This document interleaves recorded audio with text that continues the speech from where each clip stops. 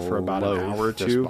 This is a Canadian exclusive, ounce and a half, and really sit there with it with a cigar and talk about something I will never try. The way this was crafted, it tastes like wood chip water, and it's like nothing else. There's nothing interesting about this. It's blantoned at 80 proof. It is, but this had to take a long time. To be honest, they can only say that it's a 5-year bourbon because the bourbon itself. I'm being facetious till that one, but it is just so bad. It should have never been bottled. We should have tasted this and gone, throw it out. It's just not worth our reputation. It's just terrible, and it's just so bizarre. It's so. I'll never take another sip of that as long as another one. So comment down below. Let me know what your favorite and anything else favorite bottles. Moving on to the last one. So this bottle right here is the entire reason I made this list because it is a bizarre bourbon that shouldn't. A big thank you to all the Patreon supporters. One of my favorite things I've had this year. I don't think I can put it in like the top 10 of the year because it's just so weird, and I think that most people would see it and just kind of dismiss it. I think it's one of my favorite things I've had this year. This is Larrikin Rosewater Bourbon. They literally made rosewater and proofed bourbon down with rosewater. They are the first distillery to have ever done this, and this thing is wild. In my review, I said that I don't think you would like this if you don't like rosewater, but upon second trying of this, once I got home and I'm like in a setting to actually critique things, I'm not excited about being at a bourbon festival. I'm not, outside.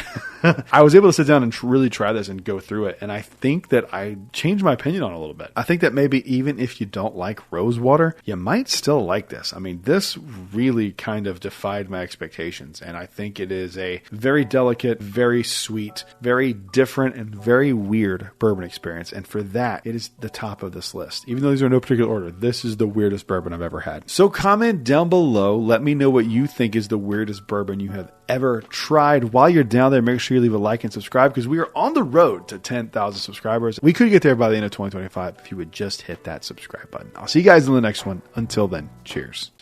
A big thank you to all the Patreon supporters you see on screen right now. Today, one of my most anticipated bourbons of 2025 is here. I am talking about, of course, Knob Creek 21. Let's get into it.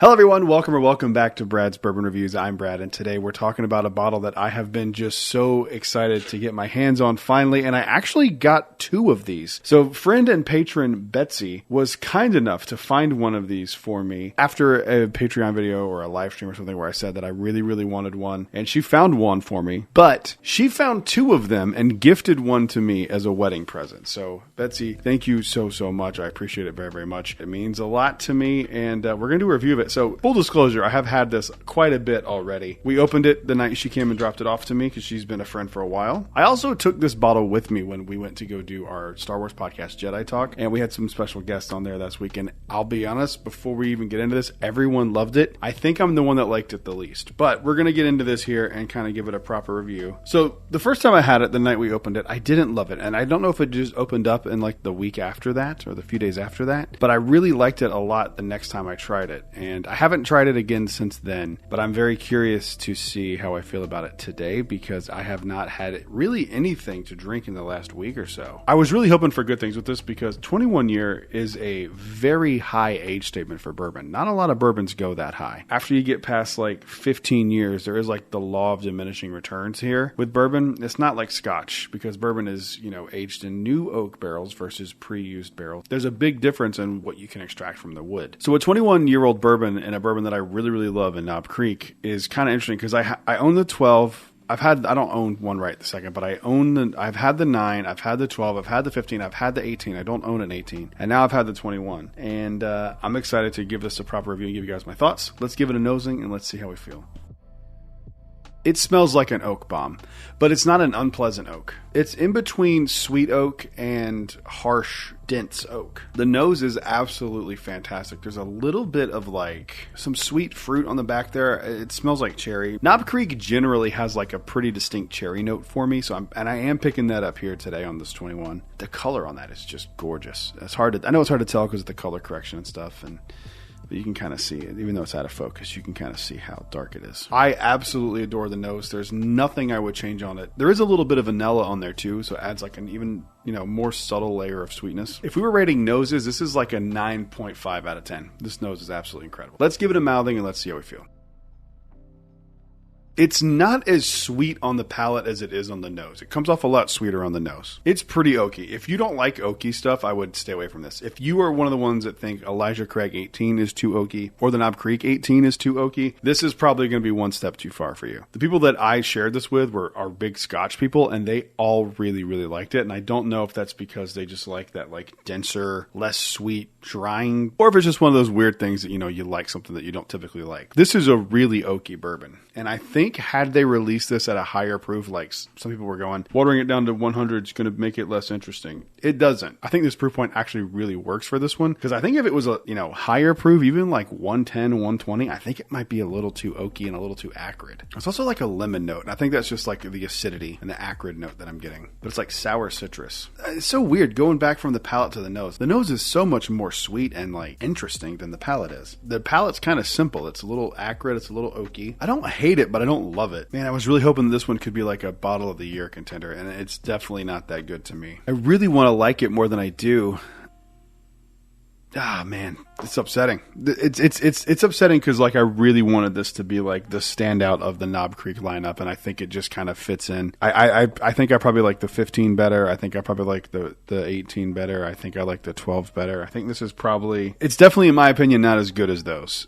Maybe better than the 15, but I don't think it's better than the 18. The 18's really solid and like kind of the sweet spot. I think they went one step too far here. I would actually be curious to try it at a higher proof. I don't think it would be better at a higher proof, but I think it would be interesting interesting to try it. What would I give this on a scale of 1 to 10? The problem with this, man, the nose is like so perfect. The nose is like literally perfect. That has to bring the score up a little bit because the nose is literally exactly perfect. Here's how much I like the nose versus the palate. If I was rating them individually, I would give the nose like a 9.5 and I would give the palate like a 7.6. So I have to kind of adjust that scale because it is part of the bourbon is that it's a good nose. I'm going to take one more sip and kind of give my thoughts here. The mouthfeel is fantastic and the finish goes on for a long time. It's an interesting like mesquite char taste that I just got, almost like a barbecue note, but not sweet. I think for this one, I'm going to give it a 7.6, which is still a decent score. And if honestly the nose wasn't as good as it is, it wouldn't be rated that high. I'd probably rate it like a 7.1. I was really hoping for a little bit more than this. If you really want to go balls to the wall, maybe do a Knob Creek 21 year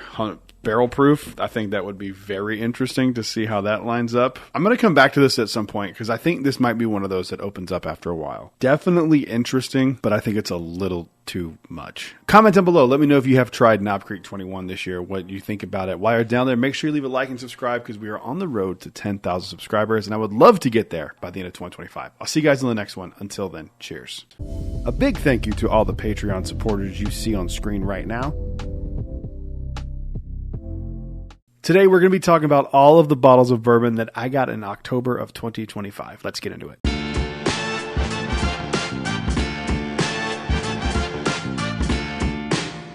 Hello everyone, welcome back to Brad's Bourbon Reviews. I'm Brad, and today we're doing my little monthly series here where I do all the bottles that I got for the month. We are somehow in November of 2025 already, which means Thanksgiving is right around the corner, as is Christmas. We just got done with Halloween. Hope everybody had a great Halloween. We're going to just go ahead and dive into it here. I have some really special bottles to get into today, so let's go ahead and get into them. And of course, these are in no particular order. First up, starting it off here with my, it seems like now monthly bottle of Eagle Rare. I was able to get an Eagle Rare. A few of these actually. I've gotten 2 or 3 this month, I think. So doing pretty good with my Eagle Rare. If you don't know and you're new to the channel, I use Eagle Rare as a warm-up before I do my bourbon reviews. It's good to have because I need them for warm-ups. So, and it's just a very consistent bottle. I can always taste a specific cherry note in there. And I know if I can't, my palate is off that day. I got this for $32, I think, at Walmart. Nice to have a Walmart that is able to get some allocation from time to time because they do like dead retail and it's great. So obviously Eagle Rare is great. If you've never tried it, definitely try it. Moving on to the next one. All right. So this company reached out to me not too long ago and I completely forgot that they did reach out to me, and I'm actually doing a video review of it after this video. I'm recording it right after this one, so I have not tried this yet. This is a bottle of Whiskey War Barrel Proof. This is from High Bank Distillery out of Ohio, and this comes in at 118.92 proof, right in my wheelhouse there. And this is a blend of straight whiskeys. This is batch 113 for anyone curious. And this is not a bourbon, it just says whiskey, not bourbon. So we will see how it is. I'm very curious to try it. I have heard nothing but good things about this bottle in particular, so I'm really excited to try it, and we'll see how it goes. But yeah, thank you to them for sending me this. I really appreciate it. Moving on to the next one. All right, I opened this bottle on a live stream that we did for patrons just a few days ago, and if you're curious, there's a link down in the description about joining the Patreon. We do a lot of really fun stuff, so if you're curious about that, I did this on the live stream. This is a bottle of Conviction Straight Bourbon. This is Sebastian's pick. Sebastian is the master distiller over at Southern Grace Distilleries, and I gotta be honest, first off, I really like this bottle. It's very different, and I've gotten to know Sebastian a little bit over the years, and I'm kind of surprised he picked this one. I don't know if his like palate or preference is changing, or if it's just because it was so different he liked it, but this is a really, really good bottle. If you're a local and they still have these, which I think they still do, go get one of these because it's really good. It's very different. There's like a bubblegummy note on this and some like peach and stuff. And Craig, yes, I do get that bubblegum note now that it's opened up a little bit. It is very, very interesting. If you've never had Conviction or never heard of Conviction, this one's really solid. And shout out to my boy Craig for getting it for me. Thanks, buddy. I'm going to have to revisit this weekend. Moving on to the next one. All right, I think it's time to... We have 3 what I consider to be highly allocated into unicorn status bottles. I got another Lineage, my favorite bourbon of the year so far. My buddy Joey was up in Kentucky and was at Jim Beam and called me and said they had some extra. And I said, please, dear God in heaven, if you're not buying 2, please get one for me. And he did. So I have a backup now of my Lineage. Again, we did a versus thing over on a live stream. This actually beat out Beacon for me by a long shot. I really like these. I haven't really heard anyone else talking about them as much as I'm talking about them. I think this is probably going to end up being my bottle bottle of the year. It is absolutely incredible. And I'm just curious, I haven't looked at this yet. I've got bottle number 4448. Very cool. Joey, thank you so much, man. I really appreciate you looking out for me. I love this thing so much. This one is probably going to be kept until my son's 21st birthday, and I'll probably crush that other one at some point. Slowly, but I'll probably crush it over the year. So, buddy, thank you again. I really appreciate it. Moving on to the next one. From unicorn status to something that was like $8, I think, in North Carolina when I was up there recently for a family emergency. It doesn't seem to stop around here these days. I picked up a bottle of bourbon that I have heard about because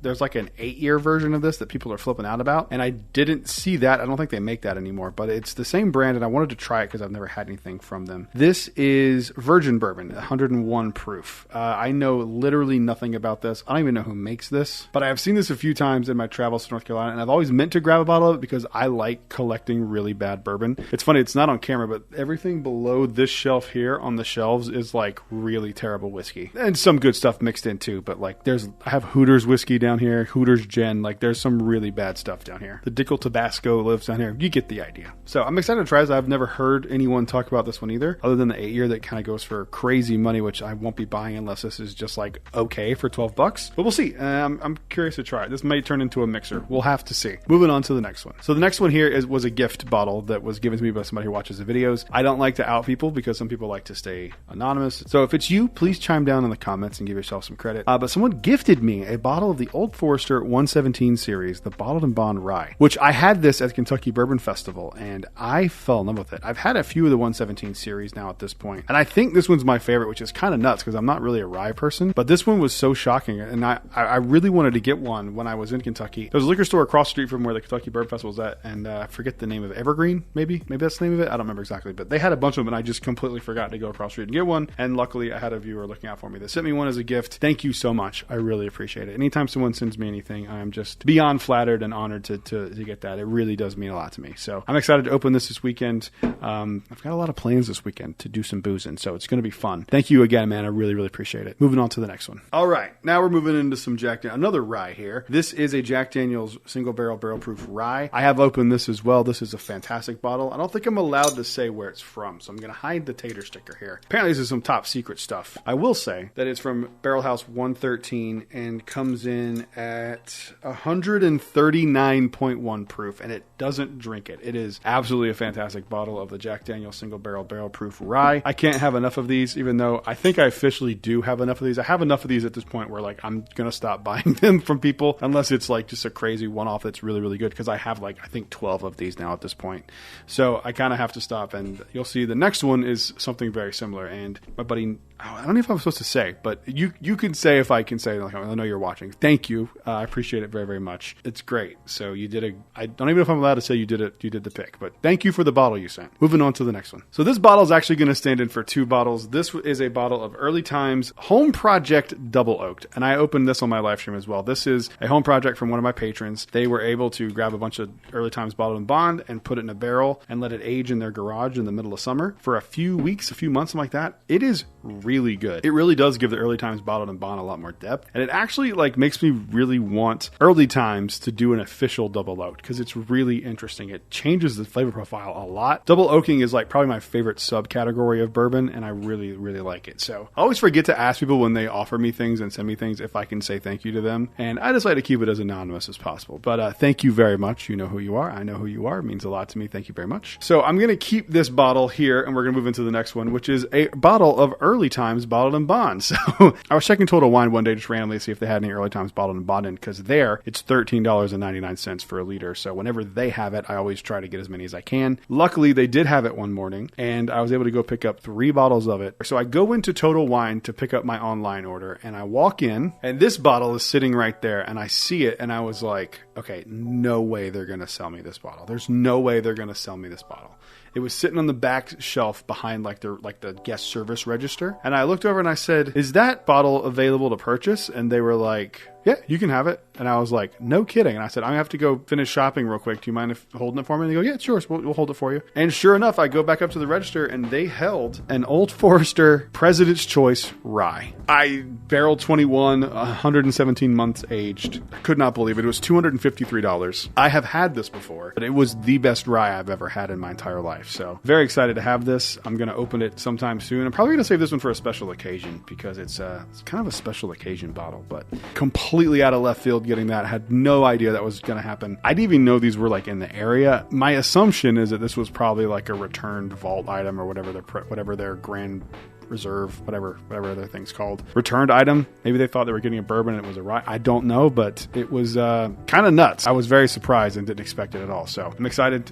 Very cool to have this one. I've wanted a bottle of President's Choice for a long time. I would have preferred the bourbon, obviously, but the rye is really good too. Moving on to the next one. All right, next bottle here is another bottle of Jack Daniels. This is a Jack Daniels Hero Selections. These are about as good as you can get from Jack Daniels without being a special release. I mean, I guess technically they are a special release because it's a single barrel pick. This one was chosen by JP McGowan and LB McGowan in 2025. Comes in at 127.9 proof and is from Warehouse 114. This is the best Jack Daniel's single barrel proof I have ever had in my entire life. I have had a ton of them in my day, and I think this is probably the best Jack Daniel's single barrel proof that is not a special release. You can argue if the Heroes selections count as special releases. I think it's a fair argument, but I'm talking like Coy Hill 10, 12, those kinds of special releases. It's absolutely incredible. I opened it and I have gone back to this now and just like smelled it like 6 times. So shout out to JB and LB McGowan. If you happen to come across this video, thank you very much for your service. It really means a lot to me, and I'm glad you got to do something cool like the Jack Daniel's Hero Selection. So bravo, you picked a really, really good barrel. Moving on to the last one. So I didn't intentionally save this one for last, but it is a very rare and hard to find bottle that my review has actually gone live for because I got 2 of these. You can see the other one behind me. This one right here behind me is the one that is open, and this one right here is going to be stashed away for a special occasion. This is Knob Creek 21 limited edition, the 21-year age Knob Creek bottle that had a lot of people wondering if this was going to be really, really good or not. I'm not going to spoil my review of it, but if you're curious, it's there. You can go find it very easily. It was one of last week's videos. My friend Betsy got me both of these. I kind of put out in the Patreon. If anyone sees one of these and they don't want it, please let me know. I'd love to get one. She found 2 of them. I paid for one of them, and then she gave me a second one as a wedding present. So very kind and overly generous of her to do that. Really not necessary, Betsy. Thank you so much. I really, really appreciate it. And I got to open it with her, and we shared it the night she brought it to me. So it was very cool of you to do that. And I've taken it to a few bottle shares for other podcast recordings, and it's been very well received by most people. So if you're curious about my review, you can check it out over there. But what I want to know is what bottles you got in the month of October. Comment down below while you're down there. Make sure you leave a like and subscribe because we're on the road to 10,000 subscribers. I'll see you guys in the next video. Until then, cheers. A big thank you to all the Patreon supporters you see on screen right now.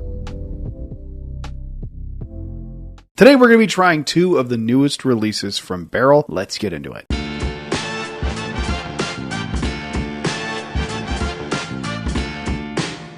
Hello everyone, welcome back to Brad's Bourbon Reviews. I'm Brad, and today we're going to be doing 2 reviews in one, double your money here. We're getting into 2 reviews from Barrel Bourbon. The first one is Barrel Whiskey Triple Rum Cask Finish, coming in at a whopping 142.24 proof. And then we're going to be doing another review here of Barrel Bourbon Finish in French Oak Cask, aged 12 years, coming in at 108.5 proof. We're going to do them in proof order, so we're going to go with the French Oak here. I'm very excited. Thank you very much to Barrel for sending me these to do a review of. Just for the record, if you are new here, I am not typically a French Oak fan. However, there have been a few things that I've had this year. The Baumburger's PFG, whatever that one was, changed my mind a little bit. And I've had a few other ones that were really good that I didn't know were French Oak that have turned out to be pretty solid. So we're going to give this one a shot here.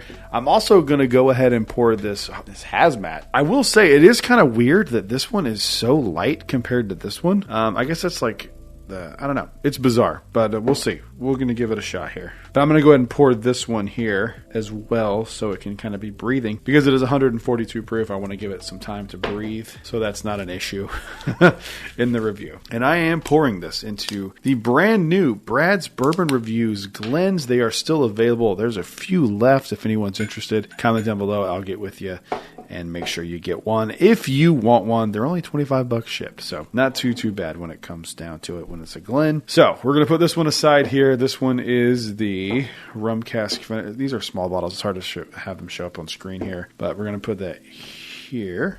And then this one is the French oak one. So let's go ahead, let's give this a nosing, and let's see how we feel about this barrel French oak finish. You know what I've learned on a lot of French oak finishes? They all have a very similar nose. There's this like weird shiny note that I can't really explain. It's like shiny wood or like vanilla wood or something. I can't really explain it, but it smells really solid. I do like the noses on all these. That smells fantastic. Again, this one comes in at 108.5 proof and is 12 years old. So that must mean that they had a 12-year-old bourbon that they put into a French oak cask, correct? Because you can't add the aging from the finish. So it's a 12-year-old bourbon finished in French oak. And I feel like a lot of times when people do finishes, it's like they don't really know what to do with this like mid to like not great bourbon, so they finish it in something. But when something's 12 years old, I would imagine this was probably like designed to do this with. That's just a theory, a bourbon theory. I do love the nose here. A little bit of cherry, a little bit of like citric acid. So like the nose of like a warhead. It smells great. I know that doesn't sound like it smells great, but it smells great. Let's give it a mouthing and let's see how we feel. That's just not for me. That is not for me. I do not enjoy that. Not even a little bit. I have just found out that like for the rule is I don't like French oak. Oh, it's just so sharp. I mean, I don't like the French. It makes sense. I don't like that at all. I would give that, and I'm sorry, Barrel, but I don't typically like French oak to begin with. But I always like to try them just in case it's something that, you know, it might be an outlier or something that like I might like and just not realize it. I think I'm done trying French oak things. And again, I don't think that's an indictment on Barrel. I think if you like French oak, this seems very much... This seems very much French oak finish. If you like French oak, you'd probably really dig that. Sorry, Barrel. I don't like. Maybe this one's better. Again, I'm not blaming Barrel. I don't think it's a Barrel thing. I think it's probably a really good French oak if you like French oak. But I just happen to not like French oak. But anyway, let's move on to the next one here. This is a barrel whiskey, not a bourbon. Whiskey finish in Jamaican, Barbados, and St. Lucian rum cask, coming in at 142.24 proof. Holy shit! Here's what people might not know about me. I actually really like rum. I'm not as big of a rum guy as I am bourbon. I mean, obviously, I don't have 500 bottles of rum, but I do really like rum, and I like tiki drinks, and so I'm not like opposed to those like rum Jamaican, you know, those like funky fruit notes. I like that a lot, and I actually really like it a lot in bourbon. And in fact, I have a 7-year from Conviction. I think it's this one right here. That was a part of the panel pick that I did, and it had a lot of those like Jamaican rum, pot still, funky, weird notes to it, and I really liked it, and that's the one that won. So I actually really like those notes. So I'm very curious how this goes. I'm also very curious how this is 142.24 proof. That seems crazy, but we're going to find out together. I don't know if this is... So it says it was distilled in Indiana, Tennessee, and Canada. So MGP, Canadian whiskey. I don't know anything about Canadian whiskey. And then Tennessee is probably Dickel. But I honestly could see Dickel working in like a rum cask finish. I think that actually would make a lot of sense. So let's give this thing a nosing and let's see how we feel. But I do get like a lot of those weird fruity notes. It smells a lot, and I've pulled this note out of some rum finish stuff before. It smells a lot like that brand Amazing Fruit gummy bears. Like it smells like exactly what I remember that smelling like. Obviously, I can't teleport back in time and, you know, relive those days, but to me, that's exactly what this smells like. That is so wild. It is a little proofy on the nose, to be honest, but I mean, it's 142.24 proof, so we're in the range where like that's gonna kinda be unavoidable unless you're talking about like George C. Stagg or something like outlier exceptional bourbon. It is a little funky, a little fruity, a little sweet, a little vanilla. Yeah, I'm here for this. Let's give it a mouthing. Let's see how we feel.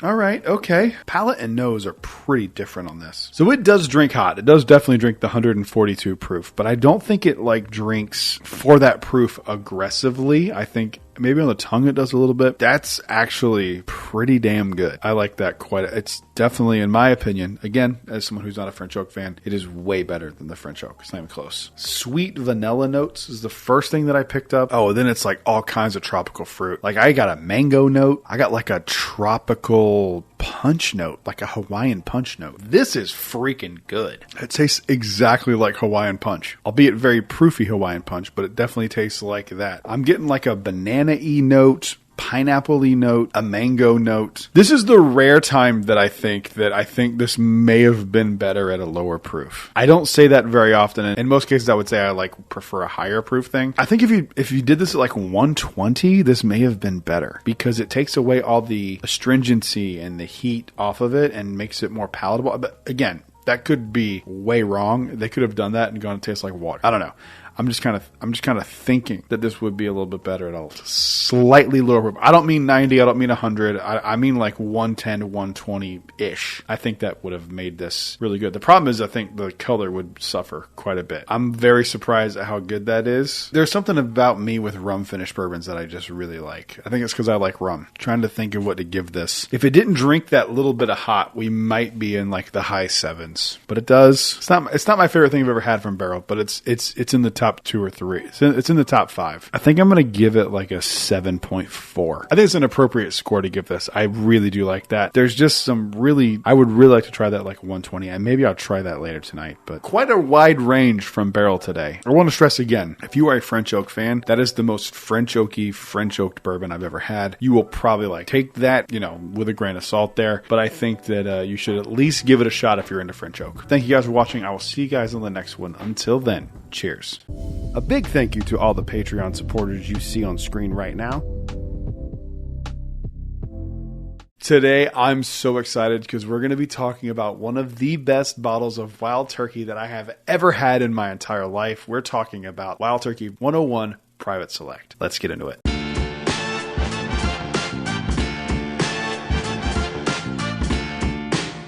Hello everyone, welcome back to Brad's Bourbon Reviews. I'm Brad, and today we are sitting here talking about some Wild Turkey bourbon. So a few months ago, I was over in Kentucky for the Kentucky Bourbon Festival, and I made my way over to Wild Turkey because I wanted to see what was going on over there because I had not been to the distillery since they reopened their little like new visiting center. And when I was there was like a temporary gift shop and it was really terrible and it was cold. And so I wanted to go while it wasn't all of those things. So I walk in and I make a beeline to the gift shop because I've seen that they had released the newest batch of WB Saffel. And that was my intention to buy that day. However, we went upstairs to the bar upstairs, which is one of the most gorgeous distillery views. It's tied with Jim Beam for like the most beautiful view of a distillery once you're there. So I went over to the bar and I ordered a pour of their most recent Wild Turkey 101 Private Selection. And as he poured it for me, he goes, "This is actually downstairs right now. It's the one we have in the gift shop." He's like, "There's not a lot left." And I was like, "Okay, cool." And I had no intention of anything past that. You actually get to keep the shot glass that they poured it in. It's a little Wild Turkey shot glass. So I sit down with my now wife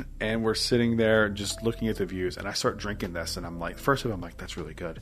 The second sip, I'm like, hang on, this is like actually good. This isn't like being enhanced by the atmosphere and what we're doing here.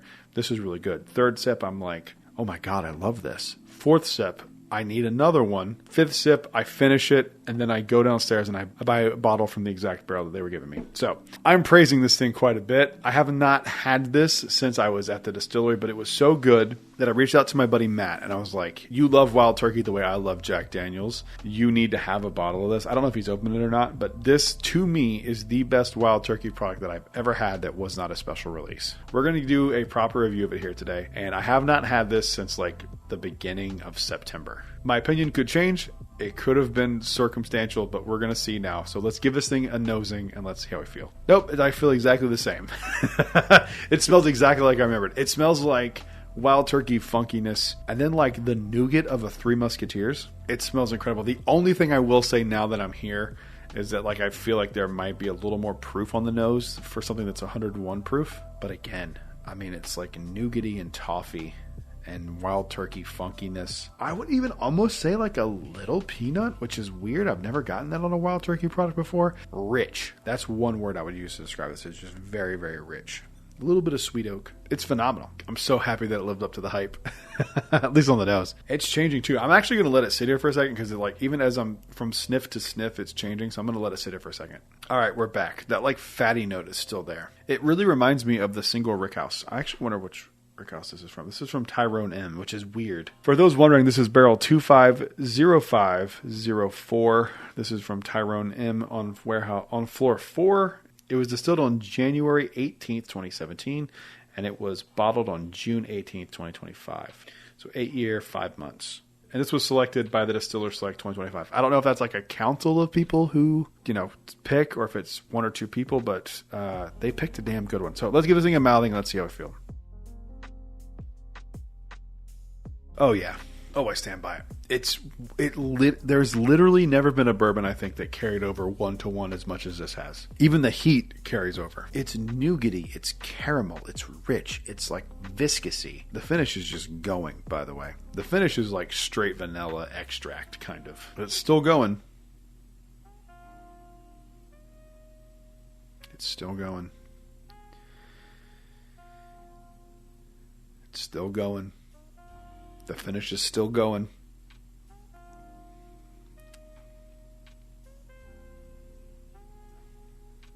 It's still going. All right, it's done. That's a long finish for 101 proof. Oh my God, there's even like a licoricey anise note, baking spice note that's coming through now. Dude, I cannot express how good this is. I know that these are single barrels, and I know that they're not all going to be this good, but man, I'm telling you, that is the best wild turkey product I have ever had that wasn't in a Master's Keep bottle, that wasn't in a Generations, and it wasn't in a single Rickhouse bottle. I would literally include this in a blind with like 13, 15 Camp Nelson and Beacon. It is that good. I think it would kind of get squashed in a blind like that just because those are like really heavy hitting bottles, and this is much lower proof than all of those. But for the fact that it's even remotely involved in the same conversation is kind of crazy. The next time you're over at Wild Turkey, see if they have any of these available to taste and see if they're this good, because this thing is absolutely incredible. You need to get one of these on your shelf, and I want to do one of these so badly. This is such an incredibly good bottle. Comment down below. Let me know if you've ever tried any of the 101 proof single barrel picks. While you're down there, make sure you leave a like and subscribe, because we are on the road to 10,000 subscribers. I'll see you guys in the next one. Until then, cheers. A big thank you to all the Patreon supporters you see on screen right now. Today, High Bank Distillery sent me a bottle to do a review of. This is a bottle I have heard a ton of good things about. This is Whiskey War Barrel Proof. Let's get into it.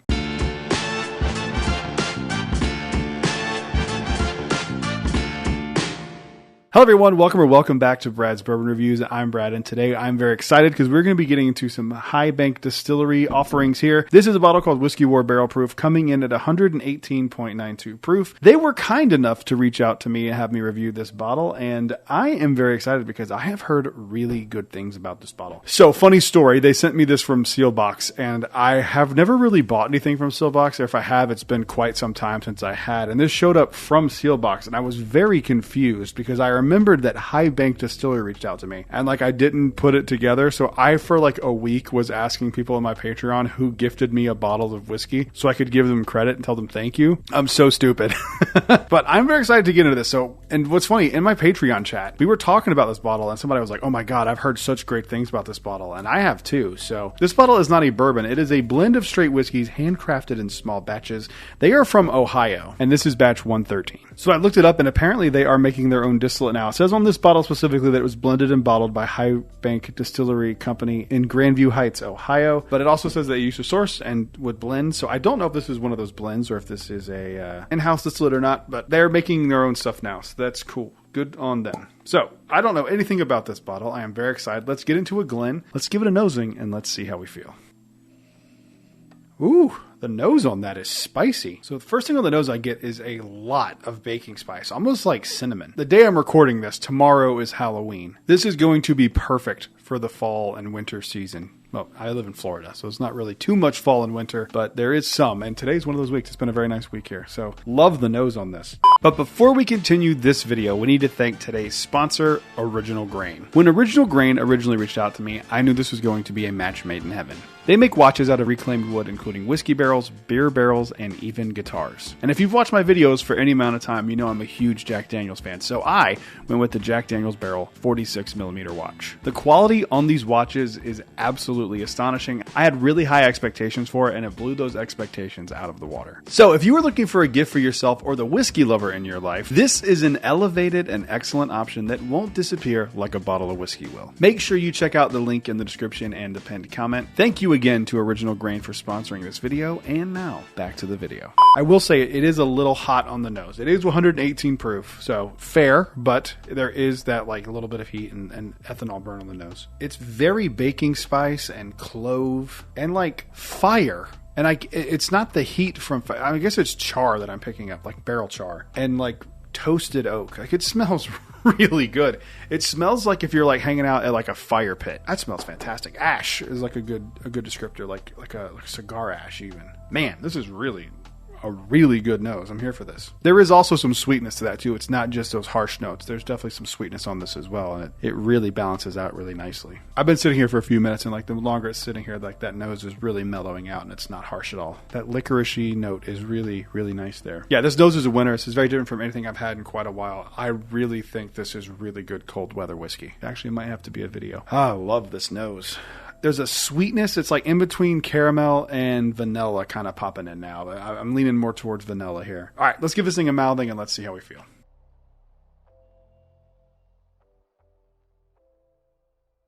Oh, wow. Holy crap, that is very not what I... Whoa, that's bizarre. In the best way. That is so not what I was expecting on the palate. So all those darker, harsher notes really kind of don't carry over here. And that's interesting because they were so predominant. I was convinced that that's what it would taste like. First sip is like sweet oak into some caramels and some like citrus. I can't decide if it's like cantaloupe or grapefruit or lemon or lime. That is so different than what I was expecting it to be. But it's really good. Damn, this is good. There is a little bit of spikiness on the very initial part of the sip. And I don't know if it's a rye spice thing. I don't even know if this has rye in it. I would assume it does, just based off like how it's tingling on my tongue here. So that first note up front, it's like burnt orange peel. And then it fades into sweet oak. And then it's like vanillas and soft sweetness, like sugary sweetness. The spiciness of this, though, is like really interesting. Damn, Ohio makes good whiskey. Who would have thought? I'm really enjoying this. I know this is a little bit longer of a review, probably. I may have edited some stuff out, but this is a really good bottle. I don't know how much this retails for. In fact, I'm going to look it up just so I can see. There's no way that's this cheap. What? I just looked it up on Sealbox. It is $60. Holy shit, dude. That's only $60? Dude, I'm 100% buying another one of these. I thought this was going to be like $150. I don't know why I thought that a distillery would send me a free $150 bottle, but I thought it was going to be that good based on like how complex and how good this is. I am really surprised at this. For $60, this is an absolute, of course, yes, you do this. Holy crap, dude. It's worth the $60 on the nose. What are we doing? Go get one of these. Go get one of these right now. There's a link down in the description. I'm not getting paid for this. They gave me the bottle for free. I have no financial incentive to tell you to go buy one of these. Go buy one of these. This is an absolute banger of a bottle. I can't believe this is only $60. Now, don't go raising the prices now, high bank. This is an absolute win. I'm going to give this an 8.3. This is absolutely delicious. I am very surprised at how good this is. Not because I didn't think they were capable of making good things, but like factoring in the price, factoring in everything else, I don't know why you wouldn't buy this. It's absolutely incredible. Keep in mind, it's not a bourbon. It's just a whiskey, but good Lord, that is an absolutely incredible bottle. So comment down below. Let me know if you've ever had anything from High Bank Distillery. I'm very curious because I need to know what else is good from them. So please leave a comment down below. While you're down there, make sure you leave a like and subscribe. I will see you guys on the next one. Until then, cheers. A big thank you to all the Patreon supporters you see on screen right now. Today, we're going to be talking about the best whiskey under $25. Let's get into it.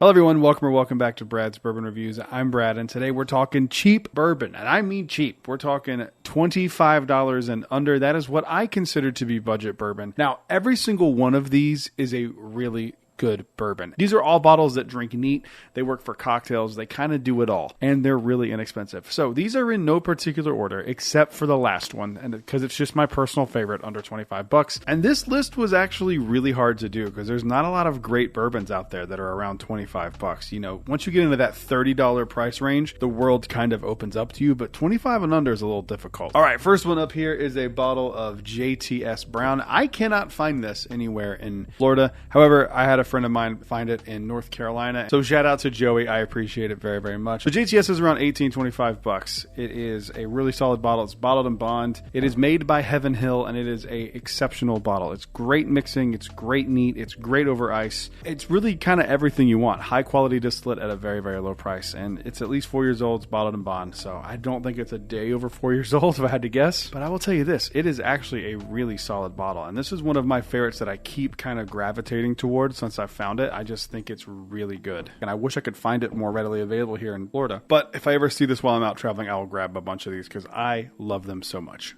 Moving on to the next one. All right, this is a bottle of Wild Turkey 101. It is 8 year, but pretend it isn't. I'm just going to hold it up to here in the camera so you can see it. Wild Turkey 101. Definitely not being deceptive. But forget the 8 year. I'm talking about regular Wild Turkey 101. I just, for some reason, don't have a bottle of Wild Turkey 101. It's one of those bottles that I don't buy because I just assume I have one at home, but I did not have one when I was coming to do this video. So, Wild Turkey 101. I was only able to include it this week because it's on sale right now for $23.99. And it's kind of cheating because it's $25.99 regularly. But I'm going to include it because I don't know if that's the standard price. When I first started getting into bourbon, Wild Turkey 101 was $19.99. And now $25 is still a really good buy for that bottle. I think it is one of the most versatile bourbons on the planet. It makes like incredible cocktail. Not a lot of people use Wild Turkey in cocktails, and I don't really know why, because the Wild Turkey 101 is like perfect for cocktails. It is shocking me you don't see more recipes using Wild Turkey 101. It's just an exceptional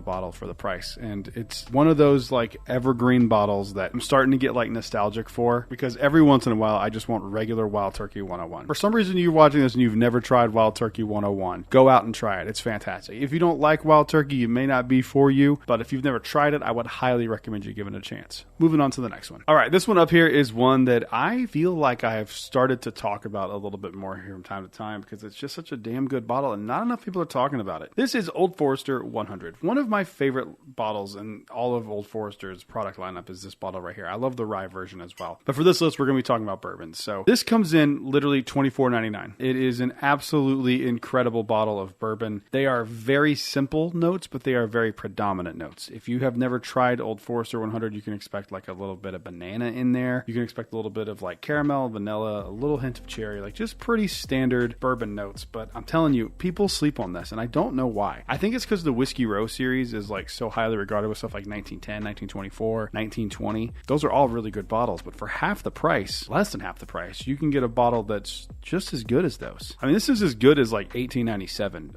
and I think that's one of my favorite of the Whiskey Row series, but I think this is just as good. It's just more simple. It's not as aged, but it is really, really good. If you've never tried just like basic 100 proof Old Forester, definitely give it a shot. It's really, really good, and it's a really underrated bottle. Moving on to the next one. Heaven Hill might be the king of cheap, good bourbon because I recently found this bottle when I was on a trip to North Carolina for a family emergency. And I have seen this one when I've been up there from time to time, and I never really paid it much attention until I was talking to a buddy of mine, and he was talking about another bottle from this thing, and I was like, oh, I've seen that brand before. I didn't know anything about it. It wasn't until recently that I found out that they are that Heaven Hills is the maker of Virgin Bourbon. I opened this today because I wanted to try this for this list, and I was like, there's no way this is good. I'll be damned. It's really good. It's more oaky than any of the other stuff from Heaven Hill at this price range, but it's still sweet oak. It's still really, really solid. I had a very, very small, I mean, like you can tell, still up to here in the neck. I had such a small amount. I do think this is overlooked, and I think part of the problem is this bottle has very strange distribution. I think that's why it's overlooked, because I just don't think enough people are getting their hands on it. But it's really solid, and I think it was like $17. It may even have been like $15. It was very, very cheap. So if you've never tried this, give it a shot. It's very interesting because it's charcoal filtered Heaven Hill, which I don't think is a typical thing that they do a lot. So if you ever see one of these, if you're in North Carolina, and I have a lot of people that watch from North Carolina, go try one of these. It's shockingly good. And if you don't like it, save it for me. I'll be up there in a few weeks, and I'll take it off your hands gladly. Moving on to the next one. But before we continue this video, we need to thank today's sponsor, Original Grain. When Original Grain originally reached out to me, I knew this was going to be a match made in heaven.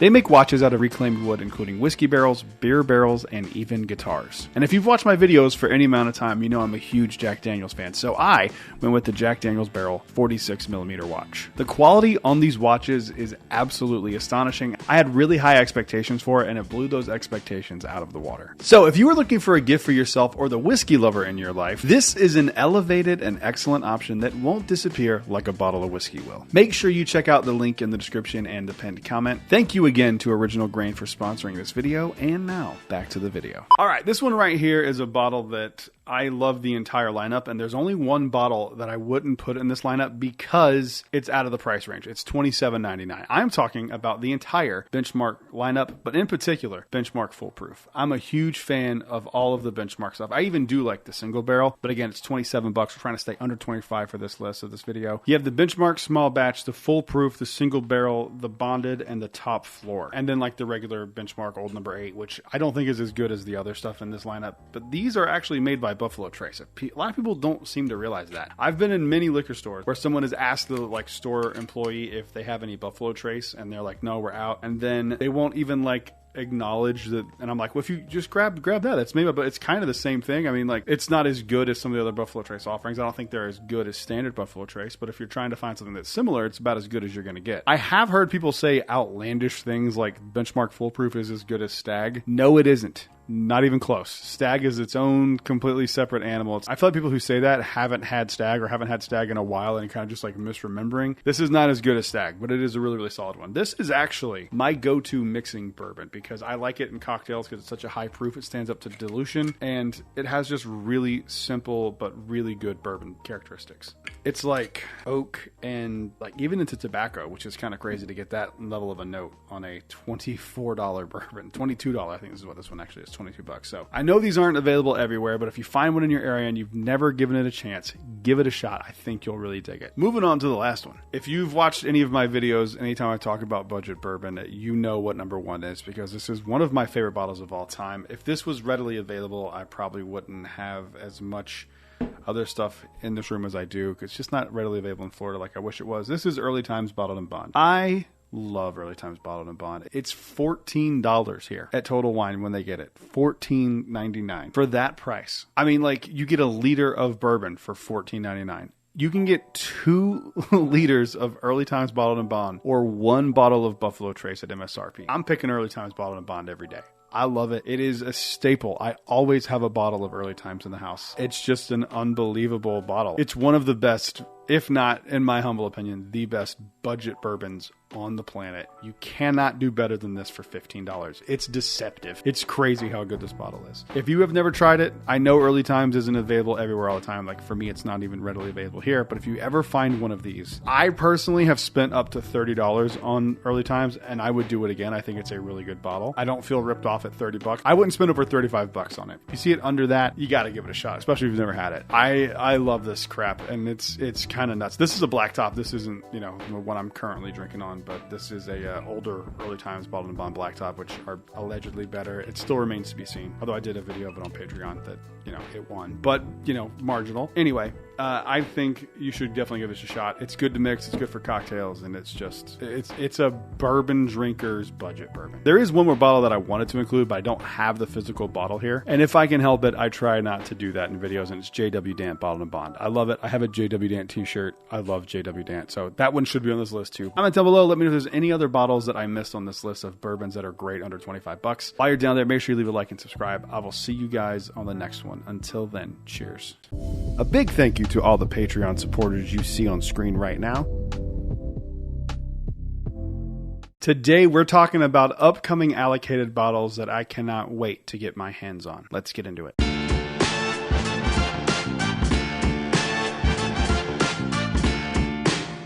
Hello everyone, welcome back to Brad's Bourbon Reviews. I'm Brad, and today we are in the midst of allocation season. It has just started to kick off. Things are starting to drop here and there. You're starting to see and hear things. And today I wanted to go through all of the bottles that I am looking forward to trying over the next few months leading into 2026. Now, all of these may not be bottles that I actually get my hands on. Allocation season starts like mid-November, and it kind of for us goes into like March and even April, May. So it's kind of like a big chunk of the year because we got BTAC back here in Orlando, I think in like March or April of last year. So I know stuff's starting to trickle out now, but let's go ahead and go over the ones that I am most excited to try from allocation season 2025. So first up is the entire Buffalo Trace Antique Collection. I love Buffalo Trace. I'm wearing a Buffalo Trace shirt, for God's sakes. I love the BTAC lineup. It's probably the most solid and consistent lineup in all of bourbon. There's never been a bad BTAC as far as I've tried, but I am very curious about the E.H. Taylor one. I'm a huge fan of the E.H. Taylor lineup. When me and my fiance got engaged, we're married now. The day we got engaged, we went to Buffalo Trace and got our first bottle of E.H. Taylor small batch, and that was like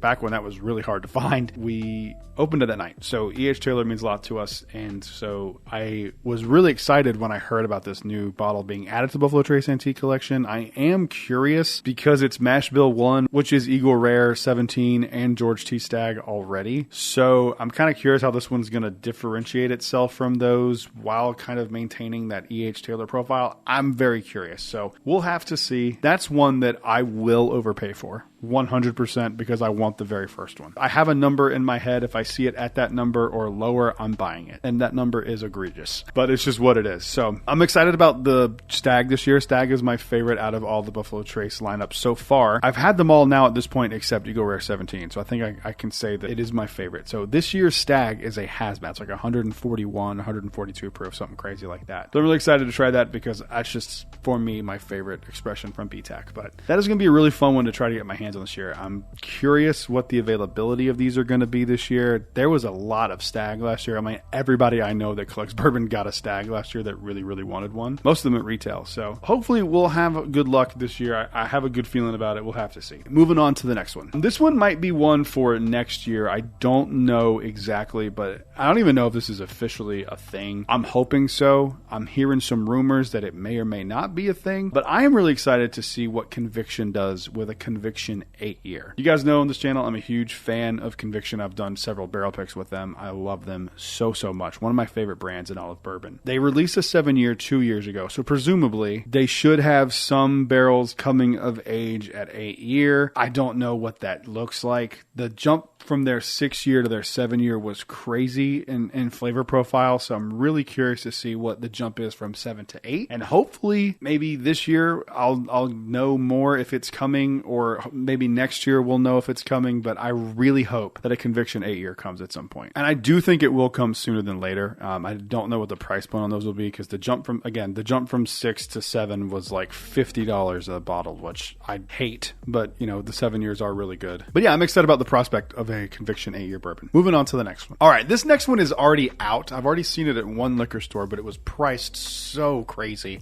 I just couldn't justify it at the time. And it is the Russell's Reserve Single Rickhouse for 2025. That bottle from 2024, in all the blinds that I've included it on, it has always come on top. Every single time. I think that is the best Wild Turkey product I've ever had. I know that they are all not as good as that one is to me, but if it's even close, I really want to get my hands on it. I haven't heard anything about it yet, which kind of makes me a little bit nervous because usually when Wild Turkey releases something like the Beacon, everyone flips out about it, everyone's talking about it. I haven't really heard much about it, even though I know they're kind of out. So maybe it's just not great this year, which would save me some money if it's not, but I really want to try it. I'm just very curious. I'm a huge Wild Turkey fan. I'm a huge Russell's fan. I'm a huge Russell's Single Rickhouse fan, so I'm gonna want to get my hands on that and give it a try. Moving on to the next one. The next one here is actually one I have tried, but I call it tried it in passing because it was very, very brief. I tried it during Kentucky Bourbon Festival at the Buffalo Trace Distillery one of the days they had it, and it was before it had really come out. It is the Stagg 25A. So I have had this one technically, but I might show it in video here if I still have it. They give you like half of a thimble. So I wasn't able to really, I tried it, but I wasn't able to like sit there and have multiple pours of it and kind of assess it the way that a dork like myself does. So I want to get a bottle of it because I have a really good run of Stagg batches, and I'm not stopping with 25A because I really want to continue my Stagg collection. I think Stagg is one of the best things that Buffalo Trace makes, and I really want to try it again because I want it to be as good as I'm hearing people say it is, but I don't remember it being that good. I tried such a small amount, like it barely counts as trying it. But I really want to get my hands on that one. Moving on to the next one. Up next is one that I actually do own. My buddy Dan hooked me up with his position in line at Kentucky Bourbon Festival for the Old Fitz 11-year Bottled and Bond VVS 2025. So I obviously own this bottle, but I am actually saving this one for when the channel hits 10,000 subscribers. I am excited to try this one. I'm looking forward to it, even though I have it already. I'm looking forward to opening it and giving it a try. The one from last year, or whatever that really crazy one was one of the best bottles I've ever had in my entire life. They like vatted it for a long time, and it kind of sat there, and it was just an exceptional bottle. I don't expect that from this one, but I do expect it to be pretty good because I like all the Old Fitzgerald stuff so far that I have tried. So, and I've tried a few at this point, so I'm excited to try this. I haven't heard this is really good or not, but we will see if and when this channel hits 10,000 subscribers. Moving on to the next one. But before we continue this video, we need to thank today's sponsor, Original Grain. When Original Grain originally reached out to me, I knew this was going to be a match made in heaven. They make watches out of reclaimed wood, including whiskey barrels, beer barrels, and even guitars. And if you've watched my videos for any amount of time, you know I'm a huge Jack Daniels fan, so I went with the Jack Daniels Barrel 46mm watch. The quality on these watches is absolutely astonishing. I had really high expectations for it, and it blew those expectations out of the water. So if you are looking for a gift for yourself or the whiskey lover in your life, this is an elevated and excellent option that won't disappear like a bottle of whiskey will. Make sure you check out the link in the description and the pinned comment. Thank you again to Original Grain for sponsoring this video, and now back to the video. Up next is a bottle from Jack Daniels, the Distillery Series. This is the Sweet Mash Tennessee Straight Whiskey, selection number 15. I really want to try these because these Jack Daniels Distillery Series bottles are so different and so unique from anything else that the Jack Daniel Company does. And the Distillery Series is like their way to do like experimental stuff and just kind of see how it turns out. And I'm a huge fan. I have a few of them here, as you can see in the shot. I don't have a ton of them, but I have enough to know that I really like the series and I want to see what else they can do. They're really fun to see what they can come up with. And every time they announce a new one, I'm like, oh, that's interesting. I wouldn't have thought that. Sweet Mash Tennessee Straight Whiskey is very interesting to me. And along with the High Toast Maple Barrel, which is selection 14, both of those are bottles that I really want to get my hands on. And I've said it before. I think I even said it earlier this year. I really want to get all of the Tennessee Tasters, what they used to be called. This is selection number 6, and this is a pretty early one. Selection number 6, this is the Jamaican Allspice. It used to be called the Tennessee Tasters. They've rebranded to the Distillery Series, and they're in very different, I mean, kind of similar bottles, but different height, you know. So I do want to get my hands on all these. I would trade some good stuff to make that happen. And those are hard to find because they're not available in all the states. Like, I know they're in Kentucky and I know Tennessee, but I don't know really where else. I don't think we get them here in Florida. Maybe I'm wrong. I maybe just haven't seen them, but I'm really excited to try both of those. Moving on to the next one. Let's stay with Jack Daniels because internet's on fire right now with the Jack Daniels Tenured Hill Rye. There is not a distillery that does rye whiskey better than Jack Daniels. Jack Daniels rye whiskey is the most consistent, excellent expression that they make. I mean, their rye is just unbelievable. The barrel proof stuff is great. The bonded rye is great. They are my favorite overall rye whiskey. I like everything I've had from them so far. It's been really solid. So this is like kind of the Coy Hill for rye whiskeys. It's gonna be really good. I've heard it's really incredible. So I really want to get my hands on one. I don't know if it'll happen, but I am going to try. I'm not gonna overpay because I'm not a huge rye person and I could be very easily let down, but if I see one at a reasonable price, and again I have a price in my head, a reasonable price, if I see it, I'm buying it for that. Jack Daniel rarely misses, and I think that with their rye stuff, in my opinion, they've never missed. So I'm very curious to see how this goes and see what it is, and hopefully I can find one. Moving on to the last one. This is another bottle that's been out for quite some time. It was actually out at Kentucky Bourbon Festival when I was there, and it's a bottle that I really, really wanted to leave Kentucky with, and I thought I was going to at that Heaven Hill event. It is the Heaven Hill Unity bottle. This bottle has a really unique story. I'm not going to get into all of it here, but it has a really, really unique story. It is something that I have heard very mixed reviews on, which makes me interested, because if I hear everyone say something's good, it's probably really good. If I hear everyone say something's terrible, it's probably terrible. I have heard so many mixed things about this bottle. I want to know where I stand with it because it's such a unique bottle, and I really would love to get my hands on it at some point. And this is another one for me. If I ever see like secondary or, you know, at a museum store for a price, and I know the price in my head, I'm buying it. Those are the ones that I am most excited about coming up in the allocation season. What are you most excited to try? Comment down below. While you're down there, make sure you leave a like and subscribe. We are on the road to 10,000 subscribers. Let me open that VVS sooner than later. Come on, do your part. Hit subscribe. I'll see you guys on the next one. Until then, cheers. A big thank you to all the Patreon supporters you see on screen right now. Today, I'm going to reveal my top 10 bourbons of 2025. Let's get into it.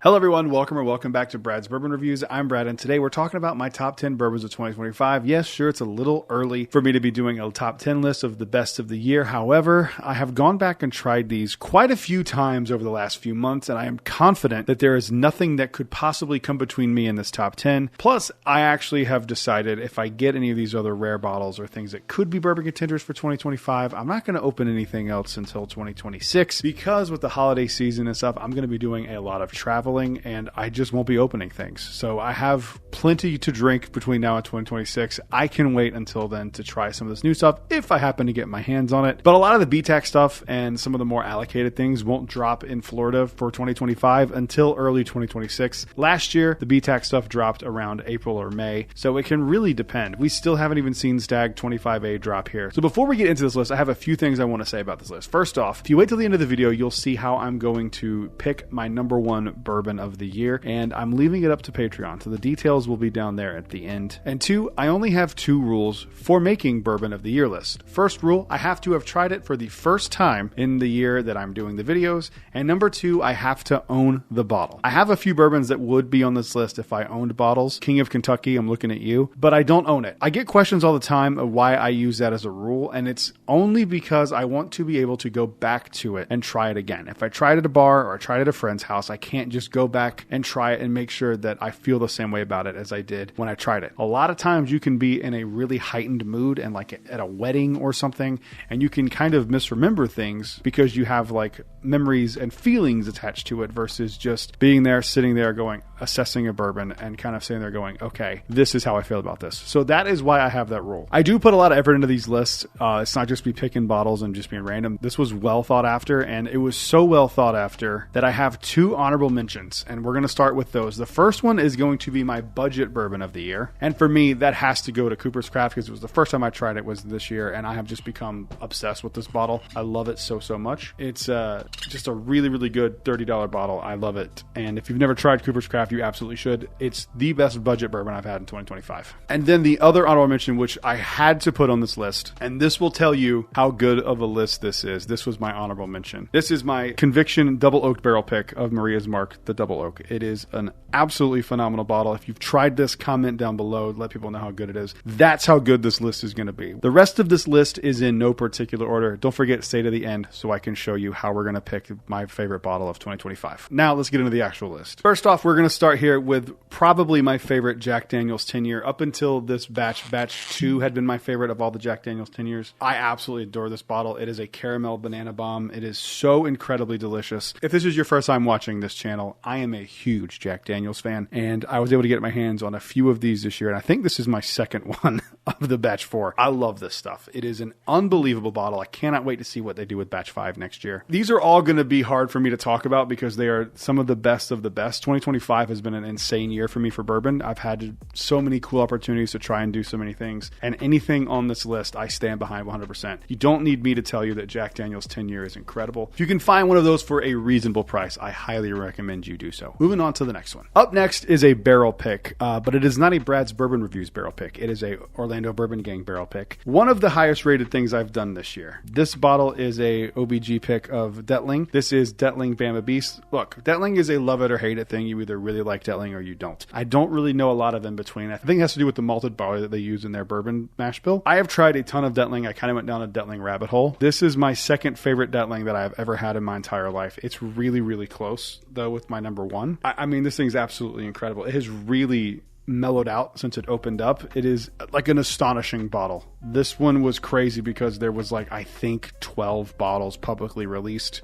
We split it with another bourbon group or two, and then there was 12 bottles that were released publicly. So if you were lucky enough to have one of these Bama Beasts, you know how special this thing is. It is an absolutely phenomenal bottle. Detling just straight up does not miss. That's not true. They actually have some things that I don't love, but generally speaking, Detling doesn't miss. And this bottle is no exception. This thing is unbelievable. unbelievable. I'm hoping in 2026, late 2026, maybe 2027, we can do a Brad's bourbon review pick for Detling. I would absolutely love to do that. Moving on to the next one. All right, this one barely counts because I opened it after midnight on New Year's Eve. This is Still Austin, the Tanager. This is a cigar batch from Still Austin. I had heard that this was an incredible bottle, so I saved it for New Year's Eve after midnight, and I absolutely adore this bottle. I may have done it on New Year's Day, actually, now that I'm thinking about it. So either way. But I just absolutely adore this bottle. I know people talk about it and talk about how great it is, but I don't think enough people talk about it. And I think maybe just it's because of the rarity of this thing that people don't talk about it as much.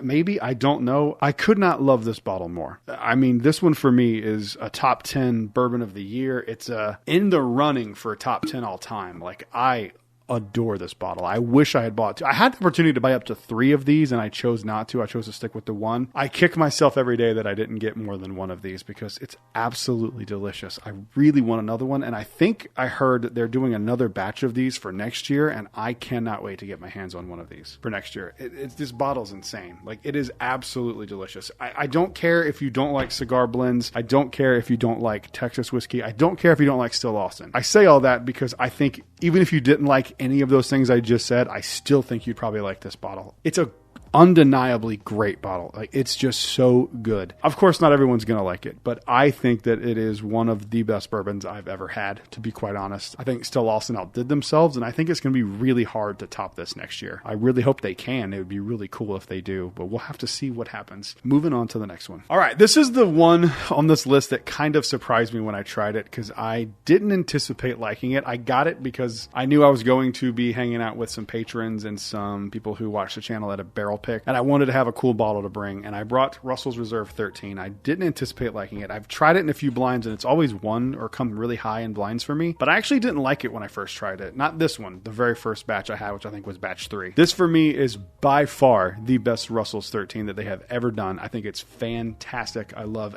everything about this bottle. It couldn't be any better. It is for sure one of my favorite things I've ever had from Wild Turkey. I have a top 5 from Wild Turkey, and this is in that conversation for sure. I don't know if it actually lines up in there, but it definitely could be. It was surprising how much I like this one. Wild Turkey puts out great stuff. I don't think I need to tell any of you guys that. You all know it's expensive, but it's still really, really good. And they're one of the few brands for me wherever I buy something that's expensive, I don't feel ripped off. Shout out to them. This bottle is unbelievable. Moving on to the next one. All right, another one for me here that has a lot of personal meaning to me, but it still has performed well in blinds for me, and I still love it, and I go back to it all the time because I love it so much. This is my very first barrel pick I did this year on March 22nd, 2025 of Southern Grace Distillery's Conviction Bourbon, barrel 454. This is the one that SLB was raving about how good it was. This is the one that had all the positive reaction from people. This is the one that people love. I'm not saying that people don't love the Double Oak Maria's Mark, but this one is the one that is special for people, myself included. It's a French toast bomb. It's absolutely delicious. It's one of my favorite bourbons of all time. Yes, I'm biased as all hell. That's what barrel picks are for. I think this is one of the best things I've had this year. This is a top 10 bourbon all time for me. It drinks way above its weight, especially being like a $45, $50 bottle. It's unbelievable. Not all Conviction is created equal. We got a very special barrel here. Unbelievable. I love it so much. Moving on to the next one. But before we continue this video, we need to thank today's sponsor, Original Grain. When Original Grain originally reached out to me, I knew this was going to be a match made in heaven. They make watches out of reclaimed wood, including whiskey barrels, beer barrels, and even guitars. And if you've watched my videos for any amount of time, you know I'm a huge Jack Daniels fan, so I went with the Jack Daniels Barrel 46mm watch. The quality on these watches is absolutely astonishing. I had really high expectations for it, and it blew those expectations out of the water. So if you are looking for a gift for yourself or the whiskey lover in your life, this is an elevated and excellent option that won't disappear like a bottle of whiskey will. Make sure you check out the link in the description and the pinned comment. Thank you again to Original Grain for sponsoring this video, and now back to the video. All right, following that up with another bottle from Jack Daniels. This is Jack Daniels 12-year batch 3. This year for Jack Daniels was kind of nuts. They released 2 of my favorite 10 and 12 years of all time. This is by far and away my favorite 12 year. This is one for me that I will go back to over and over again. I've had multiple bottles of this one as well. Whenever I find these, I buy as many of them as I can because I really, really love the 10 and 12. This year's 12 year was just so perfect. I can't even explain it. This honestly is what I was hoping for out of the Jack 14, and that did not make this list. I'm not a huge fan of the 14. For me, this is head and shoulders better than the 14. I would pick this every day over the 14 year. I think this is the best thing they could do for the 12 year, and I don't know how they're going to improve on it, because to me, it's almost a perfect bourbon, whiskey, whatever you want to say. I wish I had 50 bottles of this stuff. Moving on to the next one. All right, this is one, if you had to ask me what my favorite bottle of the year was, just ask me, what's your favorite thing you've had in 2025? It's this bottle right here. This is the Jim Beam Lineage, and it surprises me that a Jim Beam bottle could be my bottle of the year. I have now 2 of these. I possibly have a third on the way. I am a huge fan of this bottle. An exceptional expression from Jim Beam's. I don't think they could do better for me on my palate personally than this one. I've had batch 1 of Lineage. I thought it was good. I think this is head and shoulders above that. I think it is an insanely delicious bottle. I'm so lucky that I got it when I was there. I'm so lucky I even went to the Jim Beam distillery. I had no plans to do that. It just happened to be there, and we just happened to stop by, and I got lucky and have picked one of my favorite. This is in my top 10 or top 5 bourbons of all time. It shot up there almost immediately when I tried it. Like, I just knew that this was something special, and I don't think this one's getting the credit it deserves this year, and I think that more people should be looking at this one because it is an exceptional bottle of bourbon. This one's going to be really hard to beat number 1 for me. Moving on to the next one. I actually thought that this one was one that I tried last year, but I had to go back and look it up. I actually did try this bottle this year. This right now for me, if you had to ask me what my number 1 bourbon of all time is, this is the answer I've been given lately. This is the Detling Gold Wax. This is the bottle of Detling that people think every bottle of Detling is. This is the one with the rich coffee notes, the tobacco, the oak. This is the one people want. If you're looking for Detlings, this is the barrel you want. You want the 82 year at 57.05 proof, the Gold Wax. I know the one they released this year was up to $350. I would still pay that for this one. I was a little more apprehensive to pay for that this year because I didn't know what I was getting myself into with that one. But if this bottle again came available for $350, I would absolutely buy it. I would pay up to $500 for this bottle. I do not say that lightly, and I think it is that good of a bottle. It to me is the perfect bourbon for my palate. This is the highest rated bourbon I've ever had on the show. I can't say enough good things about it. I know people don't like Detling. If you don't like Detling, you're not going to like it because this is the most Detling that has ever Detlinged. And it is just not for you then. But if you are like me and your palate is similar to mine, this is about as good as you can do in bourbon. Moving on to the next one. So this is interesting. I had never tried William LaRue Weller until this year in 2025. So the day I got married, September 19th, 2025, me and my beautiful now wife decided to open this bottle, and I was blown away because I have always said that I like George T. Stagg more than I like William LaRue Weller. But damn it, dude, this one might be as good as a GTS. George T. Stagg just really matches my palate. It's the sweetness, the tobacco, the oak, the dark cherry, the leather notes. Like those kinds of things are what I really gravitate towards. And this isn't that at all. This is more sweet, more fruity, but it's still as equally delicious. And I forgot how good William LaRue Weller was until September 19th when I got to try it again. I think this is last year's release. This is 125.8 proof. It's just incredible. Like it just really is. This is one of those whiskeys for me that like lives up to the hype. It always feels really good when a bottle like this just like lives up to the hype, and it did for me. And again, I have had a bottle of William LaRue Weller, but it wasn't this particular one in 2025. But I did try William LaRue Weller as a whole in 2025 for the first time, and then I got a bottle of it. So I had to put it on this list because William LaRue Weller kicks ass. It's an incredibly delicious bourbon, and again, you don't need me to tell you that this bottle's good. Moving on to the next one. All right, this one is the last one, but remember, these are not in any particular order. This bottle is going to be one that I think a lot of people have for their bourbon of the years. This is the Wild Turkey Beacon. I love this bottle. However, I have done some blinds and it hasn't performed well against some other stuff, especially with Wild Turkey stuff. But that being said, I tried it for the first time at Kentucky Bourbon Festival at a bottle share. I loved it. I got home from Kentucky Bourbon Festival and found a bottle, and I overpaid. I paid $450 for it. Didn't care, knew I liked it, and I do. I still love Wild Turkey Beacon. It is a great bottle of Wild Turkey. I don't think it's my favorite thing from Wild Turkey, though, this year. Wild Turkey's had an incredible year. I think I like other stuff from them a little bit better, and I have the blinds to prove it over on Patreon if you want to see. I do think that it deserves a place in the top 10 because it is an absolutely delicious bottle. I just think there might be some things that are better than Beacon this year for me personally. So here's what I'm going to do. Over on Patreon, I haven't announced this yet to the patrons as of the date of recording this, but they know now because they get the video first. Over on Patreon, I'm going to have a Skype call or some sort of conference call with my patrons who want to be involved. And what I'm going to let them do is I'm going to let them set up a bracket system for the top 10 of the year and let them pick which bottles go up against which bottles and kind of see how that pans out. And then I'm going to do a video where I blind them and see which one comes out on top. That way, it is the most fair thing that I can possibly do to get bourbon of the year. And I think it will be a lot of fun. So if you're interested, check out the Patreon links in the description below. Comment down below. Let me know what your favorite bourbons of 2025 are. While you're down there, make sure you leave a like and subscribe because we are on the road to 10,000 subscribers. I'll see you guys on the next one. Until then, cheers. A big thank you to all the Patreon supporters you see on screen right now. Today, we're going to be talking about the best bourbons to go with cigars that are not cigar blends. Let's get into it.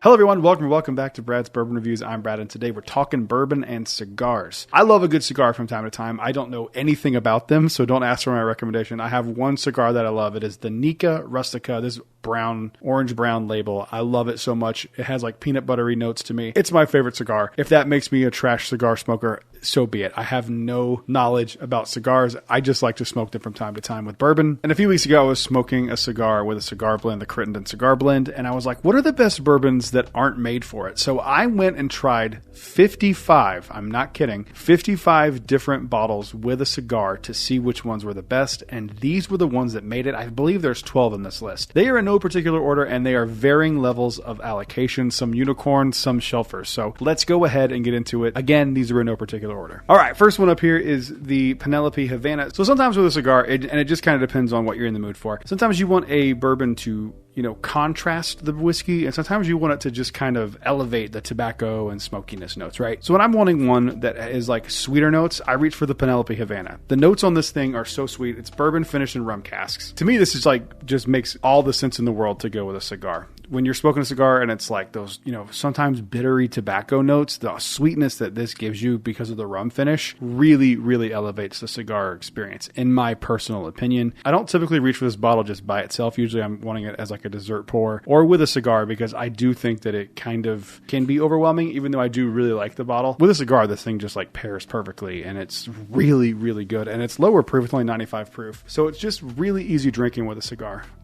If you haven't tried Penelope Havana, it's very divisive. You either love it or you hate it, and I think you should give it a try. And if you do, try it with a cigar. Moving on to the next one. All right, next up is my favorite batch of Stag, and the reason I love this one is because this is the exact opposite of the way it goes with the Penelope Havana, where that one is like the counteracting the sweetness of the smokiness with tobacco. This one is like dark chocolate leather tobacco. It's what I've always said about this batch, 22B. This is my favorite batch of Stag I've ever had, and this one just goes so well with a cigar because it kind of just doubles down on those tobacco notes, and it just really elevates the cigar and makes it just so enjoyable with a little hint of sweetness and a little bit of cherry. Like, it's really solid. I don't know if all Stags pair with a cigar as well as this one does, but 22B really, really pairs well with a cigar. Moving on to the next one. All right, this one again is more along the lines of a contrast here. This is the Jack Daniel's Sinatra Select, and this one is a bottle that I don't talk about a ton, but I really love Sinatra Select. It's one of those bottles for me that, like, yes, it is very expensive, and is it worth the money? No,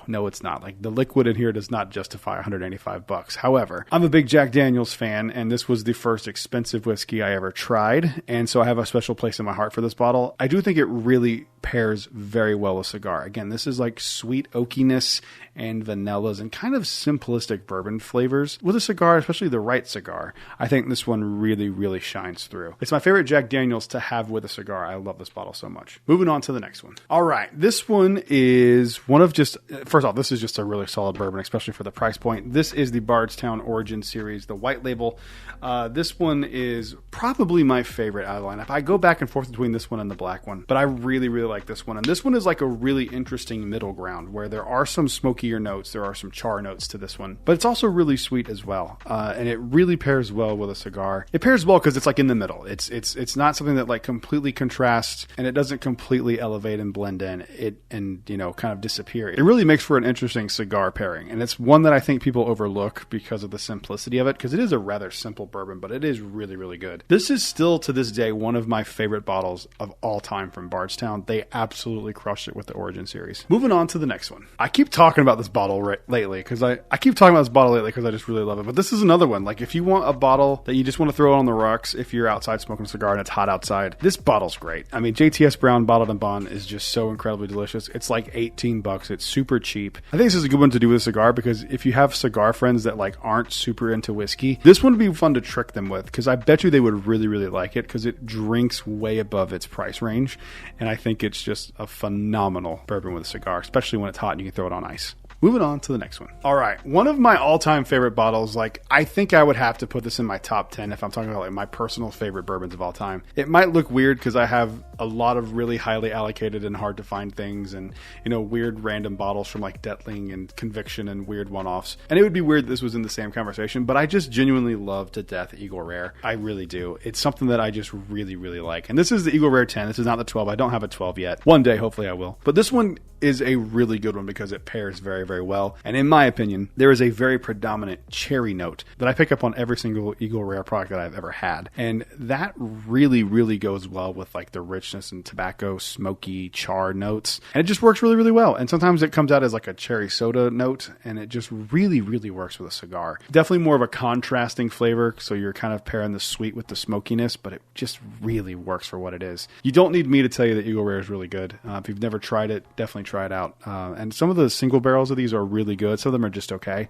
But if you can find a single barrel of it, I think it makes it even more special. But Eagle Rare is a phenomenal pairing for a cigar. Moving on to the next one. This is going to surprise some people who have watched this channel for quite some time. I think I finally found, when I was doing research, which was smoking a cigar and drinking whiskey, I think I found the purpose for this bottle. And this is going to surprise a lot of people. This is Maker's Mark Cellar Aged. This, shockingly, I do not like this bottle by itself, but with a cigar, it's actually really good. I think the smokiness and the tobacco, when it's on your palate, I think it kind of like offsets some of those like more bitter notes that are in these bottles, and it really elevates the sweetness. I might be crazy. I know people love this bottle, but it is just not for me. But with a cigar, I really liked it. It went from something that like I will never drink again to being like, this might be like a go-to cigar pairing whiskey. And color me surprised. Like I had no expectations that this would end up on this list at all. I did it just to give it a fair shot. And to be honest, I wanted to try it again. Hadn't had it in quite some time. This all just isn't for me on its own. But with a cigar, man, it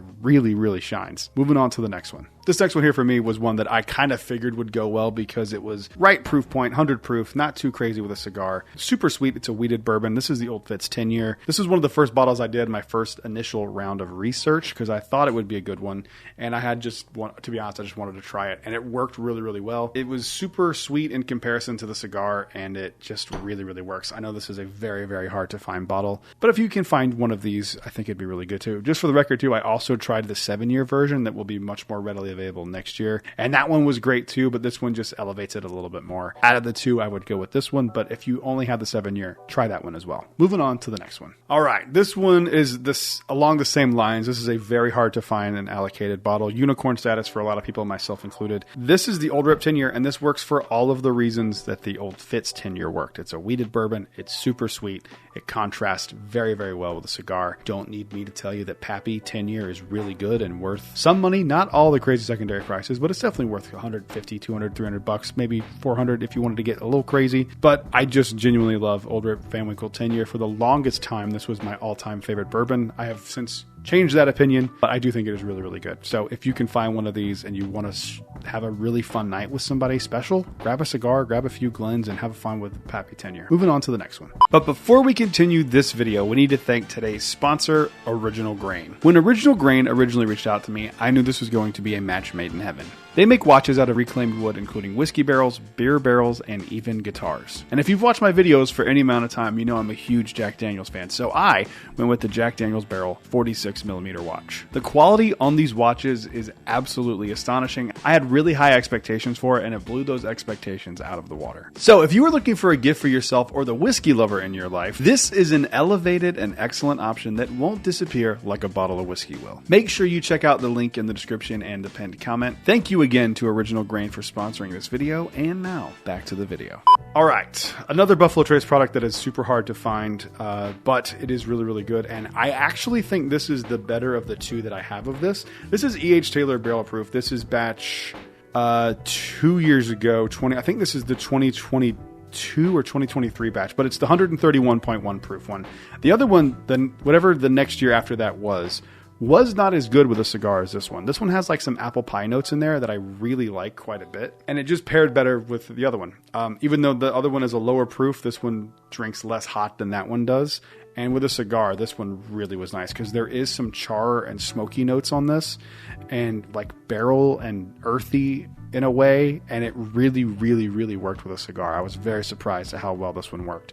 This was another one for me that I kind of thought wouldn't work because I thought maybe the proof was a little too high, and it turns out it works really, really well with a cigar. So if you ever get a chance to get one of these bottles, you're lucky enough like I was to find one of these, definitely try it. It's really, really good with a cigar. Moving on to the next one. All right, completely separate, completely other end of the spectrum from those last few bottles. This is Cooper's Craft 100. This is a $30 bottle that is readily available in some places. In some places like Florida, you can't really get it anymore, but I still get it when I'm up in North Carolina. This is another one for me like the Bardstown Origin series, where if you have friends who are into cigars but not into bourbon and you're supplying the bourbon for cigar night, this would be an excellent one that would really punch above its weight. This bottle is insane. It's really pecan forward. I always say it tastes like pecan spin wheels, those like little Debbie snacks. And the sweetness and the kind of tanniny barrel char notes work really, really well with a cigar. Like, it's absolutely crazy. This is one of my favorites to put on ice and smoke with a cigar. Like, it just absolutely works. When I'm smoking a cigar, it's like one of the only times that I will put things on ice. I don't always put on ice, but this one really works with a cigar on ice. So again, if you want to have a really good night, get a bottle of Cooper's Craft 100 and a cigar, and you'll have a good old time. Moving on to the next one. This bottle is probably my favorite bottle I've ever had in my entire life. I talk about this one all the time. It is the Detling Gold Wax, the 82-month-old. This one works because it just kind of matches that cigar profile. This one you get a lot of leather, a lot of tobacco. Like, it's like tobacco water. It's so good, and it just works so well with a cigar because it just doubles and triples and quadruples down on all those earthy dark tones, and it is just really, really good with a cigar. I love everything about this bottle. I don't know if it made it better with a cigar, but it definitely stood up to the cigar and like kept its flavor and kept its presence, and it just really, really worked. Moving on to the last one. All right, this one right here should be a no-brainer for anybody. This one is my single barrel pick from Southern Grace Distillery's Conviction. They actually do a cigar and bourbon nights. I think it's like most Fridays at the distillery. I did one with this not too long ago, and it was one of my favorite bottles on this entire list. I'm not ranking them, but it was up there. It was really, really solid. So what's out there is what's out there. A lot of them are gone because I've drank a few of them myself. So if you still have one of these, go and try it with a cigar. You'll really, really like it. So comment down below. Let me know what bourbons that are not cigar blends that you really like with a cigar. While you're down there, make sure you leave a like and subscribe because we are on the road to 10,000 subscribers, and we could get there sooner than later with your help. I'll see you guys in the next one. Until then, cheers. A big thank you to all the Patreon supporters you see on screen right now. Today, we're going to be talking about my favorite bourbon that I had at the Kentucky Bourbon Festival this year. This is the RD1 Amberana Finish. Let's get into it.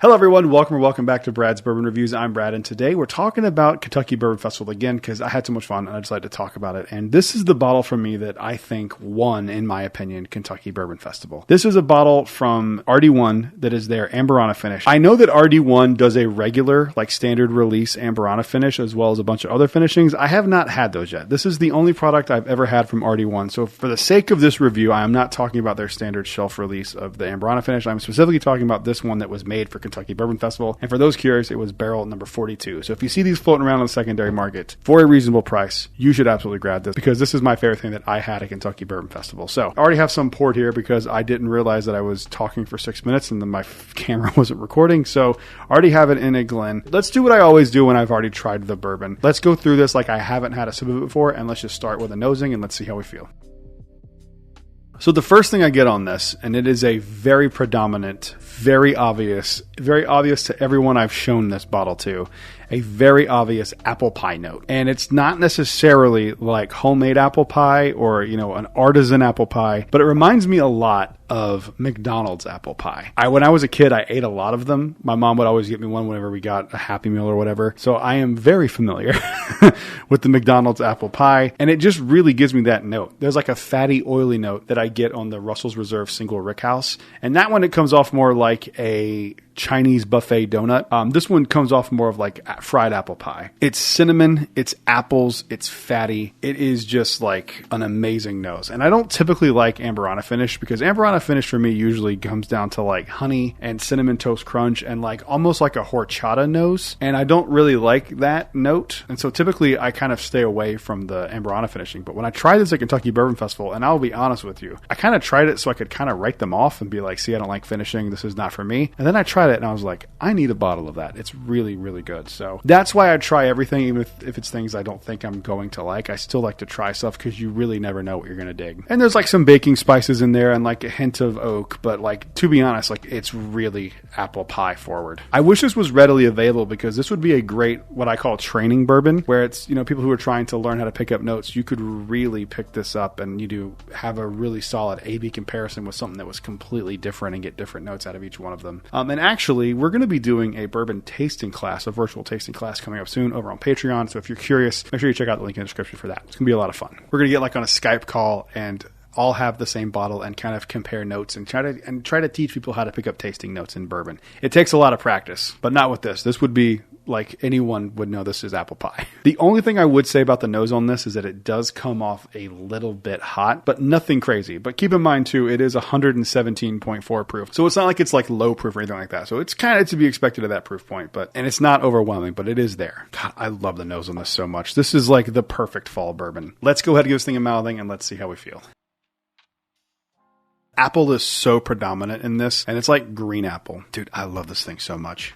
I love this so much. Everything on the nose carries over. I mean, like, it's really, really good. Now, I do think if you don't like Amberana finish, the cinnamon aspect of this might still get to you a little bit. It's very rich. This is very much a dessert pour. There is more oakiness on the palate than there is on the nose, but I kind of like it because it makes you really realize that it's a bourbon and not like a flavored whiskey. If that oak wasn't there, you might mistake this as like a flavored, like apple pie whiskey. It's that distinct. This is by far the best Amberana finish I have ever had in my entire life. I think it is just excellent. RD1, you did it. You got the best thing at Kentucky Bourbon Festival. This thing is just absolutely ridiculous. So comment down below. Let me know if you were at Kentucky Bourbon Festival and if you got to try this. And if you didn't, I really don't like encouraging secondary, but if you can find one of these, like, it is really worth it. It's a special one, and you can only have gotten it at Kentucky Bourbon Festival, so there's not a ton of it out there. So I highly recommend anyone who is interested in trying to track one of these down to do so. Comment down below. Let me know what you think about RD1 in general. While you're down there, make sure you leave a like and subscribe, because we are on the road to 10,000 subscribers, and I would love to hit it by the end of 2025. I'll see you guys on the next one. Until then, cheers.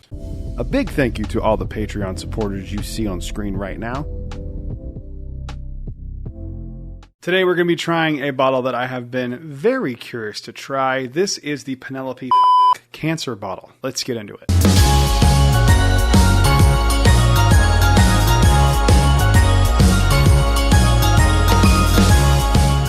Hello everyone, welcome back to Brad's Bourbon Reviews. I'm Brad, and today we're talking about some Penelope. I'm a huge Penelope fan. I have become a massive Penelope fan over time, and this is the Penelope Cancer bottle. So this bottle is interesting because some of the proceeds from this bottle will go to helping cancer research, and that kind of puts me in a weird place as a reviewer, because before I even open this, should you buy this bottle? Yes, I think you should buy this bottle. Whether it's really bad or really good, I think the money goes to a really good cause, and that means something. In fact, it means so much to me because I lost a family member to cancer recently that I will be donating all of the proceeds from this video's ad revenue and a percentage of my Patreon for the month to the same charity that Penelope is donating this to. I'll find that out and get that to them. That kind of eases up my conscience a little bit. If I do not like this, I will still tell you I don't like this, but I still think you should buy the bottle because the money, at least some of the money goes to a good cause. So I don't know much about this other than this is a 94 proof bottle, so it's pretty low proof. It's not something that I would typically gravitate towards. However, it's been a very long time since Penelope steered me wrong in any direction, so I'm very excited to try this. Let's go ahead, get this thing open, get it to a Glen, and let's see what we think about it. Also, since I'm donating all this money to charity, why don't we go ahead and give this a like? Go leave it a like and a comment down below. That way more people will see the video, I'll make more money, and more money will go to the charity. Let's give this thing a nosing and let's see how we feel. Ooh, interesting. Okay, not a lot on the nose here, but what is there is really solid. First thing I get is like a pretty predominant fruit note, but then also it smells like Honey Nut Cheerios. The fruit note is really coming through, and it's like almost changing into a floral note. Yeah, that's weird. It's almost gone to like from fruity to floral. I have about 15 to 20. I can't really count the number because of these lights, but I have around 15 to 20 bottles of Penelope stuff because I just really like their stuff. And to my memory, at least on the nose, this doesn't remind me of any of those. So it is at least unique. Yeah, it's somewhere between like rose and red fruit. Berry / strawberry / cranberry. I'm going to go cranberry. Very interesting nose. Really like the nose on that quite a bit. No ethanol burn, which is great at this low of a proof. It's only 94 proof. You wouldn't expect that, but sometimes really bad whiskeys do have a pretty bad ethanol burn, even at that low of a proof. So luckily, it's not there. Nose is really sweet, really pleasant, pretty solid. Let's give this thing a mouthing and let's see how we feel. Okay, a little bit of heat on there, nothing too crazy. I mean, it tastes exactly how it smells. I love when that happens. There's nothing more frustrating than when you have a nose on a bourbon that you really like and then you taste it and it tastes nothing like how it smells. This carries over 1-to-1 pretty much. A little more oaky on the palate than there was on the nose, but that like cranberry strawberry note really shows up. It's almost like leaning into citrus now too. This is really changing as it's sitting out. I really like this quite a bit. This would be an excellent pour on a night when it's a little warmer out here in Florida. It's very refreshing. And I don't use that word a lot for bourbon because a lot of times for me, bourbon's not refreshing. But this one is absolutely refreshing. Almost into like, yeah, it's going into like citrus. To be honest, I like it way more than I thought I would, which is why I gave that like little thing up front. So I didn't feel bad about not liking a bottle that went to a good cause if I didn't. But it turns out I really do. I don't think this is like my favorite Penelope or anything like that I've ever had. But I do think we're in the sevens firmly. I think I'm going to give it a 7.3. That's the number that comes to my mind. I think that's a really appropriate number for this. I really like this, and I like it more than I anticipated. I think these retail for like 90, 80, 75 to 90 bucks. I saw one of them in a store and it was $94. That's where I'm getting that number from, and it wasn't a store that price gouges. So that's just what it was. I don't know past that. It seems really scummy. If they had this bottle for more with what it's going towards, that would upset me, to be honest. But it is a really good bottle, and I'm glad that I own it. And yeah, 7.3 is a solid score. Good blend for the Fuck Cancer blend. Comment down below. Let me know if you've tried this one. And since we are a community here, if you've ever been affected by cancer by you yourself or someone that you love, you've lost to cancer, comment down below. I'd like to hear your story because I know some people in my life have had that happen, and I lost Holly's aunt last year to cancer, and it was horrible. So talk about the people you love, and it'd be really cool if you could do that down in the comments below. I didn't want to say like and subscribe, but I'll say like because it will help this video. It feels weird to say subscribe on this video based on what this bottle is, but comment down below, get that algorithm going, push this out to as many people that can see it so I can give more cancer research money. I'll see you guys on the next one. Until then, cheers. A big thank you to all the Patreon supporters you see on screen right now. Today, I'm talking about the most disappointing bourbons for me personally in 2025. Let's get into it.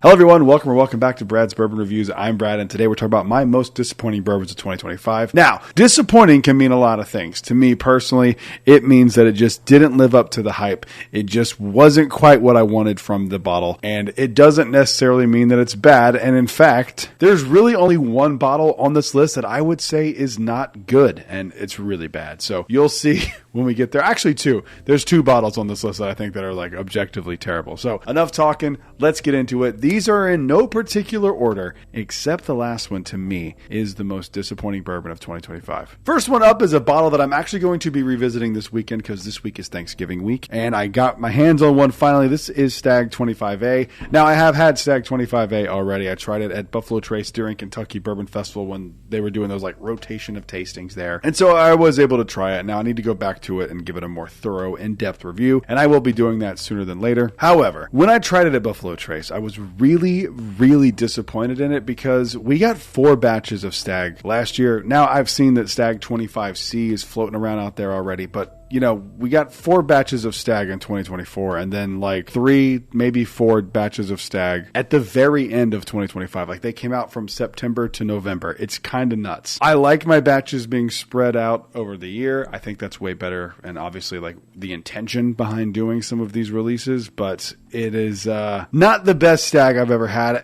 It's not the worst, but with the expectation of how many we had last year and how good some of the batches were last year, to try this one and just be like, yeah, it's fine, it's just another batch of Stag, was really disappointing. And I really hope that when I go back to it that I think differently about it. However, my first impressions of it were that it was just okay and kind of middle of the road Stag. Again, I don't think this is bad at all. I just think it is very underwhelming for what it should have been and what it could have been. Moving on to the next one. This one is one of the ones that I think is a terrible, terrible bottle. And it's one that I wanted to include in this list is just kind of a padding of this list, to be honest, because this year has been really solid with bourbons.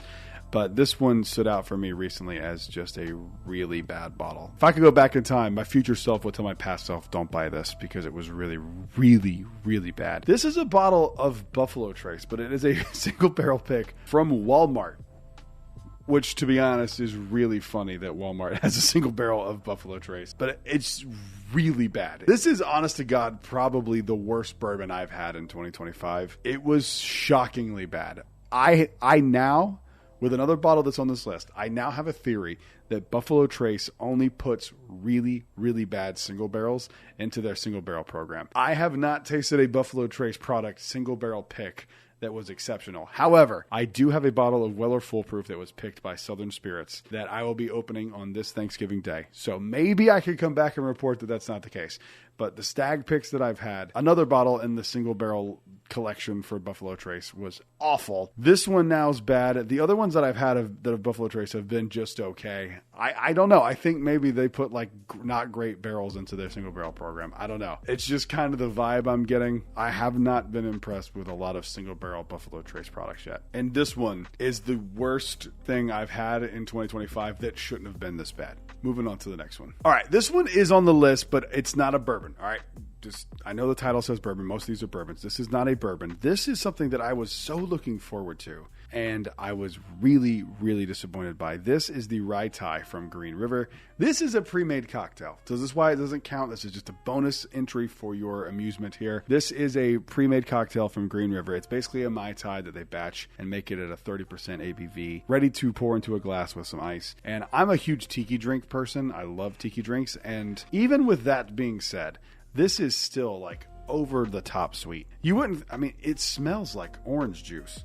Oof. Oh, it smells like cloyingly sweet. It's just not for me. And I got this at the distillery. I was really excited to get it. I love cocktails. I love Mai Tais. I'm so here for it. This should have been right up my alley, and it just was really, really disappointing. If I was served this at a bar, I would be like, what did you do? Wow, how did you ruin this? Green River makes really incredible whiskey and bourbon, but this one to me is just a huge miss, and I just think it's just not great. It really could have been something cool. Moving on to the next one. So this one right here for me was one of the most anticipated bottles for me this year in 2025. When I heard it got announced, there was like so much speculation about it. Is it going to be good? Is it going to be bad? Is it going to be over oaked? Is it going to be as good as the 18? Hell, is it going to be as good as the 12 year? I'm talking, of course, of Knob Creek 21. And to be honest, no, I think the 12, the 15, and the 18 are all better bottles. This one for me, although my opinion of it has grown a little bit since I tried it for the first time, I've had it a few times since then. I think that this is just okay. To be honest, with something that is this high age stated, it really should be better than what it is. This is the rare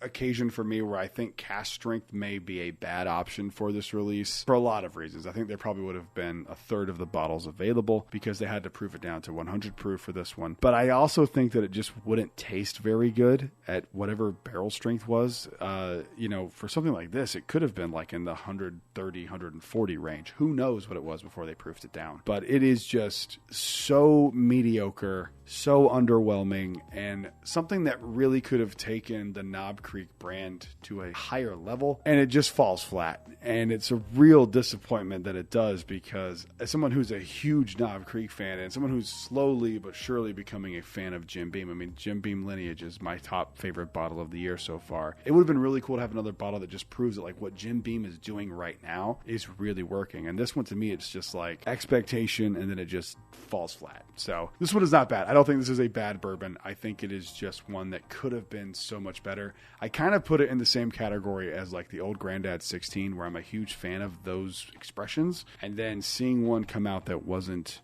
elevating the flavor profile and like kind of changing the perspective of the brand really disappointed me. And that's why this one's on the list. Moving on to the next one. But before we continue this video, we need to thank today's sponsor, Original Grain. When Original Grain originally reached out to me, I knew this was going to be a match made in heaven. They make watches out of reclaimed wood, including whiskey barrels, beer barrels, and even guitars. And if you've watched my videos for any amount of time, you know I'm a huge Jack Daniels fan, so I went with the Jack Daniels Barrel 46mm watch. The quality on these watches is absolutely astonishing. I had really high expectations for it, and it blew those expectations out of the water. So if you were looking for a gift for yourself or the whiskey lover in your life, this is an elevated and excellent option that won't disappear like a bottle of whiskey will. Make sure you check out the link in the description and the pinned comment. Thank you again to Original Grain for sponsoring this video, and now back to the video. This one here for me too is one that was hard for me to put on this list, because I know a lot of people really like this bottle, and it's from one of my favorite distilleries. And I know when I did my review and I gave it like a 7, it's like middle of the road. Not bad, not great review of the Jack Daniel's Single Barrel Heritage Barrel, the toasted stuff. I wanted more out of this, man. Like, I was really hoping this would be in line with some of the other special releases that they have done, like the double rye barrel, that one. That one is an incredible whiskey. Like, it's so good. That rye is just like one of the best ryes that Jack Daniel's has ever made. It actually doesn't get enough credit for how good it actually is. It's an insane bottle. But this one for me just kind of was like, yeah, it's good. Like, I like it. It's interesting enough. It's a good toasted barrel. I like toasted bourbon. It's, you know, it's fine, but I was hoping for more than fine. Now, one thing they have said is, like, since this came out, this was going to become a permanent release from them, which is really cool. You know, I like that a lot. I think it'll be really cool to try these and kind of see the variation of single barrels. These do vary, by the way. I've had a few of these. This is my favorite one that I've had. I've had 2 other ones that I've tried. This one is by far my favorite. So they definitely do vary from barrel to barrel, so be wary of that. I don't know, man. It just bummed me out, because I thought this could be like a Jack 10, 12, you know, what I thought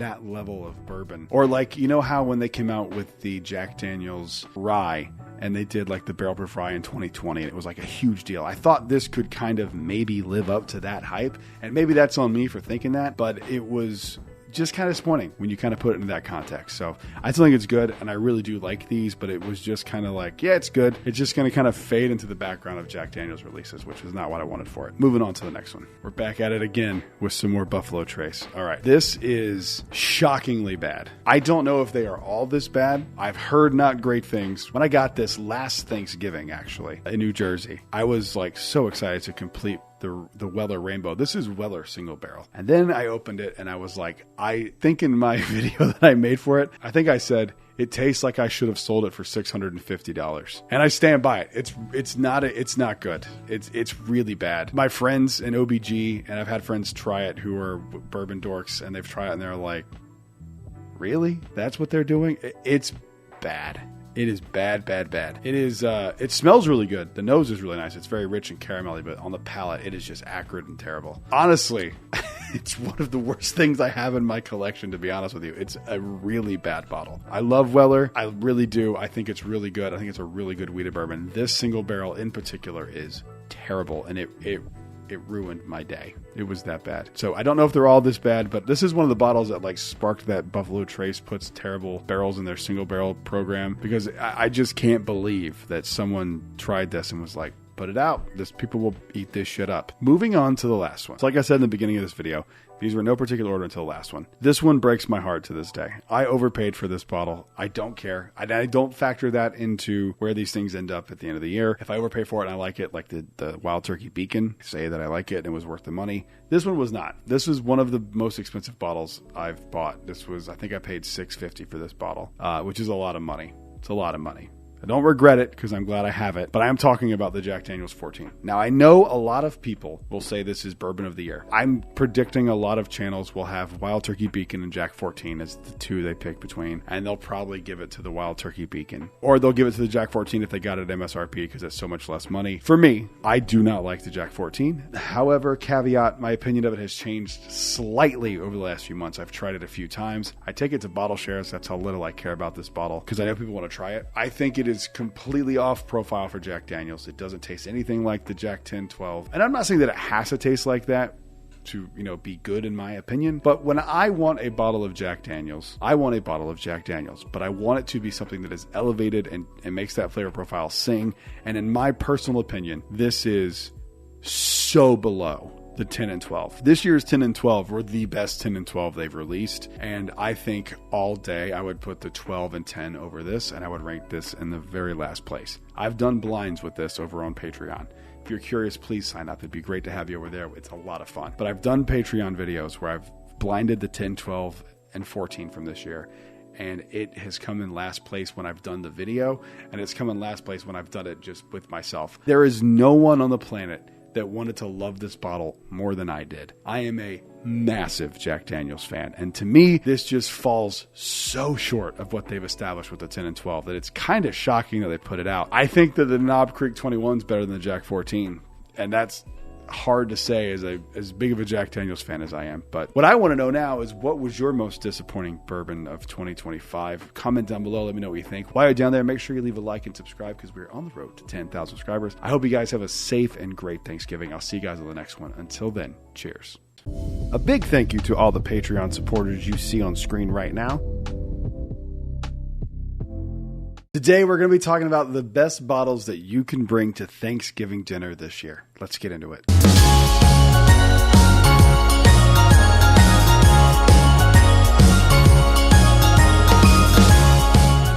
Hello everyone, welcome back to Brad's Bourbon Reviews. I'm Brad, and today we're going to talk about some bottles that I think you could bring to Thanksgiving dinner and really impress your guests, your family, your friends. They run the gambit of like allocated to non-allocated and even into some unicorn status here. And I think that's fine because we're talking about the holidays. We're talking about being around family and friends, people that you love and care about. So now's the time of year where you break out these very special bottles. So these are in no particular order. Let's go ahead and get to the first one here. First up, we're going to bring up one of my all-time favorite bourbons because I just love it. It's simple and it will bring everyone together because it is a drinkable bourbon. And if you have access to this, this is kind of a mixable bourbon. I am lucky enough to be in Central Florida where this bottle is readily available. Once, 2, 3 times a month around me, I can get this for retail around $30-35. So for me, I have no problem when I see someone who isn't a big bourbon drinker mix some Eagle Rare. Now, these actually do make really good cocktails. They're 90 proof. They are really solid beginner bourbons, but they're also something that would impress your guests because people who are into whiskey even slightly have for sure heard about Eagle Rare,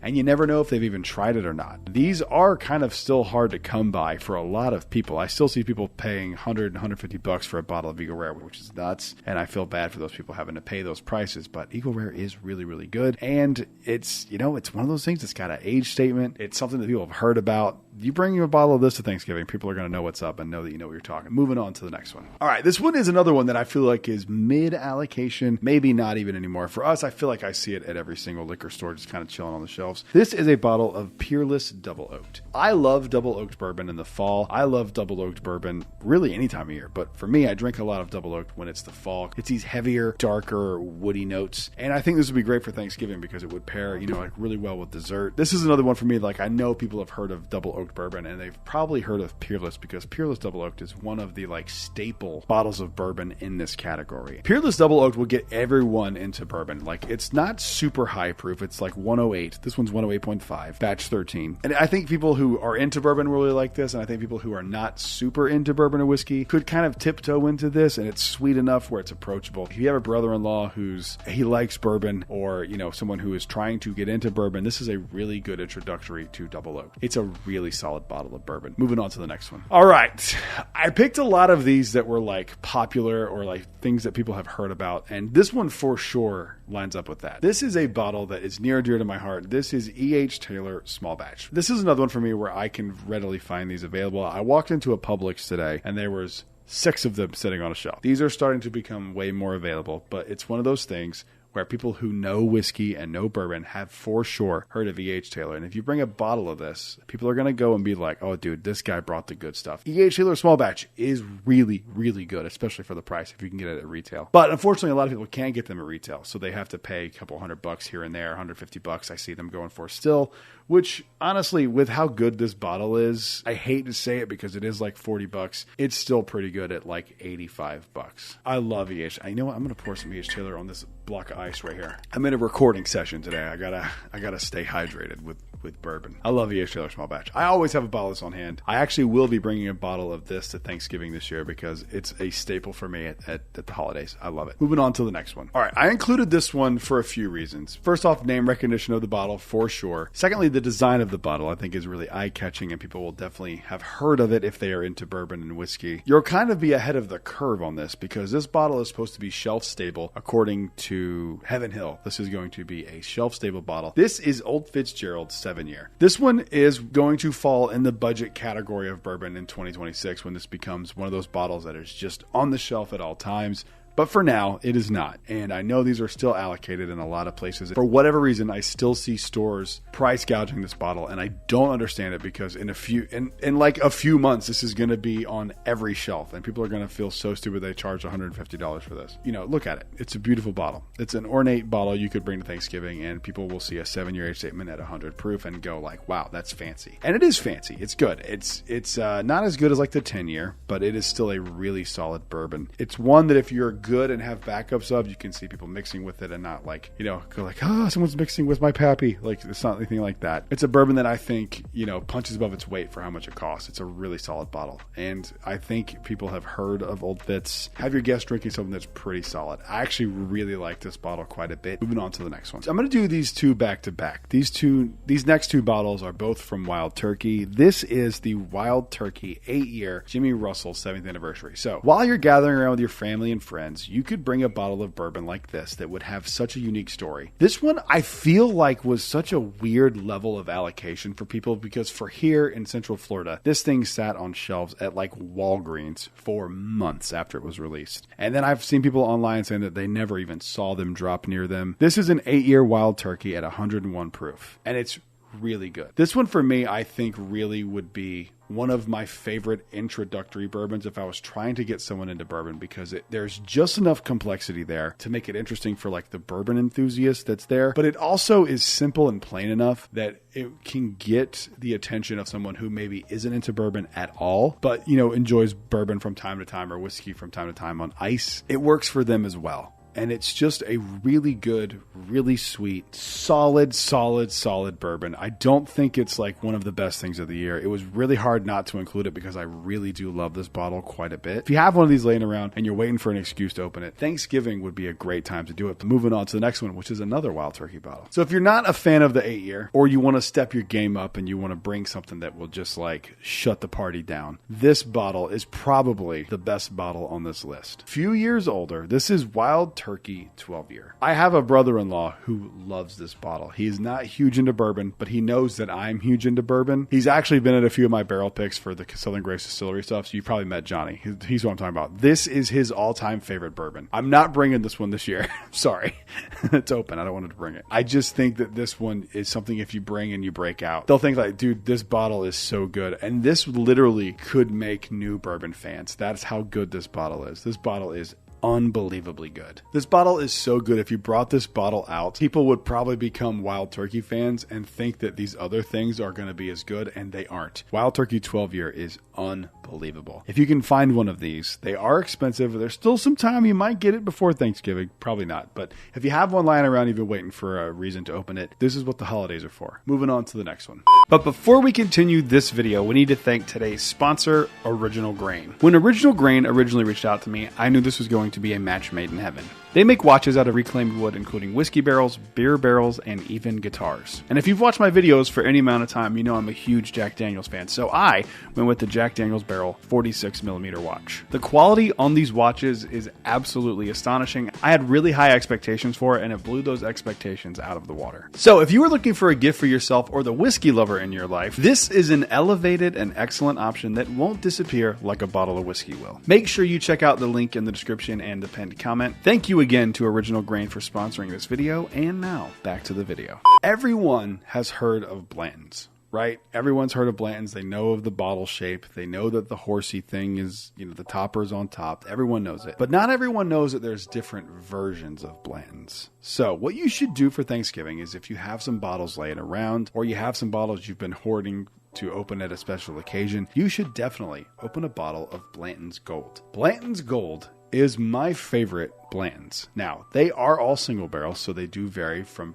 barrel to barrel. A lot of people will say that the straight from the barrel is their favorite. I think, though, for Thanksgiving, you might run into a little bit of a proof issue with the straight from the barrel, because the bourbon that is in the bottle of the Blanton's Gold comes in at 103 proof, if I'm right. Am I wrong? 103 proof. So it is a little higher than traditional Blanton's, but it's not too much where people will kind of be put off, especially if you put it on ice for people. The quality difference from the regular Blanton's to the Blanton's Gold, in my opinion, is like night and day. If I never bought another bottle of Blanton's, I'd be fine.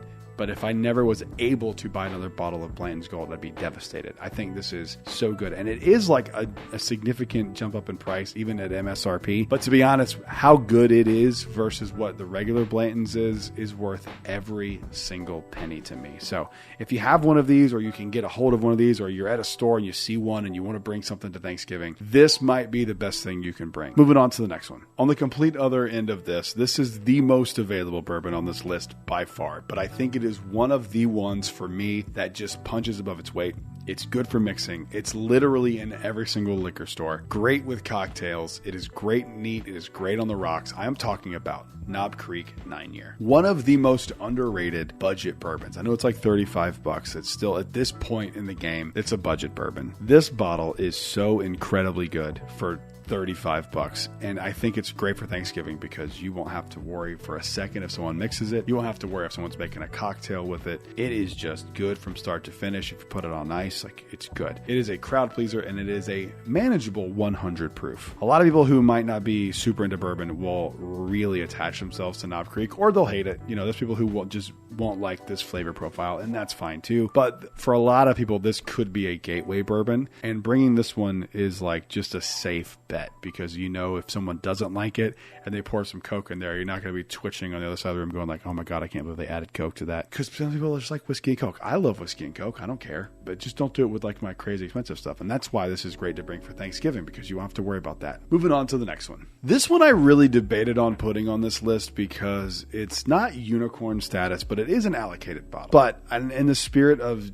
trying things with your friends and family, I think it's really cool to have this one. The reason I picked it at the end of the day was because the brand is a highly recognizable brand, but it is just a very elevated version of what that brand can do, and it probably will change some opinions about that brand. This is Jack Daniel's 10-Year. Batch 4, my favorite of the Jack Daniel's 10 years. I love this thing. I love Batch 2 as well, but this one for me is just like shown through as the best of the 10 years so far. It's just really good. Now, the reason I picked this one is because I think people will look at Jack Daniels and go, oh, I don't like Jack Daniels. I don't want to drink that.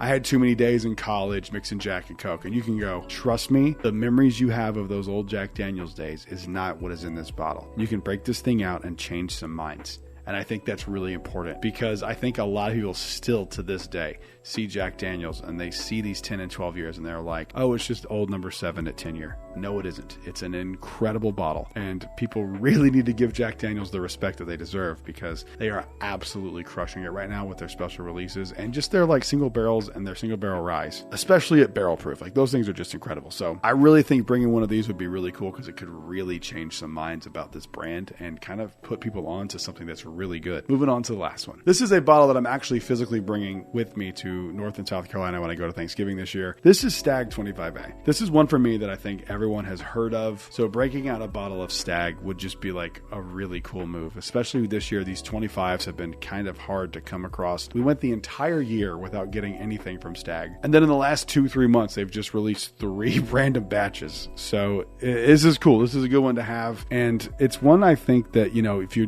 going out with some cigars, if you're going out on the patio with some cigars or with your brother-in-law, some of the men in the family, taking them out there and having a pour and, you know, letting them know that you love them and that you're thankful for them, pouring something very special with them is a cool moment for everyone there. So I highly encourage you guys to do that over Thanksgiving. Remember, bourbon is meant to be shared with people that you love and care about. So please make sure you do that this Thanksgiving. I hope you all have a fantastic holiday. Let me know what bottles you're bringing to Thanksgiving down below. And please make sure you leave a like and subscribe. I'll see you guys on the next one. Have a great holiday. Until then, cheers. A big thank you to all the Patreon supporters you see on screen right now.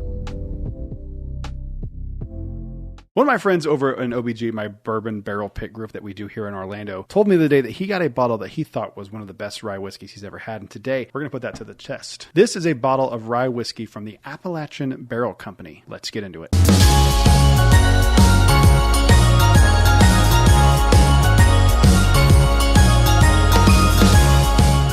Hello everyone, welcome back to Brad's Bourbon Reviews. I'm Brad, and today I am struggling to get this bottle open. Today we're going to be talking about this bottle from the Appalachian Barrel Company. My buddy Chris, who is a part owner with me in the Orlando Bourbon Gang, was raving about this bottle. He got his hands on this very rare bottle. I'm going to have to go get a knife.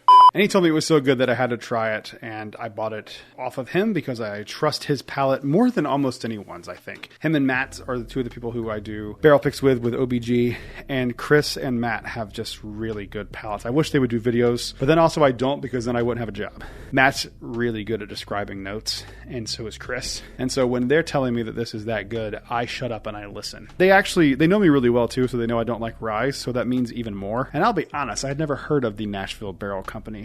But Chris was telling me some stuff that I don't know if I can say publicly, so I will not, but I will update you guys in a future video if I can, because I don't like to blow up people's spots. But how he got this bottle was very interesting, and where they got it from was even more interesting. Finally got it open. I have been waiting to do this for the past week. I got this last Saturday, and I am ready to try this. So let's go ahead and get this thing into a Glen, give it a nosing, and let's see how we feel. For those curious, this bottle does come in at 132.52 proof. And this is like a technical OBG secret barrel pick kind of thing. I think Chris bought this barrel with his own money, which is kind of crazy. So I don't know if this was readily available in OBG, but I hope to have another one someday if this is as good as I hope it is. So let's give this thing a nosing, and let's see how we feel. Cheers, everybody. See, that's the kind of rye nose I like. Not earthy, not minty, rich. Oh my God, that smells incredible. Little proofy on the nose on that real deep inhale there, but again, 132.82 proof, and it is 6.9 years old, so there's going to be some burn there. It's really oaky in a really good way. And I almost get, this is weird, I've never gotten this note before, I almost get like waffle cone, or like a Stroop waffle. You know Stroop waffles? Almost like that. And buttery. It's really rich. This nose is really nice. It's super warm and toasty and inviting. It smells like a hug from your grandmother. I'm going to get really pretentious with this bourbon notes on this video. It's almost like a, mesquite's not the right word, but like leaning into that, because mesquite's not a note that I like, and I really like this, and so it's not quite that, but it's like smoky, fatty. Oh God, I love this. Chris, at least so far, you've nailed this, dude. I just want to keep smelling this. Like vanilla sugar waffle cones is like my biggest note. It's something I've never gotten in a whiskey before. Never. This is amazing. All right, let's give this thing a mouthing and let's see how we feel. First sip's a little hot, not gonna lie, a little hot. To be fair, I just recorded a 94 proof bourbon, so it's a little jump up there. But first thing I get is like really warm apple cinnamon kind of. Oh, that mouthfeel is heavenly, and nowhere near as aggressive on the second sip. Nowhere near. It is a little minty on the palate, but in this case, I like this. I really like this. Ooh, God, I just got chills. I really like this. Chris, you did a fucking bang up job. Super rich, super caramelly, and I gotta be honest, that sugar waffle cone note kind of comes over. It reminds me of like, this is some fat guy shit right here. Kind of reminds me of the type of like waffle you would get on like a waffle breakfast sandwich. You know what I mean? Where like the the buns are waffles. It's like that. It's not quite Eggo. It's not quite waffle ice cream cone. It's like a Belgian. Is it Belgian waffle? Yeah, like a Belgian waffle. God, I couldn't think of Belgian waffle on the nose and the palate. Really good. I don't think, with the exception of like the rye spice that I'm getting and like that cooling effect that I'm getting off of it, that I would think this was a rye. I really like this. This is one of the best ryes I've had in a long time. There's a little bit of licorice on there too, which I like in ryes. I don't think it's like my favorite rye I've ever had, because that's a tough conversation to even have. I think this is exceptional. I'm going to give it an 8.1. Appalachian Barrel Company, I don't do a ton of rye picks for myself, but this is so freaking delicious that I would love to do a single barrel pick with you guys for Brad's Bourbon Reviews. This is really good, and that should say a lot, because I don't like rye whiskeys. My community knows that, and will kind of be surprised that I rated something that high that's a NDP of rye whiskey. I am very surprised at how good this is. Chris, you knocked this out of the park, buddy. Good job. Comment down below. Let me know if you've ever had anything from the Appalachian Barrel Company. While you're down there, make sure you leave a like and subscribe. I will see you guys on the next one. Until then, cheers. A big thank you to all the Patreon supporters you see on screen right now. All right, so we are here in North Carolina for Thanksgiving. And since by happenstance, they announced while we were here that they are going to do a lottery here at this location, ABC, this Poplar Tent location, store number 9. And they're doing it a little differently than a normal allocation drop.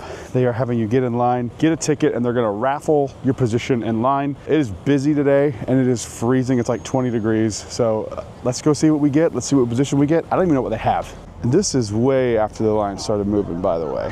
There are a ton of people here.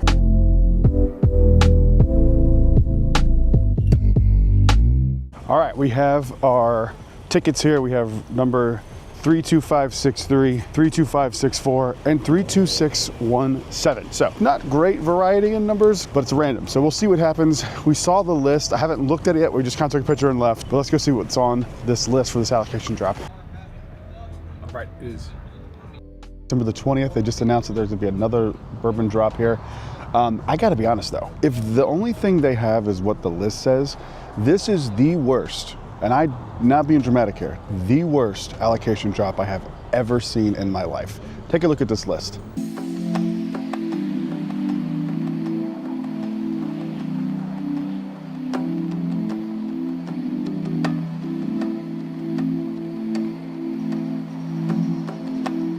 I'm gonna hope for a Stag or a Michter's, but I gotta be honest, if it gets too late, I'm just gonna leave, because this is horrible.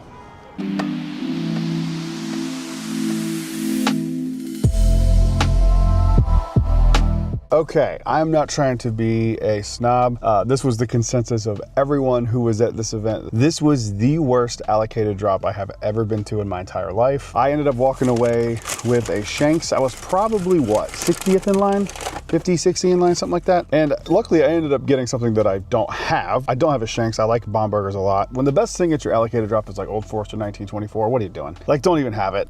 They had some stuff that was off of the list. Like there was some Weller 12 I saw like sitting behind, like some guy forgot his wallet, so I had to go back out and get it. But they had some Stag 25B, which means they had less than like 50 bottles of it, because by the time I got in line, they were completely gone. Ton of E.H. Taylor, ton of Blanton's. When I say ton, I mean cases and cases and cases. Probably about 100 on display of each. And then some of those displays had boxes on top of it too. I wonder at what point does Blanton's and E.H. Taylor just not become allocated, and it's something you just throw on the shelf that you don't see every time. This was bad, and it's just what it is.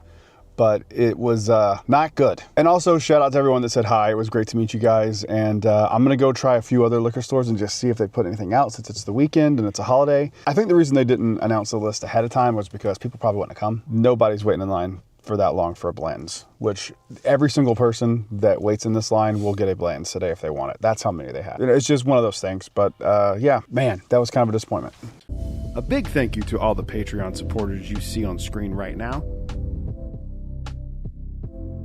Today, we're going to go over all of the bottles of bourbon and a few other things that I got in November of 2025. Let's get into it.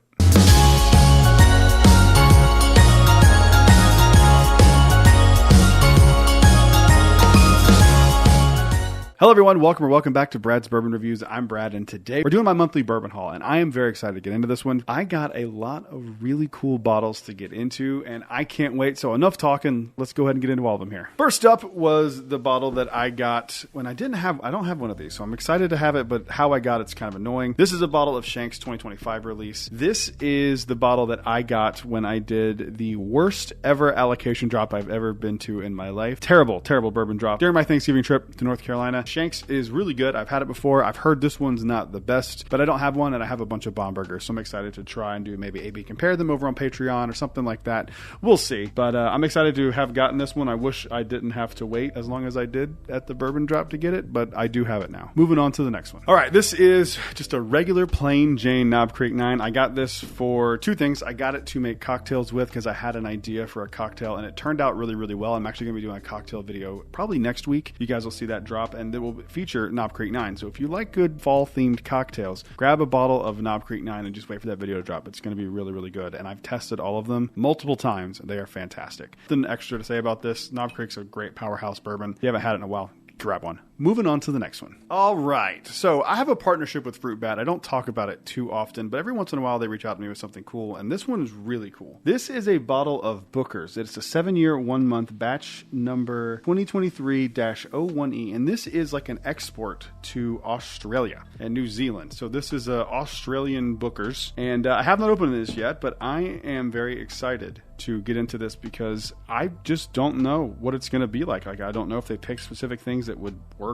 better in Australia for the people's palates in Australia and New Zealand. I have no clue, but this is going to be a video that comes out soon. So if you are interested in that, kind of cool to have like an export bottle. Moving on to the next one. Part of my trip up to North Carolina, I always stop at Frugal McDougal, and one morning we stopped there on Black Friday. I believe it was Black Friday, and they had these Goose Island Bourbon County double barrel stouts. They were finished in Heaven Hill and Parker's Heritage bottles. I am not a beer person, but I am a Heaven Hill bottled and bond person, and so what I wanted to do is I'm going to do a video on this eventually, and I'm going to kind of see if it's any good and if I can taste like the Heaven Hill barrel influence. They said it's aged for a year. Yeah, 1 year in Heaven Hill bottled and bond bourbon barrels, and then another set of Heaven Hill bottled and bond barrels for 1 year more. So it's 2 years aged in these ex-Heaven Hill bourbon barrels. So it could be interesting. Again, I'm not a beer person like really at all. I'll drink beer with wings if I'm at a bar or something like that. But we'll have to see if it's any good. I'm curious, and I've heard these are actually pretty good. So we'll have to see what happens one day. Moving on to the next one. All right, this one I got through the ABC Vault program, and I got it for $54.99. But this is Weller CYPB. I like Weller CYPB. I've had a few bottles of this now, and I like it okay. For $55, how do you go wrong, right? Like, it's a really good one. If I would decide I want to trade something for it,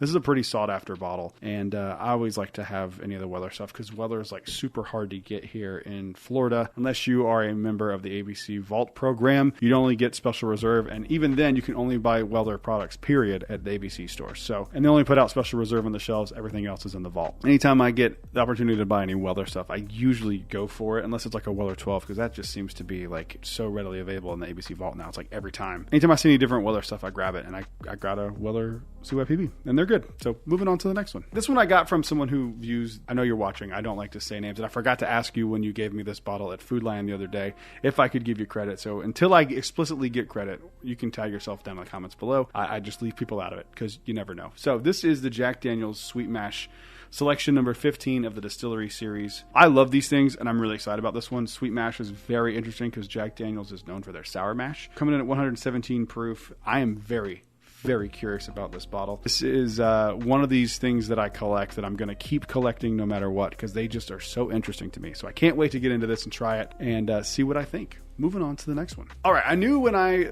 was going to be in North Carolina that this was happening ahead of time, and I was really excited to try this. And actually, there's supposed to be 2 bottles on here, but I'm stupid and miscounted because I grabbed a few bottles for some other people. So I was supposed to have this bottle and the new 7-year, but I didn't get one for myself, which I'll have to figure out a way to get one. But this is the Conviction Honey release for this year. So the Conviction Honey stuff is interesting. So they do local honey. There's a local beekeeper who gets this barrel from them. They fill it with bourbon for the first time. He bought it to use for honey, and they've just kind of given this barrel back and forth a few times. So this is coming in this year at 91.4 proof, which is a little bit higher than last year's. I think last year's was like 90 something. 90.4 on last year's proof. This one is so much better than last year's, in my opinion. I enjoyed the Conviction Honey last year, but to me it was a little sweet, and it was like, the thing I don't like about a lot of honey finishes is that it's just kind of usually one note. It's just sweet and it tastes like almost like artificial honey. This one's a little bit different. This one tastes like more like bit of honey, and there's more like barrel and oak and more complexity to this one this year than there was the last year's. And that seemed to be the consensus of everyone at the distillery that had tried it. So I think I'm going to have to do a side-by-side video at some point just to see which one's actually better. But leading up to it, I tried it a few times before I went to North Carolina because I knew this was coming out. I knew I was going to get it. And luckily, I was able to count properly on my honeys. But I'm excited to really get into it and dive into it because I did try at the distillery, but, you know, small amounts there at a tasting. So we'll have to give it another shot, but I really enjoyed this bottle. Moving on to the next one. One of my favorite things about having a YouTube channel is that people watch it, and people who know me watch it, and people who get really cool bottles know me and watch it. So this was a trade I made with a buddy of mine. I was able to trade it for my President's Choice rye. Now, why did I do that? First off, not a big rye person. Secondly, it was the younger version of the President's Choice rye, and I had heard that it wasn't as good as the one that I had initially. And when he told me he had this bottle, I was like, I need it. This is the one that I really wanted when I was in Kentucky for Kentucky Bourbon Festival, and I just couldn't get my hands on it for whatever reason. And I finally got one. This is the Heaven Hill Unity bottle. This is the one that is like, has a barrel of like 20 or 23 year old. I forget exactly how old it is, but there's a barrel from Heaven Hill Fire bourbon that's blended into this. Of course, you're probably not going to be able to pick that up, but I've heard mixed things about this one, and I just don't know. I'm very excited to get into this one because it is something that I have been really wanting, and I finally freaking got it. Thank you, buddy. I appreciate it. Moving on to the last one. And last one here is a bottle that I have been dying to get my hands on because I collect every one of these that I come across. And this is Stag 25A. And yes, I tried it. I opened it on Thanksgiving, and I thought it was just okay. If I'm being honest, I had much better Stags in the past. But I am going to be doing a video over on Patreon that is going to be kind of where does the 25A fit into the lineup for me personally. So if you're curious about that, check out Patreon. We have a lot of fun over on Patreon. But I'm really excited to have this. But now I've seen that 25B is out, and there's also a C batch. So get one bottle ahead, now I'm two behind. One step forward, two steps back. But pretty good month for me overall in November 2025. But I want to know what bottles of bourbon you got. So comment down below, let me know what you got. While you're down there, make sure you leave a like and subscribe. I will see you guys on the next video. Until then, cheers. A big thank you to all the Patreon supporters you see on screen right now. Today, Fruit Bat was nice enough to send me a bottle of Australian Bookers. Let's get into it.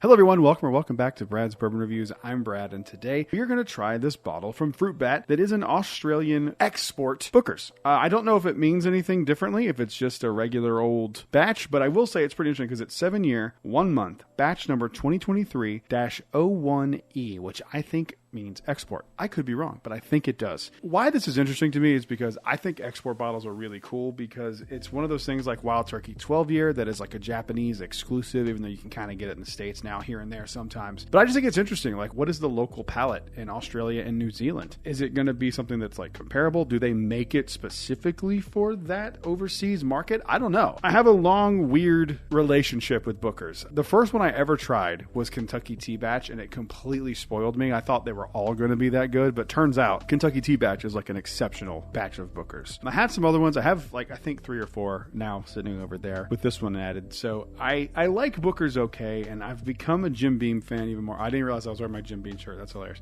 I've become a bigger Jim Beam fan over the year. In fact, my favorite bottle this year has been the Lineage 2025. But I am very curious to try this. So let's see if this export version of Bookers is better than what we get here in the United States. This thing just fell apart.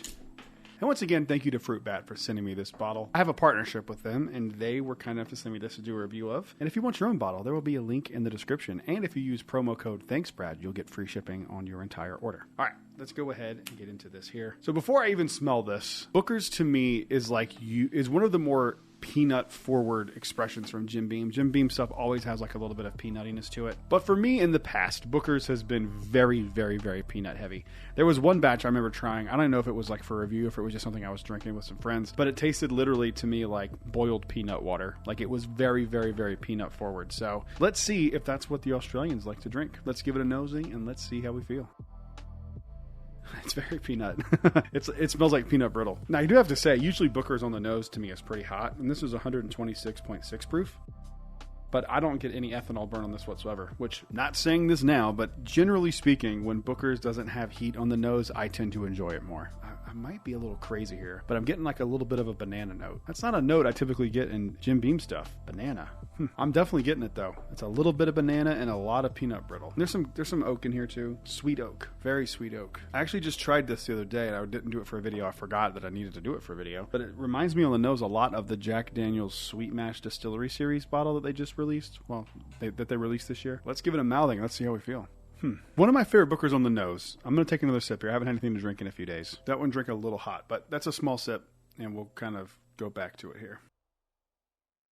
First off, the mouthfeel is immaculate. There's a little bit of chocolate on there, a little bit of cherry, and a lot of sweet oak. This is fantastic. I think I still like Kentucky Tea better, but this might be like number 2. I can't believe how good that is. Again, the mouthfeel is just like crazy good. It's kind of plain though. That sweet kind of caramel note fades to oak. And it's kind of a little bit like astringent oak, but not like a ton. But it definitely has like a little bit of spikiness on the end. There's also like a jam note, like grape jelly kind of. So it smells like peanut butter and tastes like jam. This is the most bizarre Bookers I've ever had. On the very first part of the sip, it really comes in heavy with like a charred, astringent oak note, but then it fades to just like ethanol heat, and then it comes back a little bit with the char, and then everything else under that is like really enjoyable. Super sweet caramel, sweet oak, and like a little bit of jamminess there. It's very interesting. This is a pretty complex bourbon. I can't get over it tastes like jam. That is so wild. Dude, I really like this. I might have to do a video at some point, like trying this, putting this export Booker's up against other Booker's releases and see how it lines up. But from memory, and I haven't had Booker's in a while, I've got to be totally honest. I haven't had it in quite some time. But I know I like this better than the Little Book.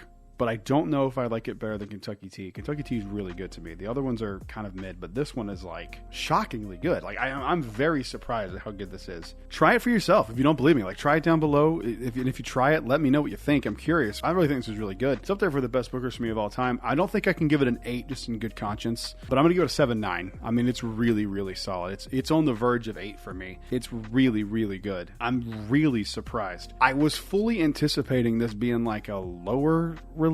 Like maybe the people in Australia are like not as into bourbon maybe, and so they would kind of give you something that isn't, great. But I guess the strategy is give them something that's really, really good, and then like they really like your product. So I mean, I guess it works because this is really solid. I mean, I'm very shocked at how good that is. So comment down below. Let me know if you've ever tried this or any of the other exports, and if there are any other exports that I should get my hands on, let me know. I will go out of my way if they're this good. Comment down below. While you're down there, make sure you leave a like and subscribe. I will see you guys on the next one. Until then, cheers. A big thank you to all the Patreon supporters you see on screen right now. One of my favorite things that the Buffalo Trace Distillery makes is Stag or Stag Junior, and today we're going to be trying the most recent batch that I've been able to get my hands on, Stag 25A. Let's get into it.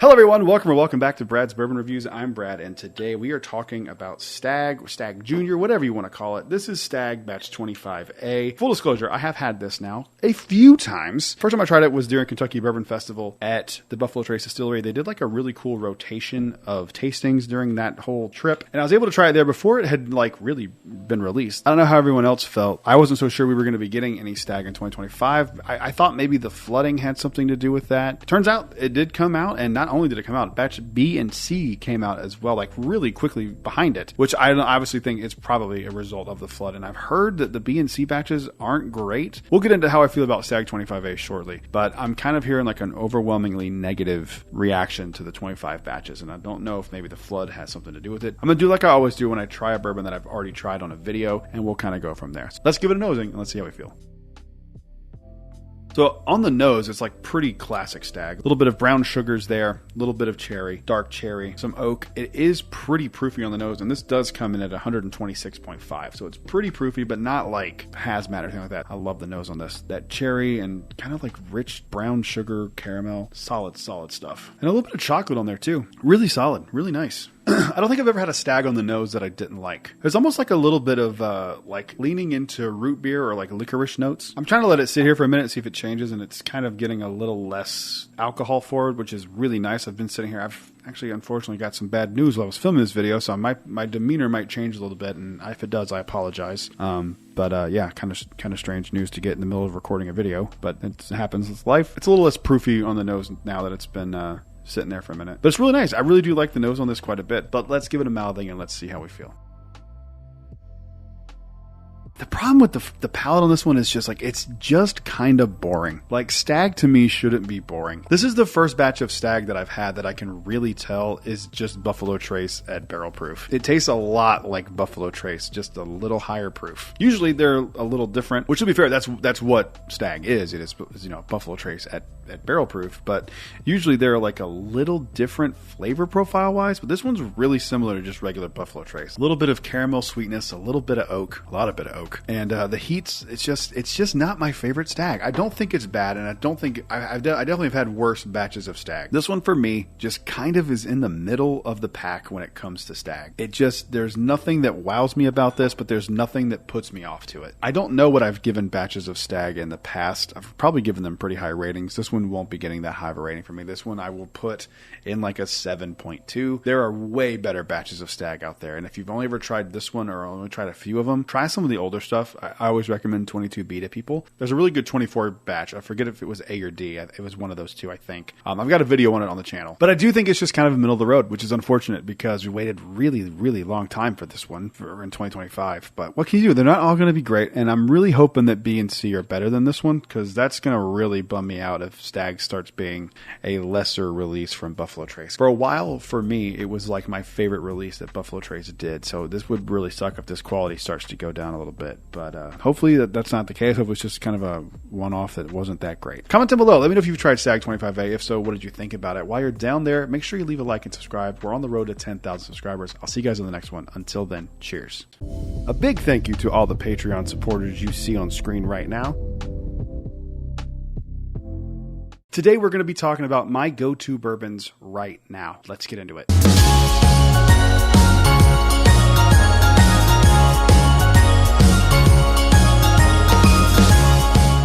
Hello everyone, welcome back to Brad's Bourbon Reviews. I'm Brad, and today we're talking about my go-to bourbons right now. I love to do these videos from time to time throughout the year because depending on the season, what I'm drinking will change. I call these my go-to bourbons because I don't advocate for daily drinking. I think it is detrimental to your health, and I think if you're being honest with yourself, you know that. However, you're an adult, you can do whatever you want, but I just want to make sure that people understand why I don't call them my daily drinkers. These are the bourbons I've just been reaching for off the shelf more than any of the other ones in my selection, so let's go ahead and get into these. These are in no particular order. First up is a bottle from Southern Grace Distillery. This is their Conviction Toast. This is one of my favorite releases from them. It is so grossly underrated. And next year, I'm really hoping that I get to do a pick of their toasted and do their first ever toasted barrel pick, because as much as I love their double oak, this is really quickly becoming a close second as a favorite for me. I think that these are just absolutely incredible. And I use this one a lot to make cocktails, so that's where most of this bottle has gone to making cocktails. It makes a really solid old fashioned. Moving on to the next one. This is another one. I'm about done with this bottle. This probably needs to be killed today or tomorrow. This is the Wild Turkey 8-Year 101. This one is not as good to me as the 70th anniversary Jimmy Russell bottle. That one is like phenomenal. This one's more of a less sweet, more bold and darker notes than that one, but it is still really, really good. And I have been going to this one quite a bit. Just kind of depends on the mood I'm in. Sometimes I find myself wanting this one that's not quite as sweet. Sometimes I want something a little more sweet, and that's when I reach for the Jimmy Russell. But this bottle to me is just so good. I love this thing. I think this is my second bottle of this, maybe third. I don't remember. I've gone through a few of these, I know, because I really liked them. And I was kind of under the impression that these were going to be around for a while, and I still have yet to see them come back. But it is really solid. So if you haven't tried one of these yet and it's in your area, you could find one. Definitely do it. Moving on to the next one. Another Conviction bottle here. This is my inaugural pick from Southern Grace.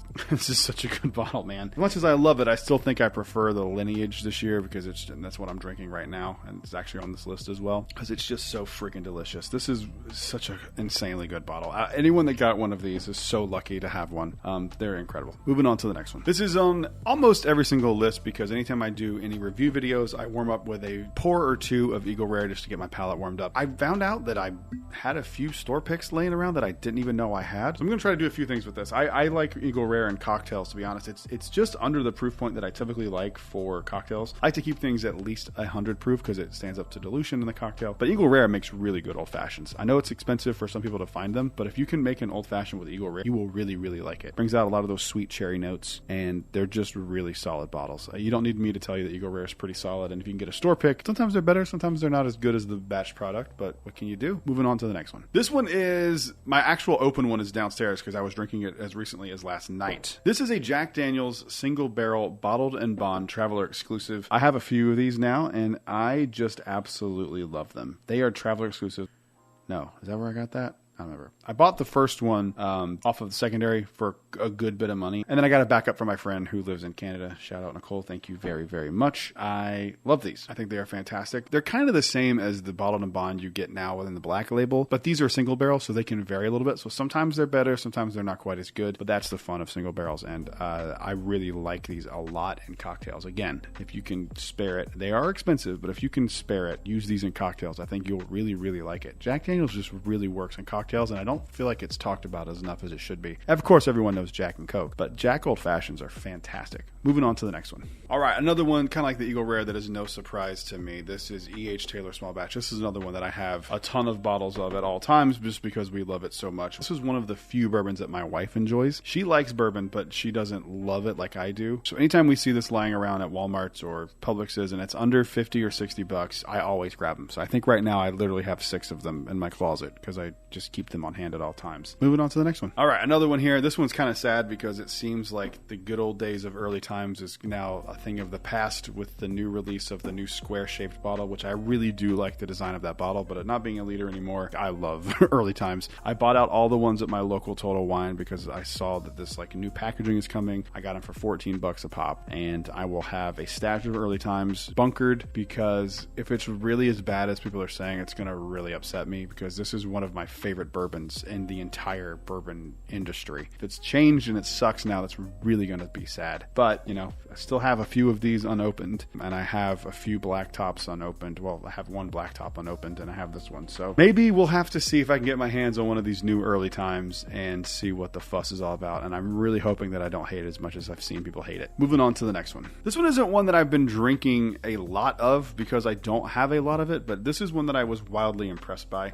This is the Jack Daniel Distillery Series Sweet Mash, selection number 15, coming in at 117 proof. Dude, Jack Daniel's Sweet Mash is so good. I poured a little bit of this and then I stopped because I could have drank a good bit of this because it's really solid, but I'm going to wait and get it back up before I continue to go through and drink more of it. I just had to like stop myself because it was so good. But I will be drinking more of this once I get a backup of it. These are really cool. I really, really like stuff from Jack Daniel's is amazing, like this one, and sometimes it's really bad, like the tequila barrel finish. So, you know, you don't want to spend a bunch of money on something that you're kind of rolling the dice on, but I like having the ones that are really good. So I'm going to have to get a backup of this because this one was like just shockingly good. Like I like Jack Daniel's obviously, but this one was just like so good that I need another one. Moving on to the next one. This one is another one that I am starting to see more of finally kind of lining up, and I've seen stores that had these for like $150 now being forced, thank God, to mark these down to the actual retail price. This is Old Fitzgerald Bottled and Bond 7-year. This is one of my favorite budget releases from 2025 that is a brand new release for 2025, and it's something that's going to be on the shelves going forward. I think this was a great idea to do, and also the bottle design of making it kind of resemble one of the decanter bottles was a really smart idea. I really like this one. I think people had like above normal expectations for this bottle because of the brand attached to it, but if you go into this thinking that it is like a $35, $40 bottle of bourbon and you use those expectations, I think you'll be very impressed because a 7-year bottled and bond for like 40 bucks, I think is what it was, is a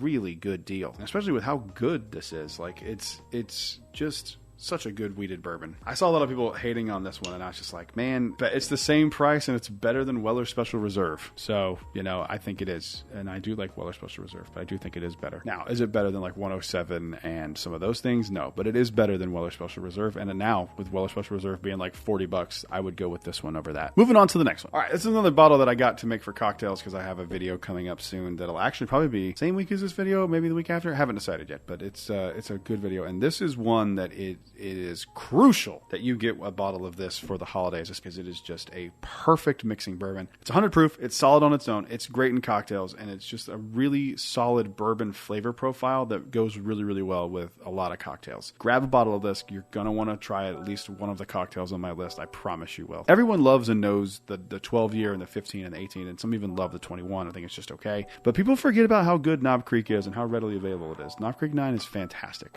Moving on to the last one. Finally able to tap back into this bottle because I was scared that I wasn't going to be able to contain myself with how much I love it, and that's what's in this glass right now. This is the Jim Beam Lineage. This is my favorite bottle of 2025. However, I haven't blinded them yet to find a winner, but this one, if you had to ask me what my favorite bottle of 2025 was, I would tell you it was this one right here. I absolutely adore this bottle. I think this is one of the best things that Jim Beam has ever released. I just love everything about this bottle. I think it's fantastic, and I've been drinking more of this now because I have a second one. I'm going to thoroughly enjoy this bottle, and then when it's gone, I'm saving the second one for my son's 21st birthday. That's how much I love this bottle. Jim Beam Lineage is fantastic, and I have been going to this one a lot more over the last few days because I am just so excited to have a backup. And I do have to like pace myself because I could really put a hurting in this bottle. It's so good. But comment down below. Let me know what your go-to bourbons are right now, whichever ones you're pulling off the shelf more frequently than other ones. While you're down there, make sure you leave a like and subscribe. I will see you guys on the next one. Until then, cheers. A big thank you to all the Patreon supporters you see on screen right now. This channel is already 3 years old, and I thought it would be really fun to go back and look at some of the old videos and see how the production and how the videos have changed over the years. Let's get into it.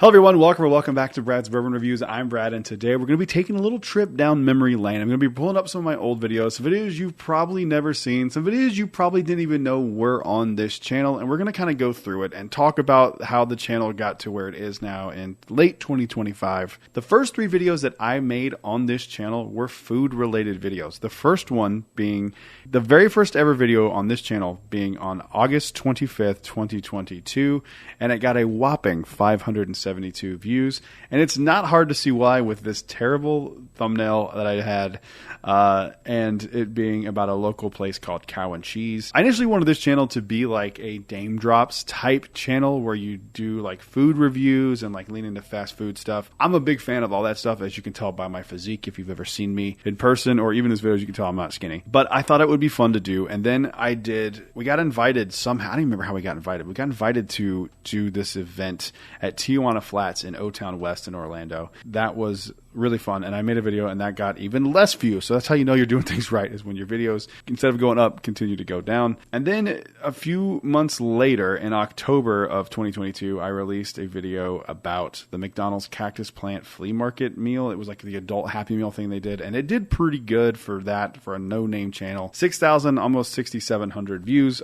I would take that on a video now. The first video that I released that was bourbon related, and when I kind of switched over to doing bourbon content, was because of the result of my first ever Kentucky Bourbon Trail trip. That was in November of 2022, and it was the Buffalo Trace Distillery Tour. And this is going to be the first one we're going to look at because the other ones aren't bourbon related, but they just kind of, add into the lore of the channel. But let's go ahead and click onto this now and see what this was like. Wow, the description, there's nothing there.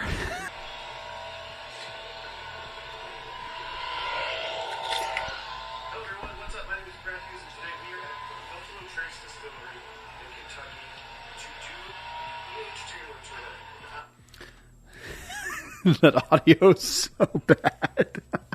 Not even bad, like, quality wise, because the camera I had it's a Canon GM7X Mark II, but like just filming while there's someone doing lawn maintenance. It's just such a stupid decision. I'm so excited. Holly's already inside. I just brought some whiskey to the car. Let's go.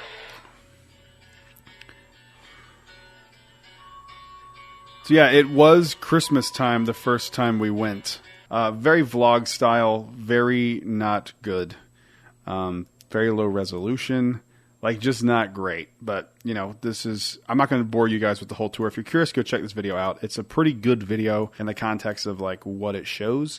It's not, like, visually impressive or anything like that. There's another video on this channel that was exploring the stories of the Kentucky Bourbon Trail. I should have done a better video with that, and the thumbnail's not great. But I've actually had the idea of maybe going back and, like, zhuzhing up some of those titles to get them to, like, pull up when you search things now. But I think the first review I did was this. Hello, everyone, and welcome. Okay.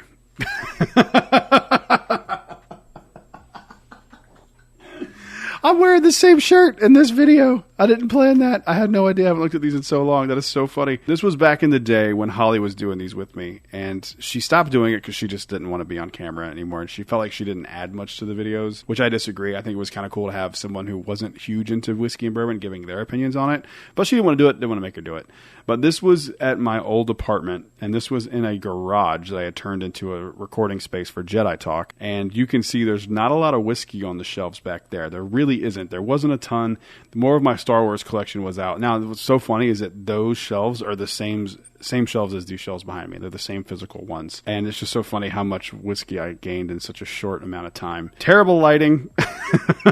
I, for whatever reason, really thought that the blue and red lighting was going to set my channel apart and make it look cool. And I think I had a way to make it look way better down the line. I didn't take into account that, like, the lighting into the camera isn't what you see as the lighting in the room. Because the lighting in the room looked really cool if you, like, walked into it. But it doesn't reflect that well on camera. And I just was so stubborn, and I kept it like that for such a long time. Review of this and see if it's, you know, better than an original Sazerac Rye, but also try it next to.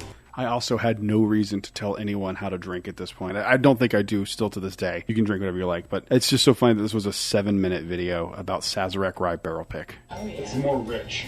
Like the flip. And the music is just completely drowning out everything else.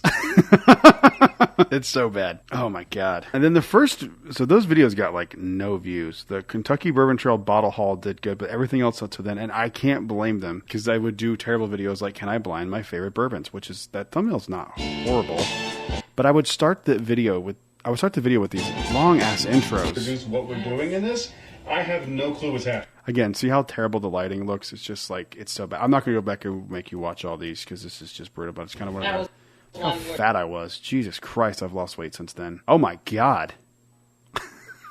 Oh my God, I was so fat. Look at that. Oh, Jesus Christ. I'm fat shaming myself. Whatever. I can't, this is hard to watch. I don't know if I don't know how much of this I can actually do. But I wanted to see, like, when the shift changed of, like, actual proper lighting. Let's blind some bourbon. A little better. I don't know what's going on Back here. to Brad's Bourbon Reviews. I'm Brad. I'm Holly. Holly's lost a lot of weight too since then. These videos are so bad.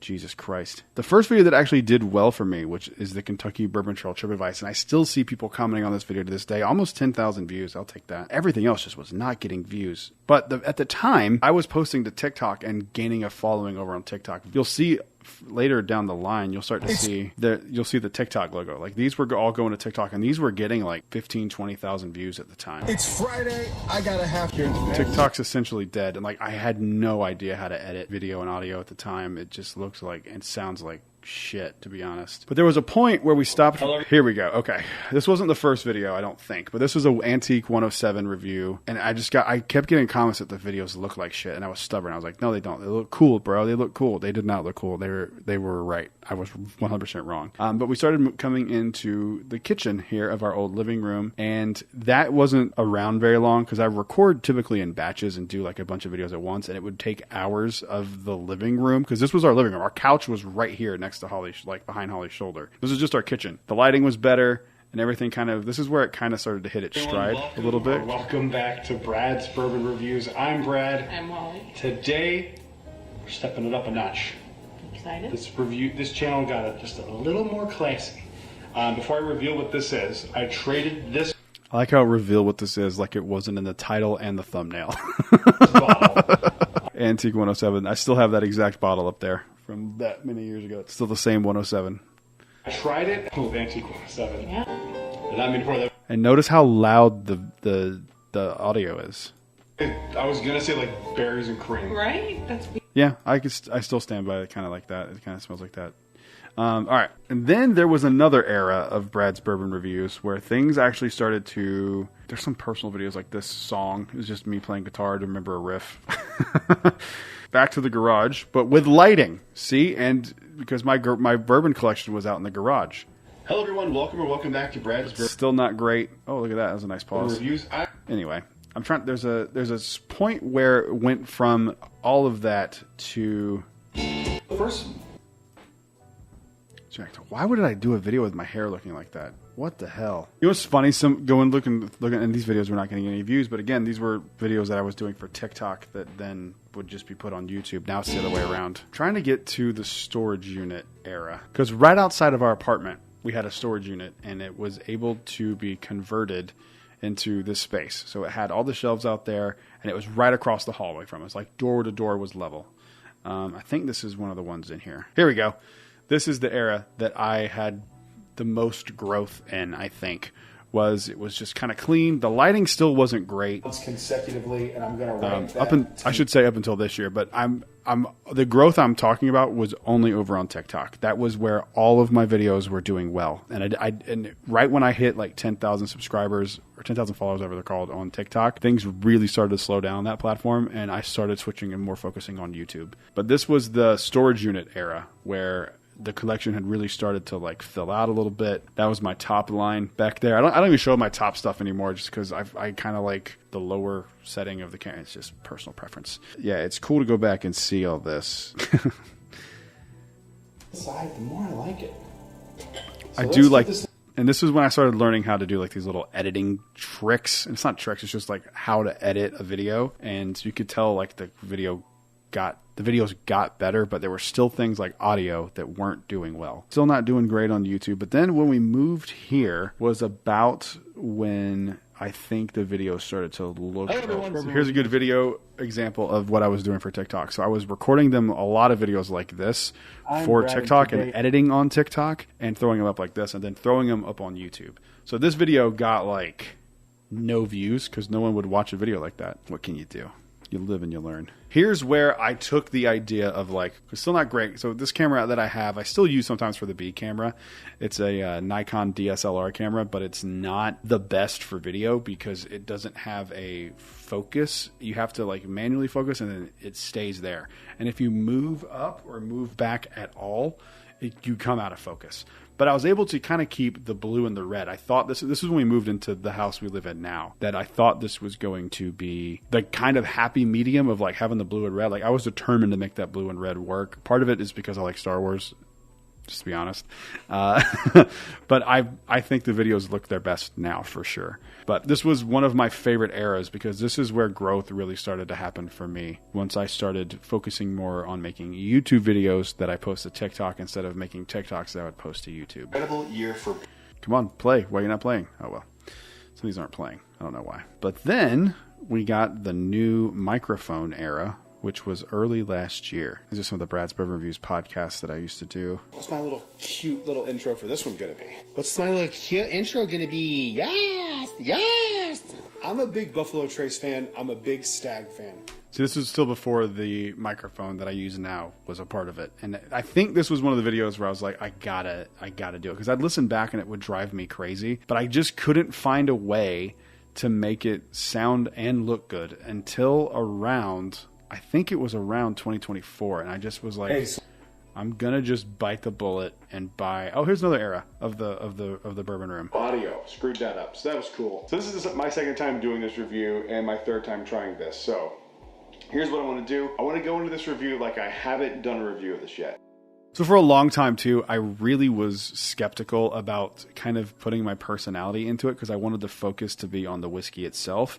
But I feel like I got like a good middle ground now where I'm silly sometimes, but I still would like to, mainly focus on the whiskey. And this is when I kind of found a solution we're going to get into audio and video. 12 year from 1792.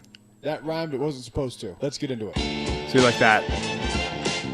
That would have edited out a long time ago. Here's the original intro that kind of is like what I do, the intro now. But this is where it kind of started. Hello, everyone. Welcome back to Brad's Bourbon Reviews. I'm Brad, and I was still editing an iMovie, and I can tell because now that this part now, my nameplate is centered and it's like a thing I can do in DaVinci Resolve. So this was around the time where I started noticing that the videos were doing well. And again, if a lot of content creators had my numbers, they'd jump out of a window.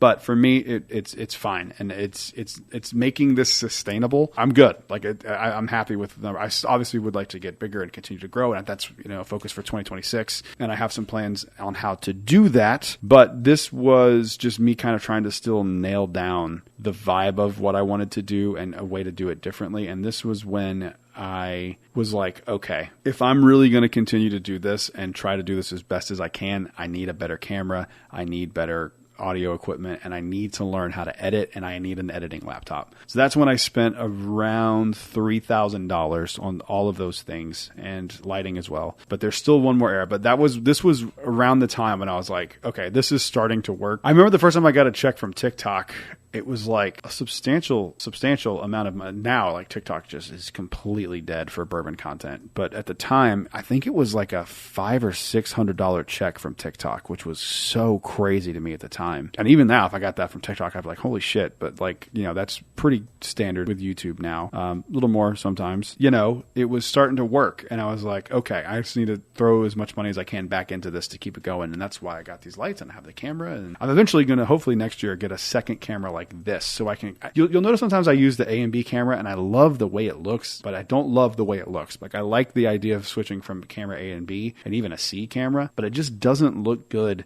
because the quality of the B camera is so much less than the quality of the A camera. So next year, I'm going to focus on getting another camera like this and having the same camera with the same settings for A and B camera. That's a goal for next year. But anyway, so back to this. I can tell these little things because this used to drive me insane that I couldn't center it in iMovie because I was editing on my phone. Like maybe on a laptop, you actually could, center it. But I downloaded DaVinci Resolve and I learned that. Learned the basics in DaVinci Resolve, and I can edit okay now.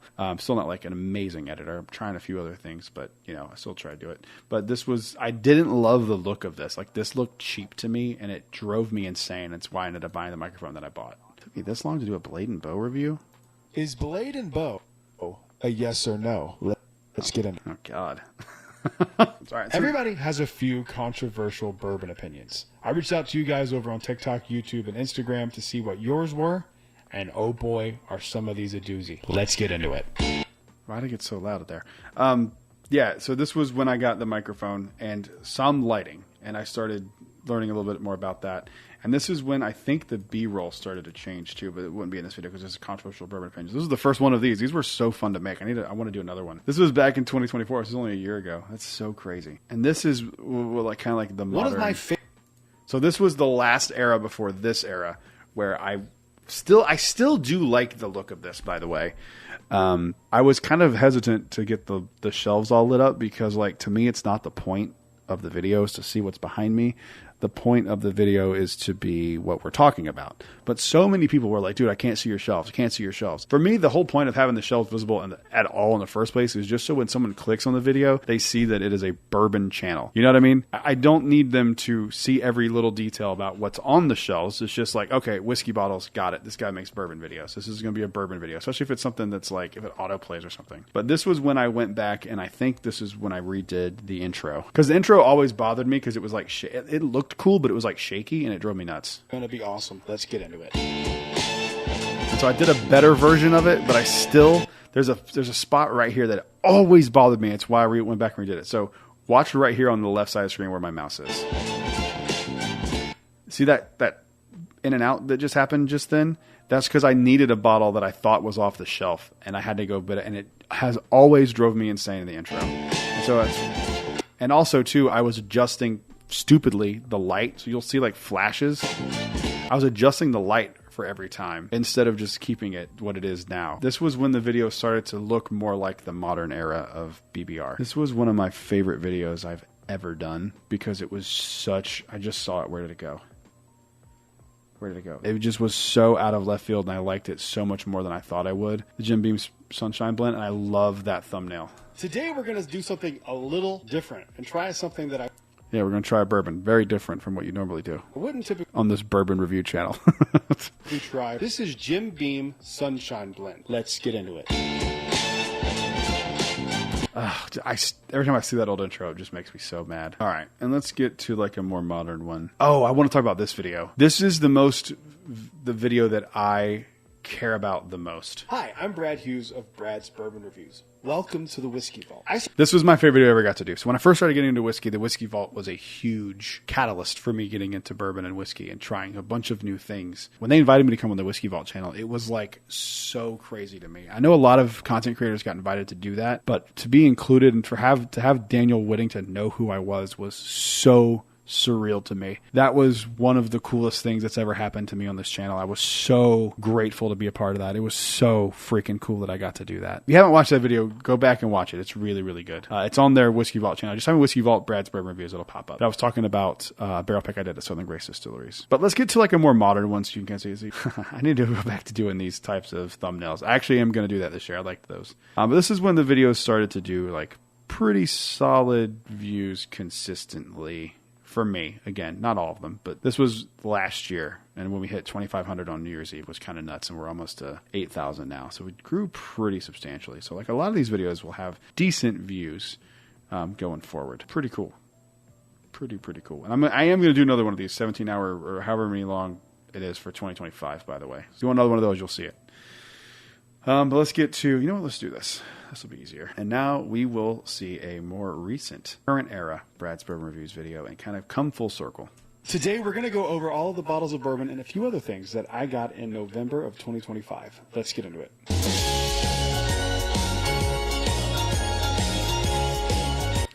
This intro is just, I love everything about this newer intro. I'm going to reshoot it again at some point with some different bottles in there, but I love that intro. But yep, this is this is what Brad's Bourbon Reviews looks like now. Who knows what it'll look like next year? Who knows what it'll look like in 2 years? Who knows what it looks like, if I'm still doing it in 2 or 3 years, I don't see any reason I wouldn't be doing it, but who knows? You never know. Things happen. It's been a really fun ride, and I thank each and every one of you, especially if you're watching this over on Patreon. You guys have been there for a long time, and I appreciate each and every one of you. If you've ever liked a video, if you've ever watched a video, even for a minute, thank you for watching. I really appreciate it. It was cool to go back and look at the different eras of the channel and cringe a little bit. I cut out a lot of this probably because a lot of that was really hard to watch for me. I don't like watching myself anyway, and having to watch bad versions of it is even worse. So thank you guys for watching this video. I will see you guys on the next one. Until then, cheers. A big thank you to all the Patreon supporters you see on screen right now. There's a picture floating around the internet right now that Early Times Bottled and Bond has completely changed its packaging and what's inside the bottle. And that got me thinking, what other bourbons would I be really disappointed to see disappear from shelves? Let's get into it.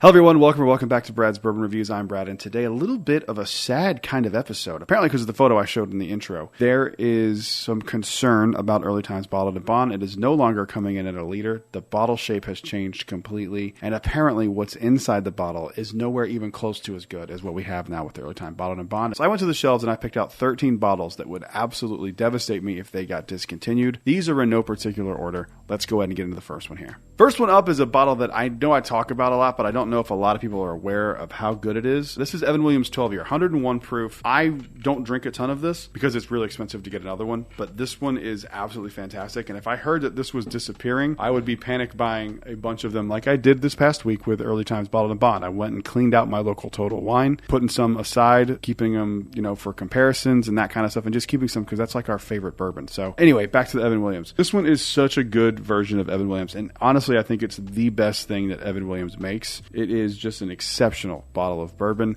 It's really dark notes, like I like cherry, leather, tobacco, those kinds of things. The closest comparison I can give it is almost it's like Evan Williams' Stag. They are expensive and hard to come by, but if you can find one like secondary pages, I urge you to grab one if you've never tried it, because even if you don't like Evan Williams, you'd probably like this. Moving on to the next one. And speaking of Stag, since I said Stag before, Stag is the next one on my list. I have, I think, 13 or 14 different batches of Stags. My oldest Stag Stag. I think it's batch number 9 that I have. I love Stag. This is Stag 25A. This one's not my favorite Stag I've ever had. I actually got concerned that this might have happened this year when we didn't see any Stag get released up until like September of 2025, even like October maybe, because of the flooding and stuff. And it kind of, this was one of the ones that first got me thinking, like, because I love Stag so much, if they stopped making barrel-proof Buffalo Trace, I'd be really disappointed because I really like Stag. If you're new to the channel, my personal favorite batch of Stag is 22B. I know everyone has their own personal favorites, but that's my favorite. But this is one of the first bottles that came to mind when I started planning this list. If it ever went away, I'd be so heartbroken. It's just a great lineup, and I think they just do a really good job with almost every Stag release. Moving on to the next one. This one's interesting because this one, anytime I talk about it, there's people that come online and say, yes, this is going away. We've heard it's going away. There's people that say, no, it's not. They just got a different cooperage. I still can't get a clear answer out of them. I've emailed them a few times with zero follow-up from them. This is Cooper's Craft. So this one actually like might be on this list a few months down the line. This one might actually be gone already. I don't see it anymore at all, and I know I've heard that from a lot of people who comment on the videos. Anytime I bring this bottle up, you know, somebody will comment, I've heard it's going away. I know a guy who knows someone high up that said it's gone, and I don't know. That could be true. It could not be true. They could just be reeling back how it's released. I don't know. But Cooper's Craft is one of my favorite bottles that I found this year and just like absolutely adore. I put it in the same lineup as like Early Times Bottled and Bond and JTS Brown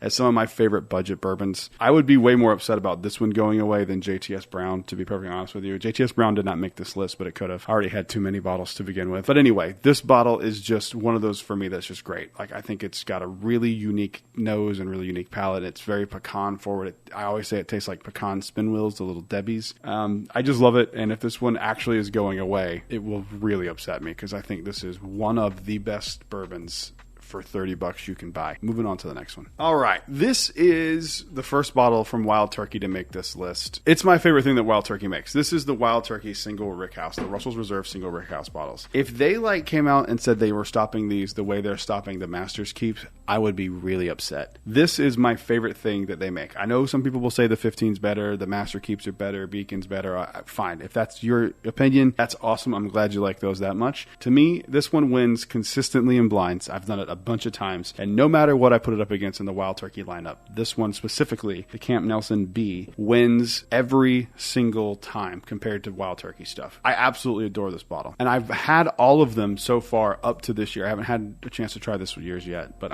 hopefully we'll get to have that opportunity at some point. But if they stop making these, man, I would be really upset. And honestly, I don't know if I would be as enthusiastic about Wild Turkey because I really look forward to these every year coming out. They are just my favorite things that they make. I just think they are so good. Would really, really suck to see something that I think is the best thing a distillery makes go away. Moving on to the next one. All right. This one's from Buffalo Trace, and I thank God I don't think we're in any danger of this happening anytime soon. And honestly, none of these other ones I don't think we are either. But this one in particular, this one I'm starting to see like as like a bottle that I just see everywhere for retail. This is E.H. Taylor Small Batch. I love E.H. Taylor Small Batch. This is one for me that anytime I see a bottle of it, I grab it because it is hard to come by. So, I just said, it's easy to come by for me now, more or less. So it's still hard for a lot of people to come by. So I grab them anytime I see them for like under $70. And I did it so much at one point that I think I had like 15 of these at one point.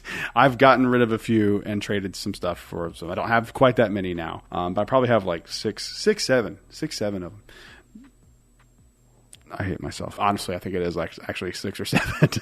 The meme's dead when, it's in a bourbon video. But anyway, I love E.H. Taylor so much. It is, I think still to this day, if not my favorite in the lineup, it's definitely like 1A, 1B because I really like the barrel proof and I love some of the single barrels. But the small batch for me just like always hits. It's just perfect. And I know I have like some sentimental attachment to it, but if this one went away, I'd be really sad. Again, I don't think it's going to. I think they're only going to become more available, but I would be really sad to see this one go. Moving on to the next one. Let's go ahead and knock out the last Buffalo Trace bottle on this list. This is a bottle of Eagle Rare. What would I drink to warm up for videos if it wasn't Eagle Rare? I don't even know. Eagle Rare is a bottle for me that I have had this weird roller coaster with. I really liked it when I first got into bourbon. Then I kind of thought it was overrated and like I had outgrown it. And then I find myself just really coming back to Eagle Rare 10 year. I really was kind of worried that they might shift to the 12 year. And I have had the 12 year. I don't own a bottle of it, but it was okay. It wasn't much of a difference to begin with. There's just something to me about Eagle Rare 10 year. I just love Eagle Rare. I always find my way back to Eagle Rare 10 year. I just think it's really, really solid. I know it's not the best bourbon in the world. It's not even the best bourbon on this list, but for me, it is like a hit of nostalgia nostalgia, and I just really, really like it. And if it went away, I'd be pretty sad. I'm not ranking these, but if I was going to rank these, this would be up to the top of the list of ones that I'd be really sad to see go. Moving on to the next one. A bottle that I don't talk about a ton, but I should because I love every drop I've ever had of it. This is Old Forester's Whiskey Row Series 1897. They're bottled in bond. I like the Whiskey Row Series, but this is by far my favorite one out of them. And the reason I picked this one from the Whiskey Row Series is because the small batch one is just okay. I'd rather drink the $25 Old Forester 100 than that. I think that there are better higher proof ones like the 1920, and I think that there are way better double oaks than the 1910, even though it is a good bottle. All of them are really good bottles, except the small batch. Don't love that one. But this one is the one for me that stands out the most in the Whiskey Row series, outside of the 1924. This one's my favorite. If they got rid of this one, I'd be really sad, because it is a bottled and bond product. It is really good, and they're readily available. I mean, I still see them all the time. I'm a huge fan of this bottle. It is so good. There's like an apple note on here that I just absolutely adore. That's not typical from Old Forester. Yeah, I still get that Granny Smith apple. It's just an overall good bottle, and it's weirdly one that people overlook when they look at Old Forester stuff. I don't see a lot of people talking about 1897. I hear a lot of people talking about 1910 and 1920, which rightfully so. They're pretty solid bottles. But this one to me outshines both of them, especially when you compare them to other bottled and bonds. Moving on to the next one. Got our Jack Daniel's bottle on the list here. This one is one that I know a lot of people just don't even like and probably will think this is stupid for me to say this, but I would be really upset if Jack Daniel's Sinatra goes away. A few reasons. This one has a few personal meanings to me. This was the first expensive whiskey I ever tried. I used to go expensive bottle, but it really, I mean, they're $150. It is an expensive bottle. I've seen them as high as $175 in some places. So it is an expensive bottle, but this was the first expensive whiskey I ever tried when I first initially started getting into whiskey. We're talking like 2017, 2018, somewhere around there. When I first started getting into whiskey, this is one of the ones that I just like knew I wanted. And the first time I found it again, I bought it. And I will be so sad if this ever goes away. And to be honest, I could see this one going away. I don't know a lot of people who buy this anymore. I feel like it's very gimmicky. And, you know, it's basically celebrity whiskey, but the guy's dead. I know there's a lot of legacy with Jack Daniel's and Sinatra, and that's part of the reason that I like this bottle so much. But I genuinely just love this thing. And if it ever went away, I'd be so, so sad. People always ask me, is this good? I love it. Is it worth the money? Absolutely not. But it is still a really solid bottle of Jack Daniel's. And if you've never tried it, you should definitely give it a try. Moving on to the next one. All right, this one is another Wild Turkey product. If this one went away, what would I drink on the weekends? You know, this is Wild Turkey Rare Breed. I've had this bottle for a very, very long time. I need to get another one. I love the old label of this so much better than the new one, by the way. The new one has grown on me a little bit, but Wild Turkey Rare Breed is just like one of those staple bourbons that is like the cornerstone of people getting into bourbon. Like, I always recommend people try Wild Turkey Rare Breed because it is a higher proof. It is a more of a robust flavor profile, but still being very approachable and sweet. It really is like a perfect bourbon. I'm not saying it's the greatest bourbon ever made, but it is like a perfect representation of A, Wild Turkey, and B, really good Kentucky bourbon. It's a really good starting point for a lot of people with higher proof bourbons. If Wild Turkey Rare Breed went away, it would really bum me out. This is one of the bottles for me that I just like remember loving when I first got into bourbon. Moving on to the next one. All right, I got another Jack Daniel's bottle here. I actually have two more Jack Daniel's bottles. This is Jack Daniel's 10 year. They just started doing these, so these are probably really not in any danger of going away. But if Jack Daniel's 10 year went away, and I debated between bringing out the 10 and the 12, but as a whole, I like the 10 year a lot better than the 12 year. This year is different. I like the 12 year better than this year, but Jack Daniel's 10 year for me is one of my favorite things that Jack Daniel's has ever released. It is absolutely incredible, especially this year, but as a whole, they are just always phenomenal. I think that they are just really, really, really exceptional bourbons from Jack Daniel's. Please don't get rid of these. Please don't get rid of these. I would be so upset. I would go on a shopping spree unlike anything the world has ever seen if I found out these were going away, and I would buy every single bottle I could come across. Moving on to the next one. You know what? I'm going to keep Jack Daniel's here. This is another one that I would just be like so sad because they are just so good and so readily available and to see them potentially like go away would just really suck. This is Jack Daniel's Single Barrel Barrel Proof. These are probably some of the best value in all of whiskey. They are just so incredibly good. I love everything about these. They're high proof, they're readily available, they're high quality, and they're reasonably priced, around $50, $60, $70 in that range. If you can get a pick, they're even better. This is a Southern Spirits pick that I have not opened yet because of the date on the bottle. Don't know if I ever will, to be honest, and I kind of wish I had another one of these so I could try it. They're really, really good. And if these went away, it would bum me out. This is another one on me for this list that if I was ranking them, this might be one or two. And if these were not available, I would be really heartbroken. Moving on to the next one. This next one is the bottle that made me an Evan Williams fan and made me want to get that Evan Williams 12 year. And I tried it for the first time in Kentucky, and I was like, holy crap, Evan Williams actually does make good bourbon. And this is the Evan Williams Single Barrel. This is a really fun release from them. These used to be Kentucky exclusives, but they are readily available now. I see them all the time, which is awesome. And they do vary quite a bit from barrel to barrel. So some of them are really, really good. Some of them are not as good as others. But to be honest, if this went away, I'd be really sad because it is just a really solid introductory single barrel bourbon that's low proof. It's great in the summer. It's great in cocktails. And it's a really good way to get an inexpensive single barrel. I think these are just so good. This is probably the lowest proof bourbon I will drink neat at 86.6 proof. I would like to see one of these at like cask strength. I think that'd be really interesting. This is another one with how much availability I've seen of this. I don't think that's really an issue right now, but this would be really sad to see this one go away. Moving on to the last one. This is going to be absolutely a shock to zero people. Now, I need to caveat this one because if this distillery went away, I'd be very sad. I've become close with them at Southern Grace Distillery, makers of Conviction. But if they stopped making their double oaked bourbon, it would be such a shame because it is the best double oaked bourbon, in my opinion, on the market. They vary because they're all single barrels and batched, starting to do more batch stuff with the double oaks. But either way, they make the best double oaked bourbon in the entire bourbon industry. And there's nothing that's better than them that I have tried. I'm including 13th Colony. I'm including some of those other ones that people just flip out about. I have not had, for me, a better double oaked than Southern Grace. If they stopped making this, I would be so upset.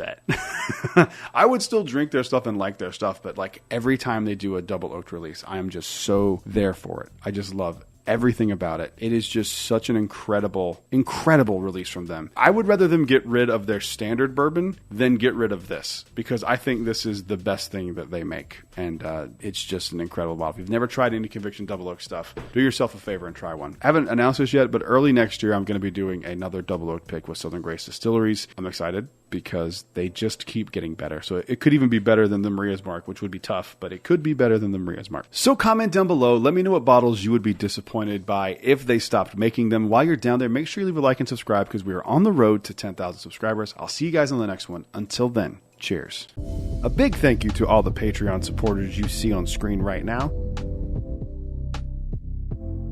Today we're going back and looking at some more one-star bourbon reviews from Total Wine. Let's get into it.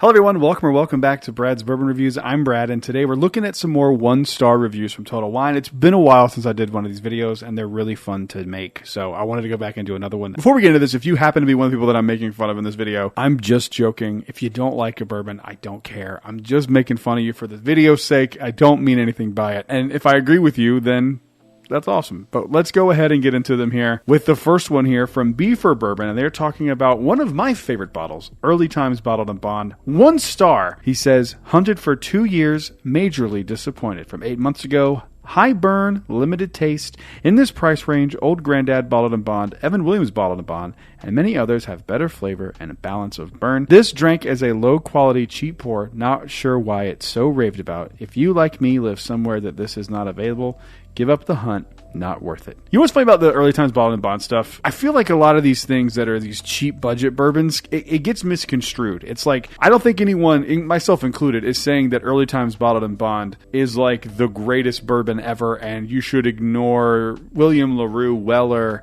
and Jack Daniel's Coy Hill and just forget about those and focus on Early Times Bottled and Bond. No, I can only speak for me, but what I mean by Early Times Bottled and Bond is one of my favorite bourbons. I mean, you really can't get a better bottle of bourbon for $13.99. I just bought 3 bottles from Total Wine the other day because of all the drama around Early Times from Sazerac now. It was $13.99 a bottle. Like, how do you beat that? I'm sorry. Old Grandad Bottled and Bond, Evan Williams Bottled and Bond, and many others are not better than Early Times Bottled and Bond for the price, in my opinion. Keep that in mind next time anyone hypes up a cheap bottle. Moving on to the next one. This next one comes from SJ69. He is talking about Still Austin Cask Strength, and he gives it 1 star, titled Awful, from 14 days ago. Way too much burn. Being aged only 2 years gives this bourbon a harsh burn. Not even close to a good 10-year aged bourbon. They don't age it 10 years for nothing. I don't get all the positive reviews. Okay, there's a lot to unpack in this one. Sir, you bought a 2-year bourbon expecting it to taste like an aged 10-year bottle. I don't know why you thought that would be the case. First off, not all 10-year bourbons are good. Secondly, it is Texas whiskey. It's Texas bourbon. It is completely different flavor profile from any of the 10 years. I'm guessing you probably like Eagle Rare, and if you only like Eagle Rare and you kind of stay in that wheelhouse, you are for sure not going to like, I'm not saying for sure, but like you probably will not like the stuff that Still Awesome makes. It is very different. It's very char heavy. It's very Texas-y. It's very humid and funky, and that's the benefit of it and the appeal of it to a lot of people. Holding up a 2-year-old bourbon to a 10-year bourbon and saying it doesn't taste the same is kind of nuts. It's like holding up a bottle of Weller Special Reserve and being mad that it doesn't taste like William LaRue Weller. They're not the same thing. You can't get mad at it for not being the same thing. I mean, you can. I just think that's a really silly way to look at it. Moving on to the next one. This one comes from Rich95961, and he is talking about the Jack Daniel's Toasted Single Barrel with a 1-star review titled God Awful from 2 days ago. God awful? I'm going to read it exactly like he says it. Maybe I got a bad batch, was absolutely god awful. Took a bottle to Thanksgiving dinner, not one single person liked it. Have 2 bottles here at home that I bought prior. Hesitant to open. First off, you may want to double check and make sure they're different barrels because they are not batch products. They are single barrel products, and that is the gamble that you take anytime you buy anything that is a single barrel. Even if you like the regular batched product or you liked one specific single barrel, that doesn't mean you're going to like every single barrel that you run across. There are brands that have way more consistent single barrels. What come to mind to me that are like really consistent is the Evan Williams single barrel, the Benchmark single barrels, and Blanton single barrels. All tend to be really, really good. I've never had a Blanton single barrel that I hated, except the green one, but I'm chalking that up just to being like a really shitty version of Blanton's, not the single barrel itself. But Jack Daniel's single barrels tend to be really, really good, and I did a review of the Heritage not too long ago. I think it's good. I don't think it's amazing. It's definitely not a 1-star. If you think this is one of the worst whiskeys you've ever had and no one liked it at Thanksgiving dinner, you might want to try more bourbon. Moving on to the next one. All right, next up is from GatorBob22, who is an Orlando local. Shout out to you. I've probably patched you at one of these Total Wines here in Orlando at some point. He is talking about a Midwinter's Night Dram from High West. He says 1-star used to be great, not for the price, and this is from 2 years ago. It's a shame the price Total Wine has for it this year was only $99 last year. Unfortunately, product quality has gone down once again year over year, while price goes up. Even Distillery was selling it for only $129. That is exactly why I have stayed away from Midwinter's Night Dram. I bought 2 of them, and I love one of them, and the other one is almost undrinkable, and I haven't touched it since I opened it. It was really, really bad. I have not tried this year's, but I see it sitting on shelves, and that's usually not a good sign that it's really good. And this is funny, the insight you had to this 2 years ago. Now I think they're up to $199, which is 100% increase from 2 years ago, which is absolutely insane. I can't recommend many Midwinter's Night Drams. There are a few that I really do like, but most of them just kind of fall flat for me. Moving on to the next one. And if I see you, Gator Bob, say hi. This comes from Aaron D. Bourbon. He's talking about Joseph Magnus Cigar Blend. A 1-star review titled Batch 241 is terrible for the price. I haven't been this excited to crack open a bourbon since my wife found my bottle of George T. Stagg back in 2012. Nice. I waited until we had a special occasion and cracked this with one of my friends at a lake house. We took the first sip and stared back at each other. Are they for real? We tried it again over multiple days and I let it sit for a month. We tried it again. I'll get straight to the point. It's terrible for the price. It's not a bad bourbon, but I wouldn't buy again at $50. Give me standard Buffalo Trace, Old Forester, Elijah Craig, basically any of the decent bourbons under $50 over this. I've heard some of the older batches were incredible, but this batch 241 is young tasting spirit that is not worth anywhere near $200. I know I'm going to get downvoted by the people like crazy because this stuff has a cult following, but take my advice and wait until they figure out how to get this closer to the original recipe before buying it. The question I have is did you try this with a cigar? I know that's a little bit of a cop-out because they should taste good on their own. Penelope Cigar Blend does taste really good on its own. But in my experience, and I did a Patreon exclusive video about this at one point, the Cigar Blend stuff really does shine with a cigar. And I know that's annoying, especially if you don't smoke cigars, but that's literally what it's designed for. So if you didn't try it with a cigar, I would try it with one. I mean, even if you don't smoke cigars regularly, because they literally are designed from the ground up to enjoy with a cigar. I've had Joseph Magnus Cigar Blend a few times. Every time I've had it has been with a cigar. I can't say anything about it on its own, but it's a bourbon. It should still stand on its own. If it doesn't, that really sucks. But I don't own one for that exact reason because I do think it is overpriced for what it is. I honestly don't think you're wrong. I think you're dead on for that. It's not worth $200. It's expensive, but it's meant to be a premium experience enjoyed with a premium accessory. So maybe try it again with a cigar and see how that goes. Moving on to the next one. Up next is M_AZ50 talking about Bardstown Origin Series with a 1-star review titled Not For Me 2 months ago. He says, after all the good reviews, I wanted to like it, but really really not good at all. Maybe one of the worst I've ever had in this price range, possibly a bad bottled barrel, but I'm not trying again. Okay, 2 things. If you're not going to try it again, don't blame it on the batch variation or like the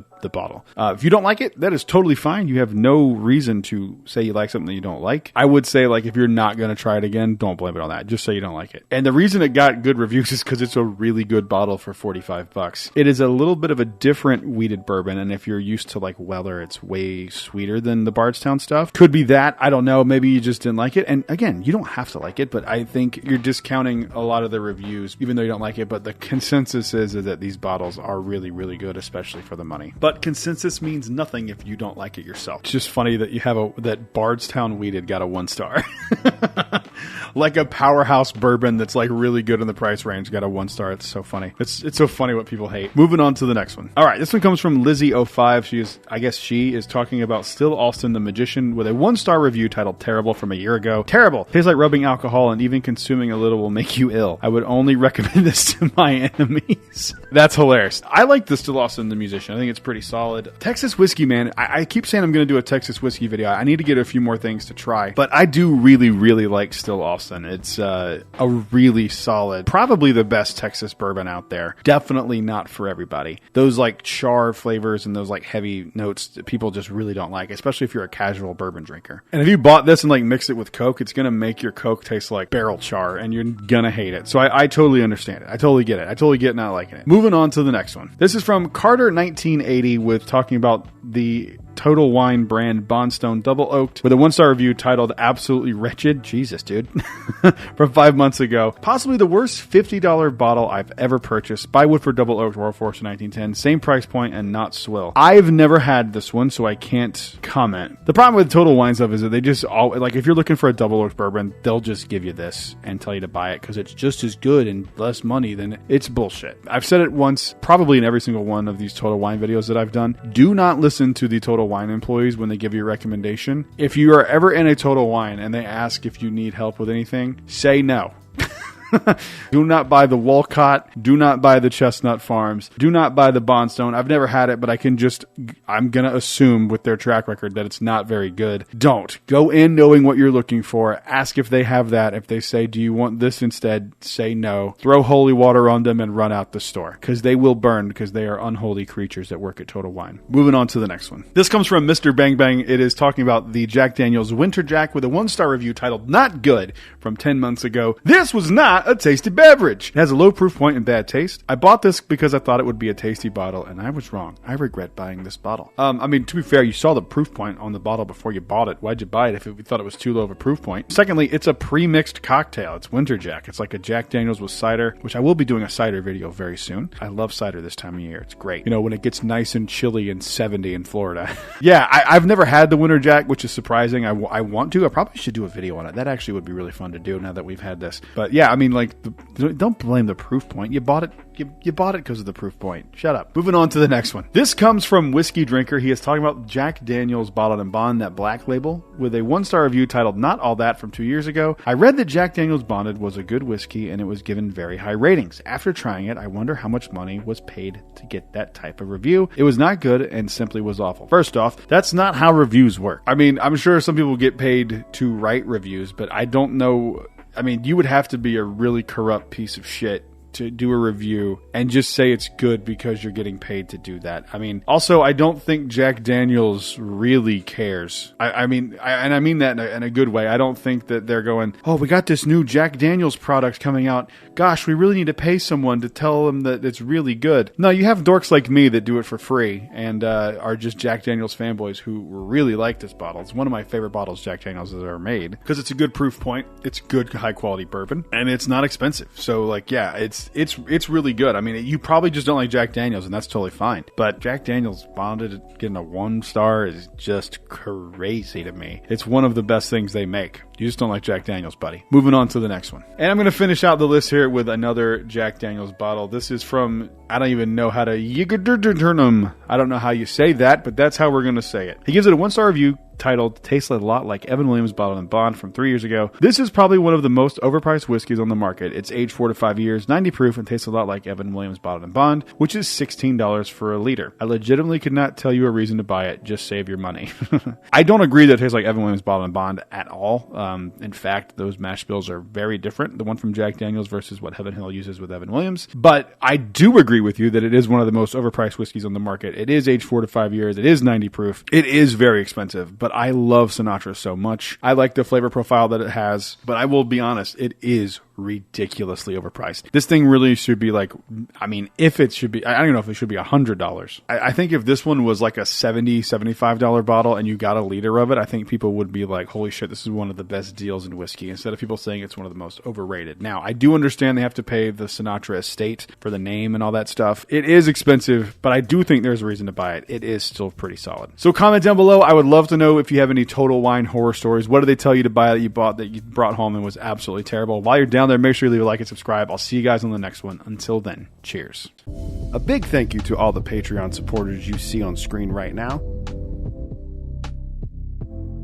One of my all-time favorite distilleries finally did something that I've been saying they should do for a long time. They made a small batch product, but there's a catch. Let's get into it.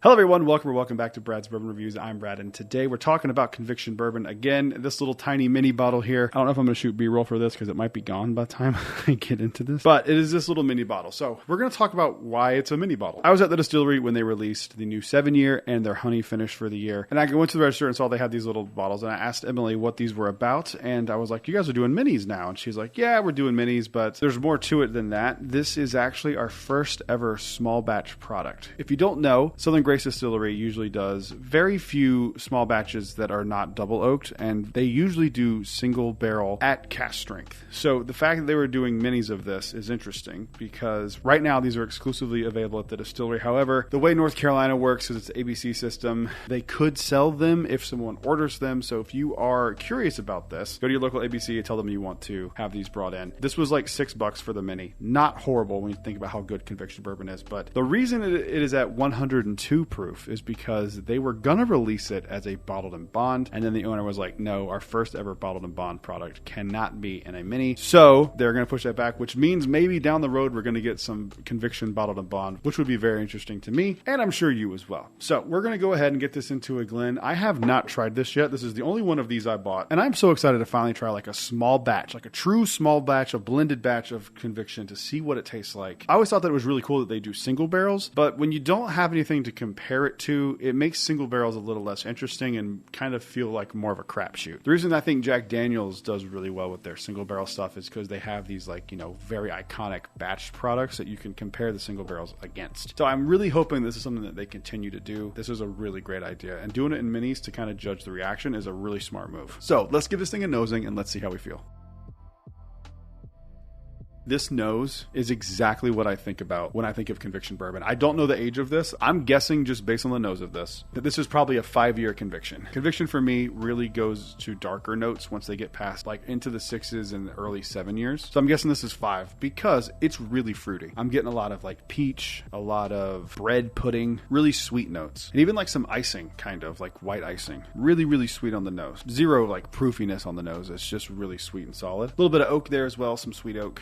Yeah, really solid, kind of what I want a standard Conviction. This is a great representation of that. And 102 proof for them is like really solid proof point because a lot of the stuff I've had from them has been around like 102 to like 115.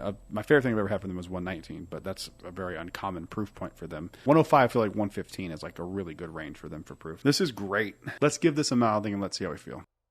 A little more grainy than I was anticipating. I don't love that. It is not bad, but I don't know if I love this. It drinks hotter than it smells. And then it's it tastes grainy, and then there's like some shininess to it. I'm actually going to guess that this is 4-year-old on the taste. I don't love this. It's very boring. It just kind of has like a vague oakiness and a vague sweetness that I can't nail down. I guess fruity is the only thing I could say, but it's like dried peach, maybe. Yeah, I don't love that. I wish I liked it more than I do, but unfortunately, that's just not my jam. That sucks. I wish I liked it better. The nose is spectacular, but the nose does not match the palate whatsoever. It's pretty drying. It's really tanniny. Yeah, I wish I liked that more than I do. What would I rate this? Definitely not bad, but it is not.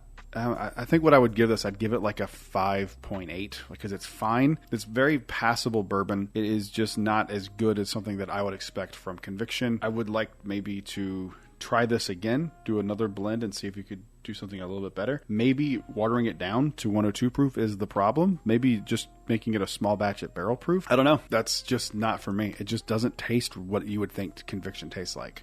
That's very disappointing. Wow, that's really upsetting. I still love them. Don't get it wrong. Don't get twisted, because I'm not going to like everything that any distillery produces. So don't, whatever. I hope they don't get upset with me saying that, but it's just kind of what it is. Comment down below. Let me know if you've tried this. And if you haven't, I would say for $6, go to the distillery, try it, see if it is for you. It just might not be for me. It might be for you. I still would tell you to try it because this is a really cool thing that they did. And they finally did something that I've been saying they should do for years. Comment down below. Let me know what you think once you've tried it. While you're down there, make sure you leave a like and subscribe. I will see you guys on the next one. Until then, cheers.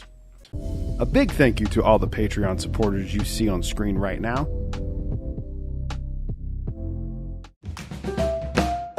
It's Christmas time. I love a good cocktail, and today I'm going to show you 3 great cocktails for the Christmas season. First one up here is actually an Anders Ericsson recipe. This is a condensed version of apple cider with Knob Creek 9-year and some Angostura bitters. Basically, you reduce the cider until it becomes essentially a syrup that you're going to use instead of sugar in your old fashioned. Add a ½ ounce of it to your glass.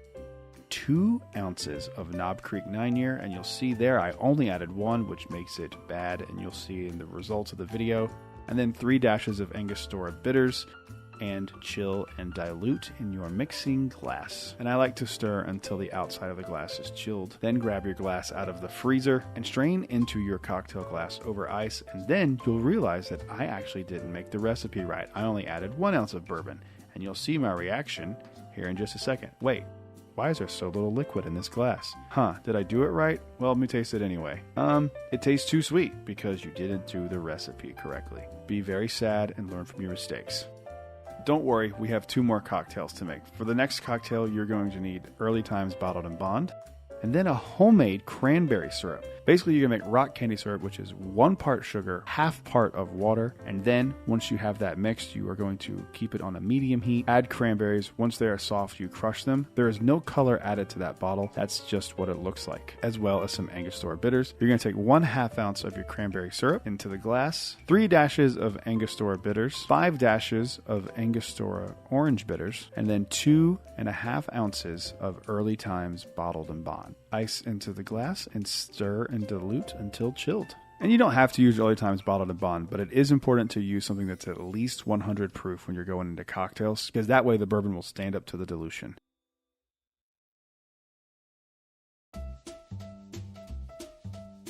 Get cute with it if you want to.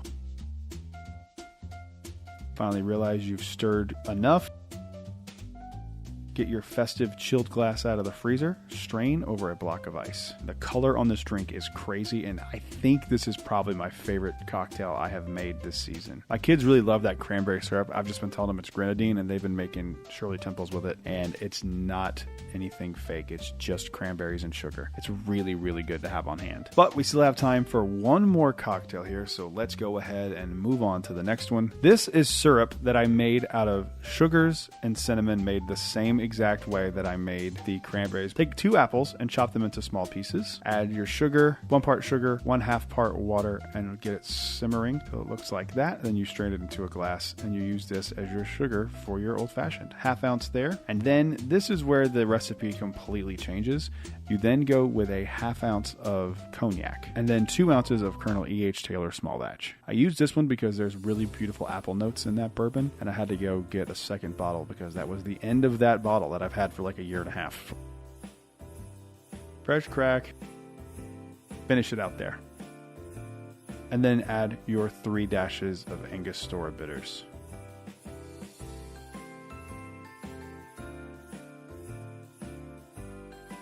Add ice and chill and dilute. And this one is actually my favorite cocktail. It is a really cool way to incorporate something a little different into an old fashioned.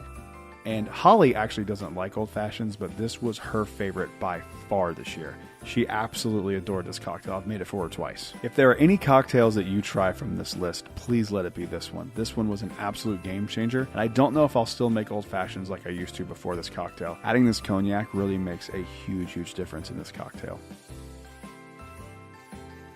I was a little apprehensive because I didn't know how it was going to turn out. I had a vision, but I wasn't sure, and it just ended up being my favorite. I think it's absolutely incredible. 2 thumbs way up. So there you have it. 3 similar yet very different cocktails for the holiday season. Hope you guys all have a great and safe holiday season. I will see you guys in the next one. Until then, cheers. A big thank you to all the Patreon supporters you see on screen right now. Today we're diving back into your controversial bourbon opinions, part whatever this is. Let's get into it.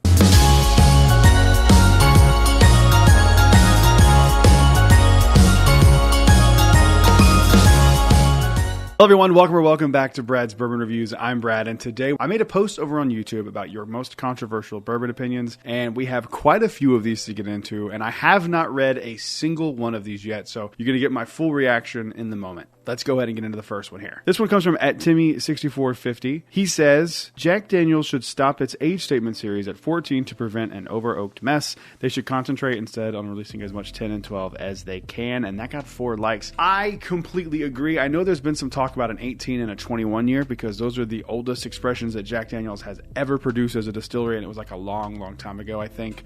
I completely agree with you because for me, the 14 was already kind of over-oaked. I don't hate oak, but it was a very different, very harsh oak that to me came off as like cigarette or cigar ash. I would absolutely trade in the 14 to be able to have 10 and 12 be like readily available. Of course, if they release an 18 or a 21, I'm going to get my hands on it because I'm just a Jack Daniel's dork. But dude, I completely agree with you. I think that it could really be bad. The 14, in my opinion, wasn't great. So, you know, comment down below if you really like the 14 because I want to know. I hear some people say that they love it. I hear some people that are more on my side that say it's like not as great and that the 12 was better. So comment down below. Let me know what you think. Moving on to the next one. This one comes from @Mr. Lord Flashheart, who says 700 milliliter bottles will take over and there's nothing you can do about it. Yeah, I think that's pretty accurate. I mean, you're starting to see a lot of distilleries do those 700 milliliters, and from what I understand, that's like the baseline for overseas. Like 750 is like a thing that we do over here. I think part of it would help, you know, these distilleries with their production costs. Like it could cost a lot less. It's annoying, but I don't disagree. I think you're right, and I hate it. I like having that extra 50. That extra 50 milliliters is what it means to be an American. Moving on to the next one.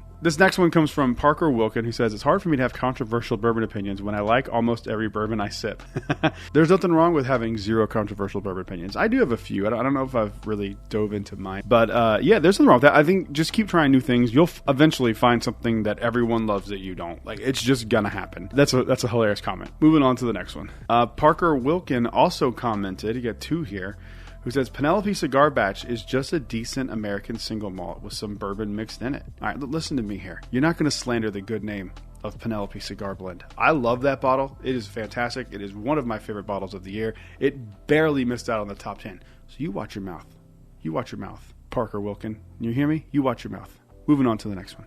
This next one comes from Michael Schuster 8026, who says, not had the Jack 14, have had both batch 3 of the 12 year and batch 4 of the 10 year. Really like the 10, love the 12. I have had the Jack 14. If you really like the 10 and love the 12, you probably won't like the 14 because the 14, like I said in the other comment, is really ash and oak forward.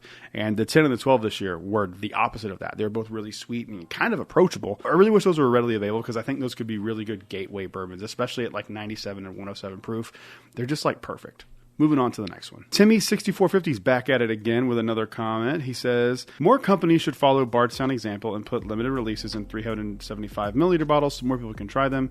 Imagine twice the number of Russell Reserve 15 or BTAC bottles. I like the idea of this, but I think it would... I mean, I don't know if I necessarily would want a 375 of Russell's 15 or BTAC. I think a lot of distilleries do a lot more of this than a lot of people realize, like the Jack Daniel's Tennessee Tasters or the Jim Beam Experimental Series. I forget what they're called, but they do it a lot with like really weird stuff that is like different finishes and stuff. Bardstown does do it a lot too. The problem is they still cost crazy money when you do them. Like some of those 375s were like $150. So like the idea is really cool, but I don't know. I do kind of like, I see what you're getting at, and I don't disagree with the idea of it, but I'm thinking about like how annoying it would be to buy a bottle of George T. Stagg and then only getting 375 of it. And then you also run into the problem where a lot of these distilleries will put a limit of 2 on these, so then you just end up paying more to get the same amount. I don't know. It's a good idea, but I don't know if it really works in practice with these like really special edition releases. But I'd be down to try it if I could get like a 375 of the E.H. Taylor BTAC and, you know, see if I like it. I kind of go back and forth on this one the more I'm talking about it, because I do like the idea of it, but I just don't think it would work like I think people think it would work. Moving on to the next one. This next one comes from JJ-N88LV, for sure, get a better name, who says, secondary prices. Bourbon lovers unite and refuse to buy until distilleries crack down on infuriating secondary prices. I'm done looking and spending money. Okay, secondary prices have nothing to do with the distilleries. They are not allowed to retaliate. So, let's say this. So let's say you walk into a liquor store and you see a bottle of Old Rip Van Winkle 10-year for $1,500. Okay, that store paid the distributor who bought it from the distillery. The distillery can then not refuse to sell to a distributor because of pricing.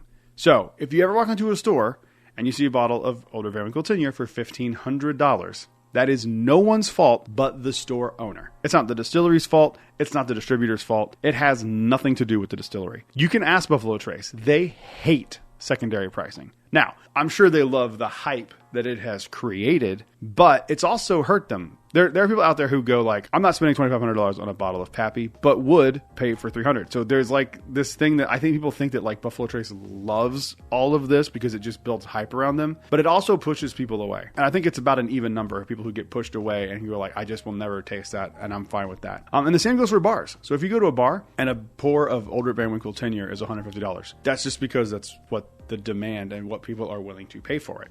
It has nothing to do with the distilleries, but secondary prices is a pain in the ass. I do like secondary, though. I've participated in the secondary market number of times because there's bottles that I want that I just can't get here. A lot of them are the Jack Daniel's Distillery Series bottles. They just don't exist in Florida. There's really no way for me to get them otherwise. But it is a pain in the ass. Like, I'm not going to pretend it's great to have to double pay and pay these prices. But, you know, if it's something you really want, you can kind of do the mental gymnastics to get there. But just keep in mind, it has nothing to do with the distilleries. Moving on to the next one. Next one comes up from Nifilial.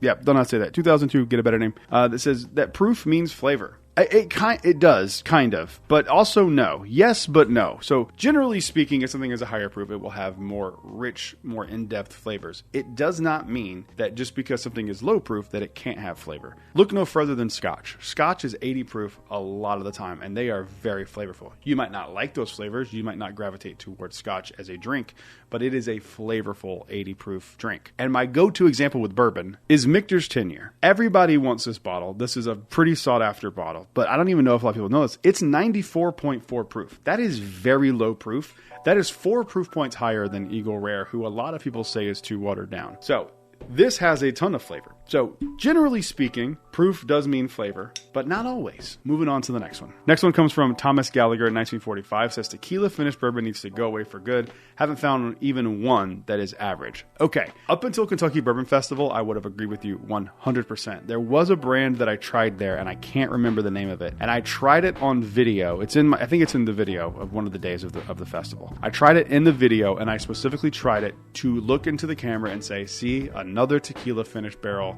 that I absolutely hate. And I was going to like not make fun of it, but just kind of prove my point that I don't like tequila finishing. It was really, really good. I did not buy a bottle of it only because it was super expensive and I was in between lines at like Knob Creek and Four Roses. I was trying to get a few other things, but I would have bought it. It is the only one though. Everything else I've ever had, this tequila finished bourbon, has been absolutely dog shit. So I agree with you outside of that one example. And it was better than average, but it wasn't like exceptional. It was really good for what it was. Yeah, they stop this. It works finishing tequila in bourbon barrels. It does not work finishing bourbon barrels in tequila. I agree with you for the most part. Moving on to the next one. Next one comes from Parker Wilkin. Is that the same Parker Wilkin? Is he making another appearance? Yeah, look at this dude's just commenting away. He says, Woodford Reserve makes some of the best bottles for the money under $100 and some of the worst for the money over $100. I agree with you. I'm trying to think of a good Woodford bottle under $100 that's not Woodford double oaked. What's another Woodford bottle? I don't drink a lot of Woodford, to be honest, but I agree with definitely the second part of that everything over $100 is terrible from them. The double oaked was a complete fucking disaster. All the club bottles, the club shaped bottles that I've had from them have just been okay, like for sure not worth the money. What's another Woodford one that's under $100? I don't love standard Woodford. I would drink almost anything above that. I'd rather have Buffalo Trace. I'd rather have 1792. I'd rather have Maker's Mark 101. I'd rather have Wild Turkey 101. I can't think of anything that's outside of that Woodford double oaked that I would drink, but that is a good bottle. But yeah, I agree with that. I mean, they are, I wouldn't even say some of the worst. I think they are the worst over $100. Moving on to the last one. So I'm going to do a part 2 of this because I have more of these that I want to get into, and some of these are a lot longer and can be like a more discussion. These are just kind of some shorter ones here that I'm going through, but I will be doing a part 2. If you didn't see your comment in this portion of the video, there will be a part 2 to this video. This comes from @kin_shields, who says, barrel picks are becoming lazy and overrated. Barrel picks used to be elite, but now everybody has one, and many are mediocre and too expensive. Picks are relying on hype instead of quality, and too many distilleries are lowering pick standards to move volume. Ken, I could not agree with you more. That's why you need to, and this is going to be a shameless plug 100%, but that's why you need to have barrel picks from stores and then content creators whose palate you trust. That doesn't mean you're going to like everything that they like.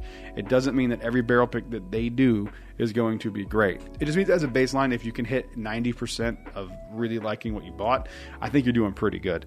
Orlando Bourbon Gang, we have done some incredible barrel picks this year, and we've got a lot more next year. It's crazy, the lineup we have going into 2026. There's going to be some stuff that really surprises people. I'm so excited for 2026, and I'm excited for Brad's Bourbon Reviews picks too. I think what a lot of people do is they kind of feel like they have to pick something when they go to the distillery because they're there, they've put the money and the time in, so they just kind of end up leaving with something that's blah. I don't do that. If I go to a distillery and there's something like, I will ask, hey, is there any other selection? Like, I'm not digging any of this. Because at the end of the day, that distillery is going to get rid of that barrel, whether another group picks it or another content creator picks it, or they just use it to blend with their stuff because no one picks it. It's going to get used. The flip side of that is, after you leave that day, they don't care. They're done. They've sold their barrel. They don't give a shit. But you now, as a bourbon group or a content creator who has a reputation to uphold, you are now it's on you.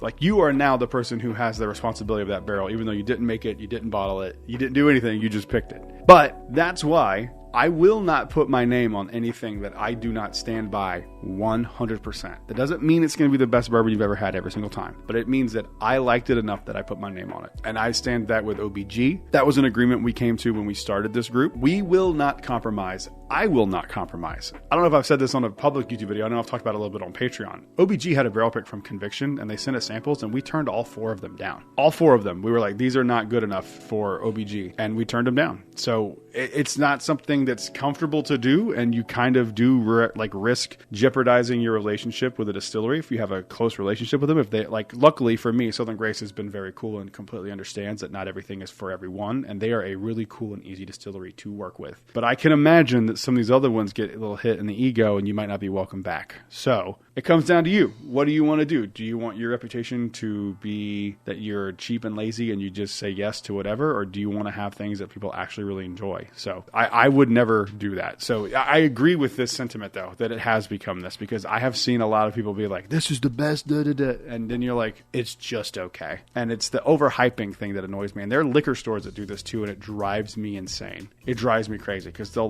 post all these things, and you're just like, there's no way that your Penelope Architect bottle is that good. Shut up. It's a tough line to dance because you do have to worry about all these things. It's also something you do have to worry about. So I totally understand it, but I agree with that. I think the distilleries are lowering pick standards 100%. I've talked about it a bunch. I think Buffalo Trace is the worst at it. I genuinely feel like they put their worst barrels into barrel selection programs. I swear I do. So comment down below here if you have a controversial bourbon opinion that you want to get read on the show. While you're down there, make sure you leave a like and subscribe. We're on the road to 10,000 subscribers. I'll see you guys in the next one. Until then, cheers. A big thank you to all the Patreon supporters you see on screen right now. Today I'm going to be telling you my favorite and least favorite releases from these iconic distilleries. Let's get into it.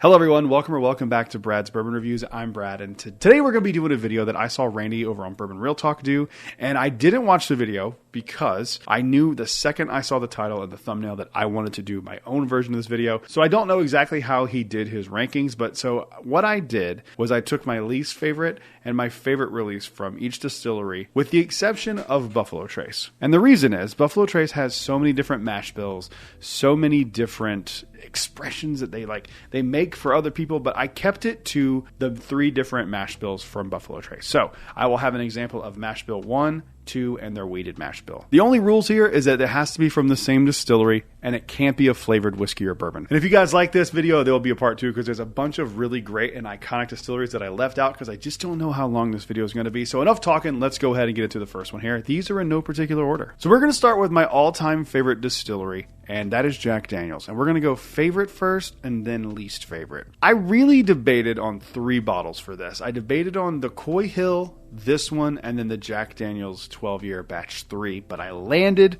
just because I have always loved this bottle so much on the Jack Daniel's 10-year batch 2. What can I say? This is everything that I love about Jack Daniel's in a bottle, just elevated to a really elegant and approachable level, even at 97 proof. It's like perfect. It just hits everything on my palate. For whatever reason, I can pick this out of a blind. It's just one of those things from my palate that I just really gravitate towards and genuinely love. And I have all of the current batches of 10 and 12 and 14, and I just keep going back to this one because it is just, for whatever reason, just my favorite. And I just really love it. Always have. So this is my favorite ever Jack Daniel's release. And so now that means we need to talk about my least favorite. This one breaks my heart because I really wanted to like this one when I bought it. I bought it on the secondary pages because it got discontinued a few years ago. And this is the Jack Daniel's Gold number 27. This is a Jack Daniel's that is finished in maple barrels. And I really want, it's in like a Sinatra-esque bottle, like kind of a taller square bottle. Comes with a box. It's really pretty to look at. But unfortunately, as you can tell, it just doesn't hit. It's just not what I wanted it to be. I really think they should go back and try this at a higher proof because it smells heavenly, and it just it has everything that should be great, but it's just not. It's really low proof. It's only 80 proof, and it just really bums me out because I was really hoping that I would dig this one, and I have literally not gone back to it once since I opened it. This was about $100, I think, on the secondary pages. I know when they came out, I think they were like $90 or something to that effect, so I didn't really overpay that much, but I'm glad I have it in the collection because it no longer exists, but I can't recommend it unless you're doing it just for collecting purposes. It's not a great bottle. Jack Daniel's makes so much better stuff than this. It's crazy. This is my least favorite Jack Daniel's I've ever had. Moving on to the next one. All right, so let's talk about my next distillery on this list. This is Green River. I am a huge Green River fan. I wasn't always a huge Green River fan, but I am now. This one somehow is even worse, in my opinion, than their regular standard wheated bourbon, which is saying a lot because I really don't like this bottle. But this one was more disappointing. I really thought this could be like a budget banger. Like it could be something that competes with Early Times or Evan Williams Bottled and Bond. And it's not. This is the Green River 1885 bourbon. It comes in at a liter. It's really cheap. It's like $15-16. I think this was designed to compete with Early Times Bottled and Bond and some of those other things, but it just is so far from those. It's really boring. It's not the worst bourbon I've ever had or anything like that, but it is just so nothing.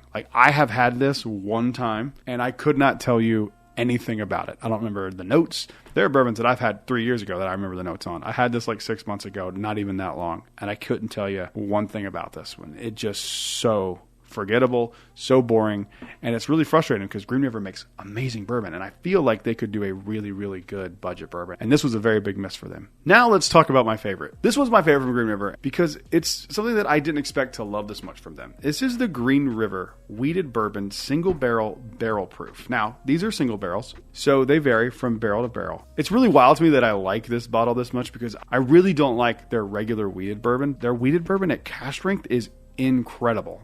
This was another one for me that almost made bourbon of the year. I really love this, and I know these are really hard to find, but if you can find one of these, please do yourself a favor, even if you don't like the Green River Wheated, because I don't either, and it's my favorite thing that they make. Oh my God, I want some of this right now. It's so good. Moving on to the next distillery. All right, let's talk about Four Roses. My favorite Four Roses release that I have ever had is the Four Roses Special Editions. This one is the 2024, but the best one I've ever had was the 2020. But this one, this one can stand in for that one. It's not quite as good, but it's really, really close. These are really good. And I feel like, yes, these are hard to find, and yes, people want them, and yes, they're allocated, and they're not easy to find, and they are expensive when you can find them. All that being said, I feel like these don't get the attention that other special releases from major distilleries get. Everyone talks about the Pappies. Everyone talks about the E.H. Taylor Barrel Proofs. Everyone talks about Weller, all that stuff, but like no one really talks about these. And I think some of these are like sleepers. I don't think people realize how good a lot of these are. I know Four Roses for a lot of people is hit or miss as a distillery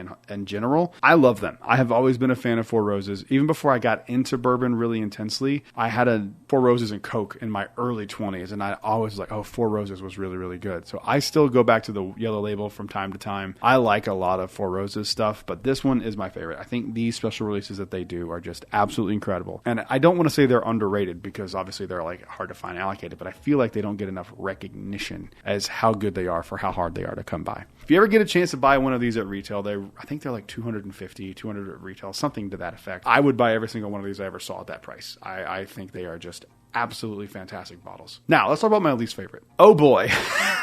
This one was so disappointing. This was I don't even remember which one of these. I didn't like any of these, to be perfectly honest with you. These were the Red Label recipe bottles from Four Roses, and I wasn't a fan of any of them. These are Four Roses single barrel, so they are single barrel, so you have to keep that in mind. But I really just wanted to put one bottle up here, but any of these Red Label bottles could be on this list because I just was not impressed by any of them. This is the OESK single barrel. These came out this year. They're expanding their recipes at Four Roses and releasing single barrels of each one of them. I'm still going to buy all of these when they come out. They're releasing a few each year, and I got all the ones for this year, and I just wanted so much more from them. That could be on me. Maybe I went in with too high of expectations, but when I tried this, I genuinely was like, I do not like this. And I've never really had that experience with Four Roses before. I really like Four Roses as a whole, so that's something that put me off that bad was kind of shocking. But this one, just for whatever reason, just doesn't work. Moving on to the next distillery. All right, next distillery is a distillery that I infamously don't like.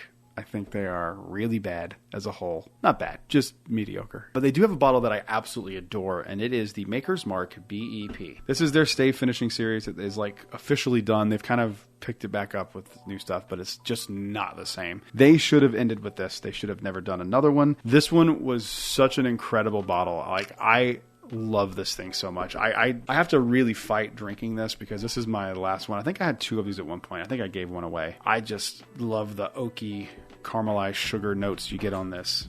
Baking spice. Oh, it's just so good. These are finished in 10 virgin toasted American oak staves, 110.7 proof. If you're like me and you don't love Maker's Mark, in my opinion, this is the best thing that I have ever had from Maker's Mark. I've had a ton of special releases. I've had some of the black wax stuff that they did years ago. Those were all just okay. This is really good. It's special, and I think more of this and less of whatever the fuck it is you guys are doing these days. And let's talk about my least favorite while I'm on that tangent. This is going to piss some people off, and it's totally fine. I have gone back to this, and it consistently loses and blinds for me. I've tried to like this. I tried this year's version of it, and I still just do not like it. It is baffling to me that they think that this juice inside these Maker's Mark cellar ages, this is 2024, bottles are worth a special release price and availability. I do not understand it. I don't get it. I don't get how anyone tries this and goes yep, that's special. This is fantastic. Most of this whiskey is 13 years old, and it's this mediocre. I'm not being hyperbolic when I say this. I mean this sincerely. I would much rather have Maker's Mark 101, and I would much rather have Maker's Mark Cash Drink than another bottle of this or the 2025. I've had all three of the releases now of the cellar age, and I think they are all just complete mediocrity. If you like these, I'm so glad, because trust me, I wish I did. I wish I liked it. Trust me. And if you like it, that's fantastic. And I know people do like it. So don't feel like I'm making fun of you if you enjoy this. I'm talking for me, and I wish I liked it. I just don't. It is so average. I don't get it. I wish they would just do an age stated Maker's Mark 13. I think would be better. I don't know. It's just weird. These just don't work for me. And I just don't know why. Moving on to the next distillery. Let's talk about my all-time favorite Wild Turkey product. This is the Russell's Reserve Single Rickhouse Camp Nelson B. I've talked about this bottle a ton over the last few months. It is just an absolutely incredible bottle. I want another one of these so badly. When I get a bonus, I get a yearly bonus at my job every year. I might pick one of these up this year just to have a backup because I love it that much. I think these are fantastic. What can I say? I mean, like, there's just nothing to say that I haven't said 1,000 times about Russell's Single Rickhouse. I think these are the best thing that they release. I love the Russell's 13. I love the Russell's 15. I still think, even with that this is the best thing they make. It's better than Beacon to me. It's better than any of the other Master Keeps I've had. This is the best one in my opinion, and this is the best I've had of the Single Rickhouses. I have not had the 2025 release yet. I'm hoping at some point I'll stumble upon one of them, but it is just my all-time favorite Wild Turkey product. From the second I tried it, I knew it was special, and I just absolutely love this bottle. Let's move on to my least favorite, and this one was hard. It was honestly hard because there's really not any Wild Turkey that I don't like. So I had to pick one for this list because that's the nature of this list, but even this one I don't think is bad, but it's just my least favorite of them, and it's Wild Turkey 81. I have a bottle of this. I've had it for a few years. There's nothing to it. It's an 81 proof mixer. It smells like Wild Turkey. It smells like caramel and vanilla. It's got that little weird funkiness to it. This is an older bottle. I think I've had this for a few years now. I don't even think they make this anymore. Maybe they do. I just don't know. There's nothing wrong with it. Like I genuinely don't have a Wild Turkey product that I hate. It's all right. If you can find one of these floating around like in a clearance section of a liquor store, grab it. They're not bad. I couldn't find anything that I hate from Wild Turkey. There's every other release I had something that was so easy, but Wild Turkey was the hardest for me to pick something that I genuinely didn't like. Moving on to the next distillery. Alrighty. So we're going to move on to the Jim Beam distillery, and we're going to talk about my favorite first. This is the Jim Beam lineage. This is actually my favorite bottle of 2025. This is Bourbon of the Year for me. I have two of these. I'm going to drink this one, and I'm saving the other one for my son's 21st birthday in about 7 years. I got to wait to open that one, but it's going to be worth it. I've talked about this ad nauseum. It beats everything I throw at it. I tried it up against the Wild Turkey Beacon. It whooped the Beacon's ass. I've tried it up against everything that I thought for Bourbon of the Year. I put it up against Jack 10 and 12. It beat them. It beat the 14. Obviously, I'm not a huge fan of the 14. And the weirdest thing is, like, I'm not usually a Jim Beam fan. I don't have a ton of Jim Beam stuff, but this has like completely changed my perspective of that distillery and like shows me how good they can make things. Like, this is insane. I hope you get a chance to try this one day, and I hope you get a bottle for yourself because it's very special. The only complaint I have about this is that it's a 700 milliliter bottle, not a 750. I love this bottle. I'm gonna have some of this after this video. All right, let's talk about my least favorite, and this one's bad. All right, a few years ago, to celebrate the 85th anniversary of the repeal of Prohibition, Jim Beam put out the Prohibition repeal batch, and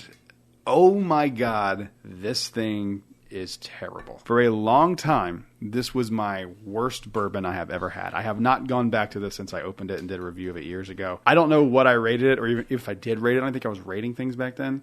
I don't like it. It's like hits the pit of my stomach. There's something in here that I just don't like. 86 proof. You know what? I should try this again. I haven't had this in so long. Let's try it and see if it still holds up. I remember hating this.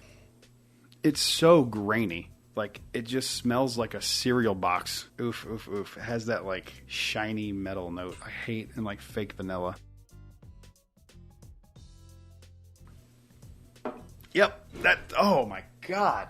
Oh, that is so bad. Okay. I remembered correctly. That is dog shit. Holy crap. Yeah, that's still one of the... It tastes like shoe polish. That's exactly what I remember it tastes like. So that is still one of the worst bourbons I've ever had. That's probably like a 2. It's really bad. If all whiskey around that time was that bad, they should have kept Prohibition because we didn't deserve to drink anything that terrible. Moving on to the next distillery. This one was hard for me too because I don't have a lot of their special releases, and I don't think that this bottle that I'm going to show you is reflective of the entire thing. I think this is an outlier, really good bottle. So keep that in mind. But I am talking about Old Forester, and my favorite thing from Old Forester that I've ever had is the Old Forester single barrel that is for Corona Cigar here in Florida. I got this at a Publix. They put the wrong bottle out on the shelf, and I was able to buy one before they realized their screw up. They wouldn't sell me another one even though I wanted one. But they are not all this good. This is just an exception one. I would put this up against almost anything. I do think that the Old Forester stuff is good, and I do think this is better than any of the birthday bourbons I've had, this specific bottle. I get questions about these all the time because they vary, and I don't know if this really makes a difference, but it's Warehouse H Floor 8 for this one, and it comes in at 130.1 proof. I would put this up against almost anything,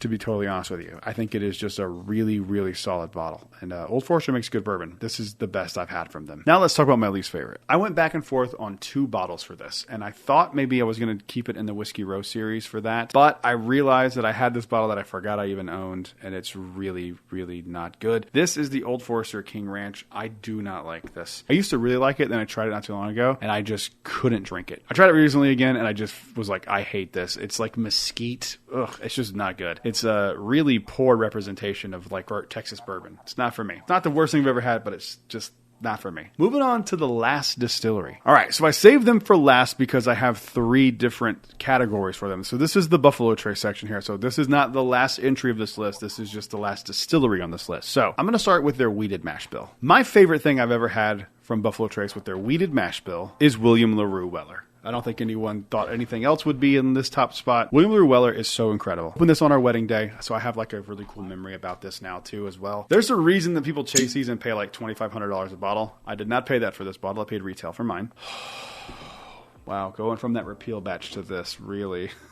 Everything that's ever been said about William LaRue Weller is accurate. It is absolutely incredible. It's probably about as perfect as you can get, with the exception of one other bottle on this list. I don't know if it's worth $2,500, but it's definitely worth hunting. These are so perfect. They're just absolutely incredible, and it's probably up there with the best thing the distillery makes as a whole, with the exception of one other bottle from the Buffalo Trace Antique Collection that I think is a little bit better just for my own personal preferences. All I have to say is William LaRue Weller. You know it's amazing. You know it's great. You know it's sought after. You know it's hard to find. You know it's expensive. It's just perfect. It's literally about as perfect as a bourbon can get. So if you've never tried one of these, I highly recommend you do so.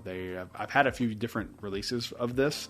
They're all incredible. So you can't go wrong with any year you get. Now let's talk about my least favorite. And on the complete opposite end of the spectrum of good is Weller Single Barrel. Every time I bring this bottle up, people get annoyed with me because these are so hard to find, but I promise you, unless you were completing the Weller Rainbow, you're probably not going to like this one. I have heard from other people across the board who love Weller and people who have loved Weller that have tried this specific bottle that cannot believe how bad this one is. I have friends in OBG that have tried this. They thought I was being hyperbolic when I told them it was like one of the worst things I've ever tasted from any distillery, but for sure from Buffalo Trace. This, I don't know what happened. I thought it was cork rot, but it's not, because it doesn't have that like tanny, like weird thing that happens when you get cork rot. It's just bad. The nose is okay, but it's just bad. It just doesn't work. It just should not be a thing. This should not exist. They should have hidden this barrel into some other blend of 107 or CYPV or something. Just something else. It just doesn't work. It's a shame because I spent a lot of freaking money on this bottle to complete the Weller Rainbow. This is all that will ever be out of this because I realistically don't think I'll ever drink another drop of this. It's really not worth it. I have plenty of other good things to drink and I probably won't ever touch this again. Just being perfectly honest. Moving on to Mash Bill 1. Mash Bill 1 is going to be probably my favorite mash bill from Buffalo Trace. That includes things like E.H. Taylor, Eagle Rare, Stag, George T. Stag, regular Buffalo Trace, and I feel like I'm missing one or two things, but you get the idea. My all-time favorite thing, and one of my all-time favorite bourbons, is George T. Stag. I have a few releases of this. I have 2023 and 2024 releases. I don't have 2025 yet. This one's 135 proof. If this was just not in this bottle and just was readily available, I don't know if I would drink much else. It's about as perfect as you can get for a bourbon for me. I think it's just genuinely the best thing that Buffalo Trace makes. I like this better than William LaRue Weller, but it's close. But this just is more of my flavor profile, like the darker, the leather, the tobacco, the oakiness. Like, it's just absolutely a perfect bourbon. I know people go back and forth on what their favorite BTAC is. This one always wins for me. This is just my favorite. So this is my favorite thing from Mash Bill 1. My least favorite thing was really hard to pick out because Mash Bill 1 is one of my favorite mash bills in all of bourbon. It's got, like I said, Eagle Rare, E.H. Taylor. And so I was going back and forth on a few things, and I just landed my least favorite being a bottle that I really, really like. It's just regular old standard Buffalo Trace. I couldn't find anything that was Mash Bill 1 that I didn't like. And so this is the one that, like, just because of how it lands, is my least favorite. Doesn't mean I don't like it. I love Buffalo Trace. I drink a decent amount of Buffalo Trace, and I think Buffalo Trace is really solid. But let's finish up with Mash Bill 2. And this is another one of my all-time favorite bottles. I talk about this one a lot anytime I get the chance, and it's just a bottle that I just genuinely love. This is Blanton's Gold. I love Blanton's Gold. I think for me personally, this is just the best version of Blanton's, and just really shines at how good this is. This for me just like is the perfect representation of Blanton's. It is the best version of it that I've had. I have a straight from the barrel. I like this one better. To me, it's just more balanced. It is a lower proof, but I think the proof point for this just really works. Yes, they are single barrels. They are going to vary, but for me, I've had a few Blanton's Gold now, and they are all really consistently great. So this is my favorite bottle from Mash Bill 2. Let's talk about my least favorite. And it's another bottle of Blanton's, and this is the Blanton's Special Reserve. I actually had Elmer T. Lee on this list, but the more I thought about it, the more I loathe this bottle. This is a Canadian exclusive, or export exclusive, whatever. I don't know. I don't care. Talk about something I will never try again. I think it tastes like wood chip water and nothing else. There is nothing interesting about this. It's Blanton's at 80 proof. It is terrible. To be honest, a disgrace to the entire distillery. I'm being facetious on that one. But it is just so bad, and it should have never been bottled. They should have tasted this and gone, throw it out. It's just not worth our reputation. It's just terrible. It's just really, really bad. I'll never take another sip of that as long as I live. So comment down below. Let me know what your favorite and least favorite bottles from these distilleries are. While you're down there, make sure you leave a like and subscribe because we're on the road to 10,000 subscribers. I'll see you guys on the next one. Until then, cheers. A big thank you to all the Patreon supporters you see on screen right now.